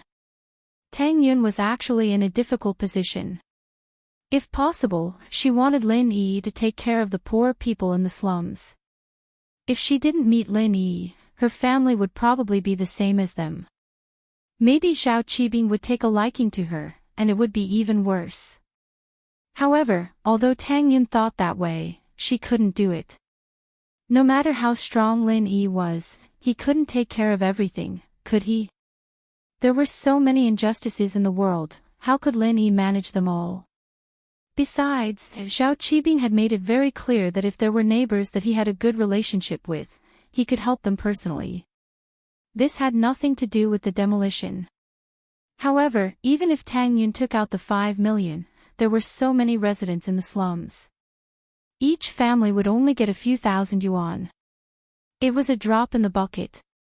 So, Tang Yun hesitated. Mrs. Tang didn't care. What did others have to do with her? If other people were poor and couldn't get compensation, it was because they didn't have the ability. If they didn't have a son-in-law like Lin Yi, who could they blame? They could only blame their daughters for being useless. When her man was bedridden at home, she didn't see anyone give her family money or help her find connections. Although Shantytown was basically poor, it was impossible for everyone to have no connections. If Tang Juqing could find someone to intercede on his behalf, he wouldn't be unable to get a penny. At the same time, there was another resident in the slums who also worked in the electronics factory. He also scalded his feet due to work injury. He used his connections and paid more than 10,000 yuan. At that time, Mrs. Tang went to their door to ask for help, but that family didn't want to implicate them, so they didn't even open the door. So, Mrs. Tang thought to herself, I don't care if you live or die. I'll take my money and live in my big house. However, although Mrs. Tang thought so, with Lin Yi there, she couldn't make the decision. She could only look at Lin Yi. Oh, okay. Lin Yi saw that Tang Yun didn't say anything. It was obvious that he had the initiative in his hands, but for the slums, the compensation shouldn't be too low. Try to implement it according to the standard. This was the last thing Lin Yi could do. Lin Yi had tried his best to do this. After all, no matter how powerful Lin Yi was, he couldn't force Zhao Qibing to give 5 million to each family, right? He wouldn't be able to earn money then. He would lose money in a few days. I'll think about it, Zhao Qibing nodded. Zhao Qibing nodded. No matter what, he agreed to Lin Yi's request first. If Lin Yi died later, he wouldn't have to carry out the mission anymore. Okay, when will you give me the money? Lin Yi nodded. Oh, I'll get someone to write a 5 million check and send it over, Zhao Qibing said. Isn't it faster to transfer money? Lin Yi frowned slightly. Transfer money. It's like this, our company's account has a monthly transfer limit. Didn't I just transfer you 3 million? So if you transfer another 5 million, it would exceed the limit. Zhao Qibing had already thought of an answer and said calmly. Oh, then get someone to send it over. Although Lin Yi was suspicious of Zhao Qibing's intentions, he still nodded. Okay, I'll make a call now. Zhao Qibing said and gave Zihua a look. Zihua understood immediately. He took out his phone and called Zhang Yuzhou. Hello. Zhang Yuzhou. Where are you? Zihua stood up and walked to the window purposely so that Lin Yi and the others couldn't hear his voice on the phone. Zihua bro, don't worry. I'm in a very safe place, Zhang Yuzhou said. The bomb has been installed. As soon as Lin Yi starts the car, the timer will start. Oh, then prepare a 5 million check for me right now. Zihua said. Okay, I'll go now, Zhang Yuzhou said. In fact, this call was for Zihua to confirm whether the bomb was installed or not. As for the check, it was just a random excuse. After a while, Zhang Yuzhou knocked on the door and walked in. He placed a check in front of Zhao Qibing. Master Bing, the check is ready. Okay, let me see. Zhao Qibing looked at the amount on the check. After making sure that there were no problems, he signed his name on it. He then passed it to Lin Yi. You can make a call to confirm the validity of the check. Lin Yi nodded and took the check. He called the bank and made sure that the check could be cashed before giving it back to Mrs. Tang. Zhao Qibing's attitude today was very strange. Lin Yi had to be more careful. As for what Zhao Qibing said about not letting him interfere with the slums, Lin Yi felt that it was a bit unreliable. In fact, from the start of the demolition until now, Lin Yi was only helping Tang Yun's family. As for the others, Lin Yi didn't interfere at all. With that, today's negotiation ended smoothly. Zhao Qibing didn't ask Lin Yi and the others to stay. He turned to Zihua. Zihua, go send Lin Yi and Miss Wang's family off. Chapter 768. Playing tricks. Zihua had completely defined this negotiation on the level of benefits, which made it seem more real. Zihua wanted Lin Yi to think that they were only compromising because they hoped that Lin Yi wouldn't destroy the slums. I hope you're telling the truth. Don't play any tricks and reap what you sow. Lin Yi nodded and naturally didn't want to stay any longer. He brought Tang Yun, Mrs. Tang, Meng Yao, and Yushu out of Qibing's office. When Yushu left, she seemed a little reluctant. Zhao Qibing, do you have a recording of your skyscraper collapsing? What do you want? Qibing frowned, thinking that Yushu was a troublesome person. Oh, nothing, I just thought it was fun and wanted to watch. Yushu said. No. Let's go. Qibing was pissed as he waved his hand at Yushu impatiently. Oh, that's too bad. Next time when your skyscraper collapses, you have to tell me in advance so I can come and watch. Yushu said disappointedly. There won't be a next time. Qibing almost jumped out of his wheelchair. Motherfucker, are you here to cause trouble? I'll blow you up later. Shoo! Meng Yao pulled Yushu back, telling her not to say anything. After all, this was someone else's territory, and Meng Yao was afraid that Yushu would cause trouble. Yushu stuck out her tongue and followed Lin Yi out of the office. The group got into the elevator and went to the underground parking lot. Qibing, Zihua, Su Jianong, and Yuzhou, who were in the office, came to the surveillance room and saw Lin Yi's group getting into the car. They burst into laughter. So what if Lin Yi is good at martial arts? He's still going to die from the explosion. Qibing laughed. Yeah, you won't be able to cash the check. When the time comes, with a bang, it will explode and the check will turn into powder. You won't be able to cash it. Su Jianong sneered. When Qibing and Zihua were discussing, Jianong had suggested using a check to pay Lin Yi and the others. Once the money was transferred, they wouldn't be able to get it back. Using a check, on the other hand, as long as the check was destroyed, the money in the bank would be gone. And, Su Jianong, you're still the ghost Dao. Not bad, not only did you kill Lin Yi, you also saved us a lot of money. Qibing praised. Ha, isn't this because of Master Bing's good training? Master Bing doesn't want to think about such insignificant tricks. Master Bing is someone who does big things. Leave this kind of conspiracy to us little brothers. Su Jianong said modestly. And, Zhang Yuzhou, is the time bomb okay? Qibing nodded and looked at Zhang Yuzhou. Don't worry, Master Bing, I got TNT explosives. With such a big bag, not to mention a van, even a skyscraper would be blown to the ground.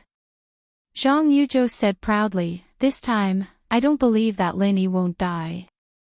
I'm just worried that when they explode, it will affect other people. That has nothing to do with us. Who told those idiots to get close to their car? They deserve to be blown up. Qibing didn't care about other people's lives. From his perspective, as long as Lin Yi died, it was fine. If other people didn't die, it was their own fate. That's true, who told them to get close to Lin Yi's car? They deserve to be blown up. Zhang Yuzhou added, I set the time for the explosion to happen 20 minutes later. With the current traffic, it's impossible to reach the First People's Hospital, Lin Yi's villa, or the nearest bank within 20 minutes from Qibing's skyscraper. So, as long as Lin Yi doesn't stop the car in the middle of the road and walk away, he's dead for sure. That's good, then we'll wait for the good news. Qibing nodded, his heart filled with joy. It wasn't that the time hadn't come yet, but what about it? No matter how strong Lin Yi was, no matter how strong he was, he would still be blown up by him, wouldn't he? Lin Yi got in the car and just as he started the engine, the Jade jumped and sent a signal of danger. As expected, there was a problem. Lin Yi's heart tightened as he quietly turned off the engine. Clack, clack, from inside the car, there was a faint sound that sounded like the second hand of a mechanical clock. Time bomb, that was the first thought that came to Lin Yi's mind. Although he had been in Songshan for more than a month, Lin Yi still hadn't forgotten the cruelty of the battlefield. It was impossible to make such a sound in a car. Since the Jade had sent a signal of danger, Lin Yi naturally didn't suspect that there was a time bomb in his car. In an instant, Lin Yi understood why Qibing had asked him to come here to talk about the compensation. So this was what he was planning. He could stabilize himself during the negotiation and then, in the parking lot of the skyscraper, he could install a time bomb in his car without any worries. This way, when he drove the car out of the skyscraper, the bomb would explode not long after, and he and the people in the car would be smashed into pieces. This was a good plan, wasn't it? Lin Yi also understood why Qibing didn't use the bank transfer method and used a check instead. After the car exploded, the check would naturally be smashed into pieces. That way, the money in the bank wouldn't be lost. This Qibing wasn't stupid, was he? After understanding Qibing's plan, Lin Yi smiled coldly. He didn't want him to interfere with the slum's demolition. What a good excuse. If it was someone else who wasn't vigilant, they would have fallen into the trap already. Luckily, Lin Yi didn't believe Qibing from the start and had been vigilant from the start. Lin Yi quietly started the car again and drove out of the underground parking lot of Qibing's skyscraper. After entering the main road, he quickly stopped the car at a blind spot by the roadside. This corner couldn't be seen from the skyscraper. An evil plan was born in Lin Yi's mind, so Lin Yi couldn't let Qibing and Sihua know what he was doing. Chapter 769. Chapter 0769. Qibing didn't believe that the police would do anything to him, since there was no evidence. With his status, no one could touch him. But it wouldn't be a good thing if he attracted the attention of the police. What's wrong? Tang Yun asked curiously when she saw Lin Yi suddenly stop the car by the roadside. Ah, it's nothing, there seems to be something wrong with the car. I'll go check. Lin Yi naturally wouldn't say anything about the bomb, in case the people in the car panicked. Of course, Lin Yi wasn't in a rush. He wasn't afraid that the bomb would explode immediately, since Qibing and Siwa weren't idiots. They wouldn't set the time for the bomb to go off in a short time. If Lin Yi didn't drive out of the parking lot and the bomb exploded, they would be in trouble as well. Can't you go buy a better car? Meng Yao didn't have high hopes for Lin Yi's broken car. I'll probably go buy one soon. Maybe we can drive yours and choose next time. Lin Yi shrugged with a smile. Oh, I'll let you drive the S5 next time. Meng Yao didn't care about cars. She didn't like things like that. She didn't mind giving it to Lin Yi. Lin Yi didn't reply. With Tang Yun here, it wasn't easy to answer. Tang Yun looked at Meng Yao and pursed her lips. She didn't say anything. What Meng Yao could give to Lin Yi, she couldn't return it to him now. However, Tang Yun's mood had changed a lot. She realized that if she had a grateful heart, she wouldn't feel that Meng Yao and Yushu were hostile towards her. They could help Lin Yi, so why should she stop them? Besides, some things couldn't be stopped. The only thing she could do was to work hard and become someone who could help Lin Yi. Lin Yi got out of the car and quickly found the time bomb Zhao Qibing's men had installed in the car's undercarriage. It was a very old-fashioned mechanical time bomb, and it was easy to dismantle. But in China, in a place like Songshan, it was already very good to be able to get a bomb of this level. Those high-end electronic bombs couldn't be bought so easily. In such a hurried situation, this was the best he could do. Lin Yi checked the remaining time of the bomb. There were 17 minutes left. The enemy must have set it to explode in 20 minutes. After reading it, Lin Yi did not touch the ticking time bomb, nor did he intend to dismantle it. Lin Yi stood up and got in the car, starting it up again. How is it? Meng Yao asked. I'll show you a good show later. Lin Yi drove the car slowly on the road. Oh, there's a good show. What kind of show was there? I want to watch. Yushu was excited to see a good show. It's what you want to see the most. Lin Yi realized that Yushu could be considered a prophecy monarch now. Every time she said something unintentionally, it would come true. What I want to see the most. Yushu was stunned. She didn't understand what Lin Yi was talking about. You'll know later. Lin Yi smiled.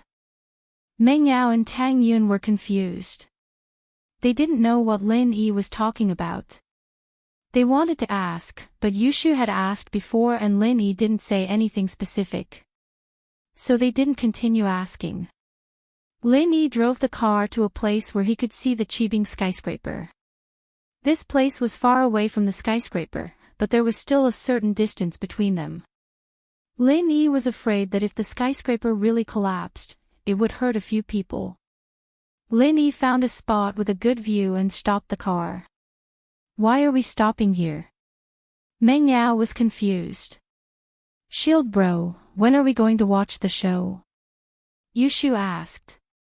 Here, Lin Yi said. You guys get off here. Here. Tang Yun and Meng Yao froze. Only Yushu jumped down the car excitedly and looked around. Here. Lin Yi nodded. Here. Look at the Qibing skyscraper. There will be a good show soon.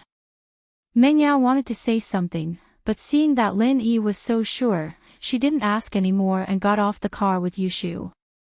Tang Yun also got off the car with Mrs. Tang. Mrs. Tang was confused and kept asking Tang Yun what was going on. I don't know either. But Lin Yi wants us to watch the show. Let's watch, Tang Yun said to her mother. In fact, Tang Yun had already guessed something. Was Lin Yi going to do something to Zhao Qibing? Would it be dangerous? Tang Yun wanted to tell Lin Yi to be careful, but she swallowed her words when she saw Lin Yi's confident smile. Wait for me here. Lin Yi didn't get off the car and said to Tang Yun, Meng Yao, and Yushu. What are you going to do? Don't listen to Shu and mess around, Meng Yao was worried. I'm just returning something to Zhao Qibing. Lin Yi smiled and started the car, slowly driving towards the Qibing skyscraper. Yao sis, Shield Bro said that he wants to watch the show. What are we going to watch? Yushu looked at Meng Yao curiously. I don't know. Didn't I tell you to watch the Qibing skyscraper? Meng Yao pointed at the skyscraper. Oh, is Shield Bro going to bomb the skyscraper? Oh, that's awesome. Yushu thought of this possibility and was extremely excited. Shield Bro is too good to me. I love you so much. Meng Yao glared at Yushu. What are you blabbering about? It's nothing. Yushu shut her mouth. Tang Yin frowned. Wasn't this Yushu embarrassed? She dared to say anything. Even she didn't dare to say that, right? But, was Lin Yi really going to bomb the skyscraper? Tang Yin faintly felt that this was the case. Since Lin Yi asked them to wait here and watch Qibing skyscraper, something must have happened to the skyscraper. But, why did Lin Yi want to bomb the skyscraper? Was it just to please Yushu? Although Tang Yin felt that Lin Yi wasn't a shallow person, she took a closer look at Yushu. This girl was really likable. If she was a guy, maybe she would like her too.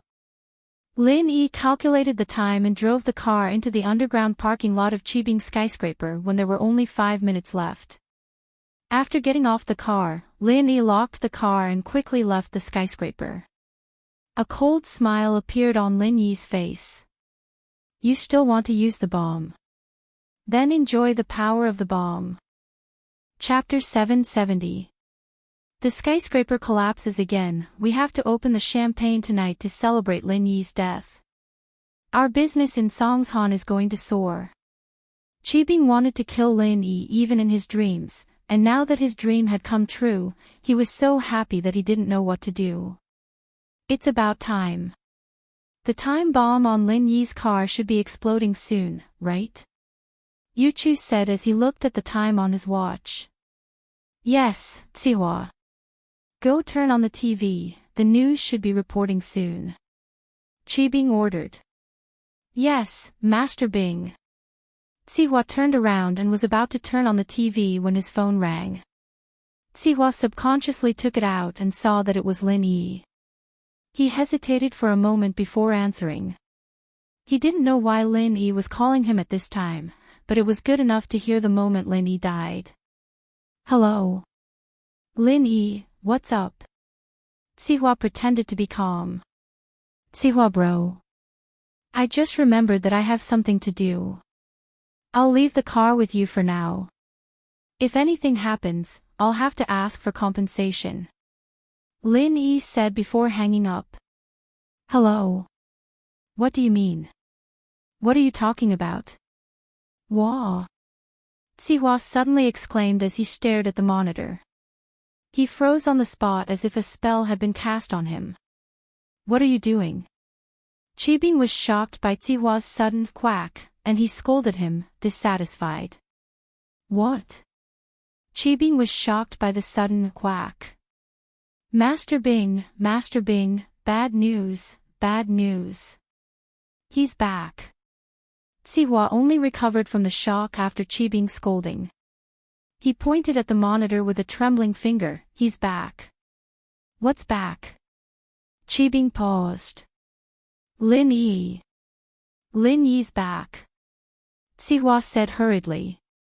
Lin Yi drove the car back to the underground parking lot. What? What did you say? Qibing was shocked when he heard Zihua's words.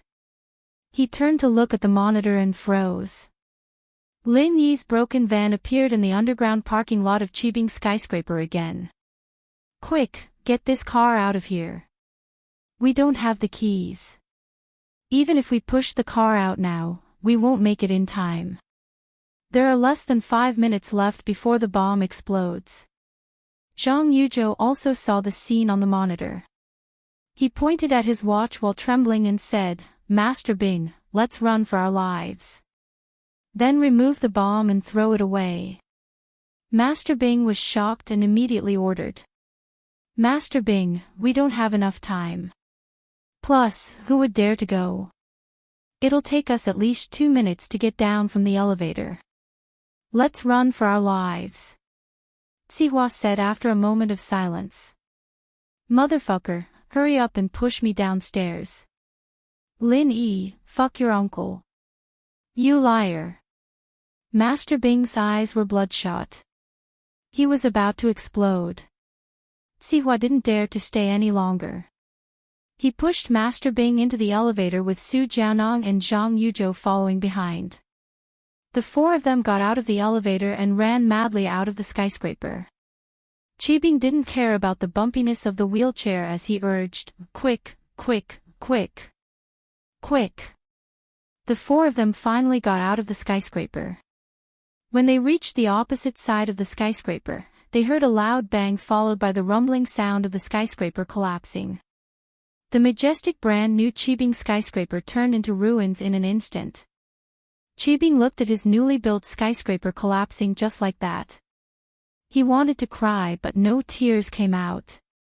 Gone. Gone again. Qibing felt like he was dreaming. The first skyscraper collapsed on the first day it was built. The second skyscraper also collapsed on the first day it was built. This speed was simply unprecedented and would never be matched in the future. Sihua's face was green as well. He didn't expect Lin Yi to do this. Wasn't this too cunning? There were less than 5 minutes left and he drove the car back. Who would dare touch the car now? Even if they knew there was a bomb, they wouldn't dare to go near it. Fuck. What kind of bomb is this? Why is it so powerful? Qibing's eyes widened as he asked with bloodshot eyes. TNT. I was afraid that it wouldn't be enough to kill Lin Yi. He's a golden class master after all, so I used a strong TNT. Zhang Yuzhou said weakly. Motherfucker, my skyscraper. Qibing almost cried. Was it easy for him? The first skyscraper was demolished by Lin Yi the moment it was built. The second skyscraper was also just built and Lin Yi blew it up, but who was to blame? Should she blame Lin Yi, or should she blame herself? Zhao Qibing felt very annoyed. He was supposed to kill Lin Yi with the bomb, but in the end, Lin Yi didn't die. Instead, his skyscraper was blown to the ground. Wasn't this too unfair? If the skyscraper and Lin Yi were blown up together, Qibing would accept it. As long as Lin Yi died, the skyscraper would be destroyed. The point was that nothing happened to Lin Yi. Master Bing, I didn't expect this either. I should have used normal explosives. Zhang Yuzhou explained guiltily when he saw Qibing's distorted face. Lin Yi, if I don't kill you, my name isn't Zhao Qibing. Fuck you. Qibing, on the other hand, didn't blame Zhang Yuzhou. Zhang Yuzhou had done it out of kindness. He was afraid that it wouldn't be enough to kill Lin Yi, so he used explosives. Why would Qibing blame him? Lin Yi was too cunning. If Lin Yi didn't drive the car back, the skyscraper wouldn't have collapsed. But at that moment, Sihua's phone rang. It's Lin Yi. Sihua looked at the caller ID and said carefully. Answer it. Let's see what he has to say. Qibing gritted his teeth. Hello. Sihua picked up the phone. Sihua bro, what happened to your skyscraper? My car is still in the underground parking lot. You guys are too irresponsible. You have to pay for my losses. Lin Yi's voice was pale from the other side of the phone. Sihua wanted to curse, but he didn't after some hesitation. Qibing, who was on the side, heard the conversation as well. He reached his hand out to Sihua. Give me the phone. Sihua quickly passed the phone to Qibing. Lin Yi. You're good, we'll see. Qibing said hatefully. Chapter 771. Shield Bro was too strong. Chibing almost had smoke coming out of his head from Lin Yi's words. You're going to call the police. Who am I going to call the police? It's my building that got blown up, alright. But Chibing didn't dare let Lin Yi call the police. If they were to investigate this matter, they might find some loopholes. After all, Lin Yi's car exploded in the parking lot of Chibing's skyscraper. If they were to investigate the source of the bomb, Chibing was afraid that something would go wrong. It's just a broken van, do you really need that much money? Chibing said hatefully. Master Bing, that's not true. My car is very high-end. I spent 300,000 on it. Lin Yi said calmly. Fuck. 300,000. Chibing almost threw the phone in his hand. 300,000. Why don't you go rob someone? Do you think you're driving a BMW? Even if it's a BMW that's about the same quality as a broken van, it's not worth 300,000. 300,000, I'll pay you. Chibing didn't want to waste time with Lin Yi. But remember, we're not done here. Sihua Bro has my account number. Just ask him to transfer the money to me, Lin Yi smiled. Bank account, it won't be over the limit this time, right? Chibing was infuriated by Lin Yi. He hung up and threw the phone on the ground. Master Bing, we're really going to go bankrupt this time. Sihua didn't care if his phone was broken or not. He built 2 skyscrapers. The first one was funded by Gubang, and Sihua was only supporting him. But the second one was completely funded by Sihua. Sihua's heart was bleeding when the skyscraper collapsed. That was all his money. It was gone just like that. Demolish it tomorrow. Demolish the slums, demolish the orphanage. Build the houses for me, I want to recover all the losses. Chibing roared, start the demolition project as soon as possible. Yes, Master Bing. Sihua nodded, but the Chibing skyscraper, I'm not doing it anymore. Let's rent an office for now and wait for the money from the slums and the orphanage to build the Chibing skyscraper. Zhao Chibing didn't care about his face anymore. He knew that Chibing real estate had suffered a huge blow. If they didn't make any money, they would really go bankrupt. Chibing had wanted to show House Zhao some results, but not only did he fail to do so, but 2 of his skyscrapers were destroyed. Forget about entering House Zhao, he'd be lucky if the direct descendants of House Zhao didn't treat him as a joke. Okay, I got it. I'll go to Shantytown tomorrow and deal with this personally. Sihua sighed. How to deal with Lin Yi was Zhao Qibing's problem. At the very least, the people in his hands couldn't fight against Lin Yi. From the looks of it, it was useless to play tricks with Lin Yi. Just like today's bomb, not only did it not hit Lin Yi, but it blew up his skyscraper instead. He was as unlucky as he could get. Not far from the skyscraper, Meng Yao, Yushu, Tang Yun, and Mrs. Tang stood by the roadside and stared at the skyscraper. They didn't know what would happen to it. Yao Yao sis, is there any problem with the skyscraper? Yushu asked anxiously. Don't worry, take your time, Meng Yao didn't know what Lin Yi was doing, so she could only explain it to Yushu. Oh. Yushu just nodded and heard a loud bang. Then, Chibing's skyscraper collapsed as if it was a special effect in a movie. It instantly turned into ruins. Chibing's skyscraper collapsed. Mingyao's eyes widened, and so did Tang Yun's and Mrs. Tang's eyes. Damn, Shield Bro is too strong. Yushu smacked her lips and looked at the scene in front of her in disbelief. She didn't think that Lin Yi would collapse Chibing's skyscraper. Although she said that before, she only said that the skyscraper collapsed. It wasn't something that could be done so easily. However, Lin Yi did it. Yushu felt sweet in her heart. Shield Bro treated her so well. She wanted to see the skyscraper collapse, so he did it. His mistress was still very spoiled. Meng Yao rubbed her eyes and couldn't believe the scene in front of her. Did it really collapse? Tang Yun also felt that Lin Yi was too ruthless.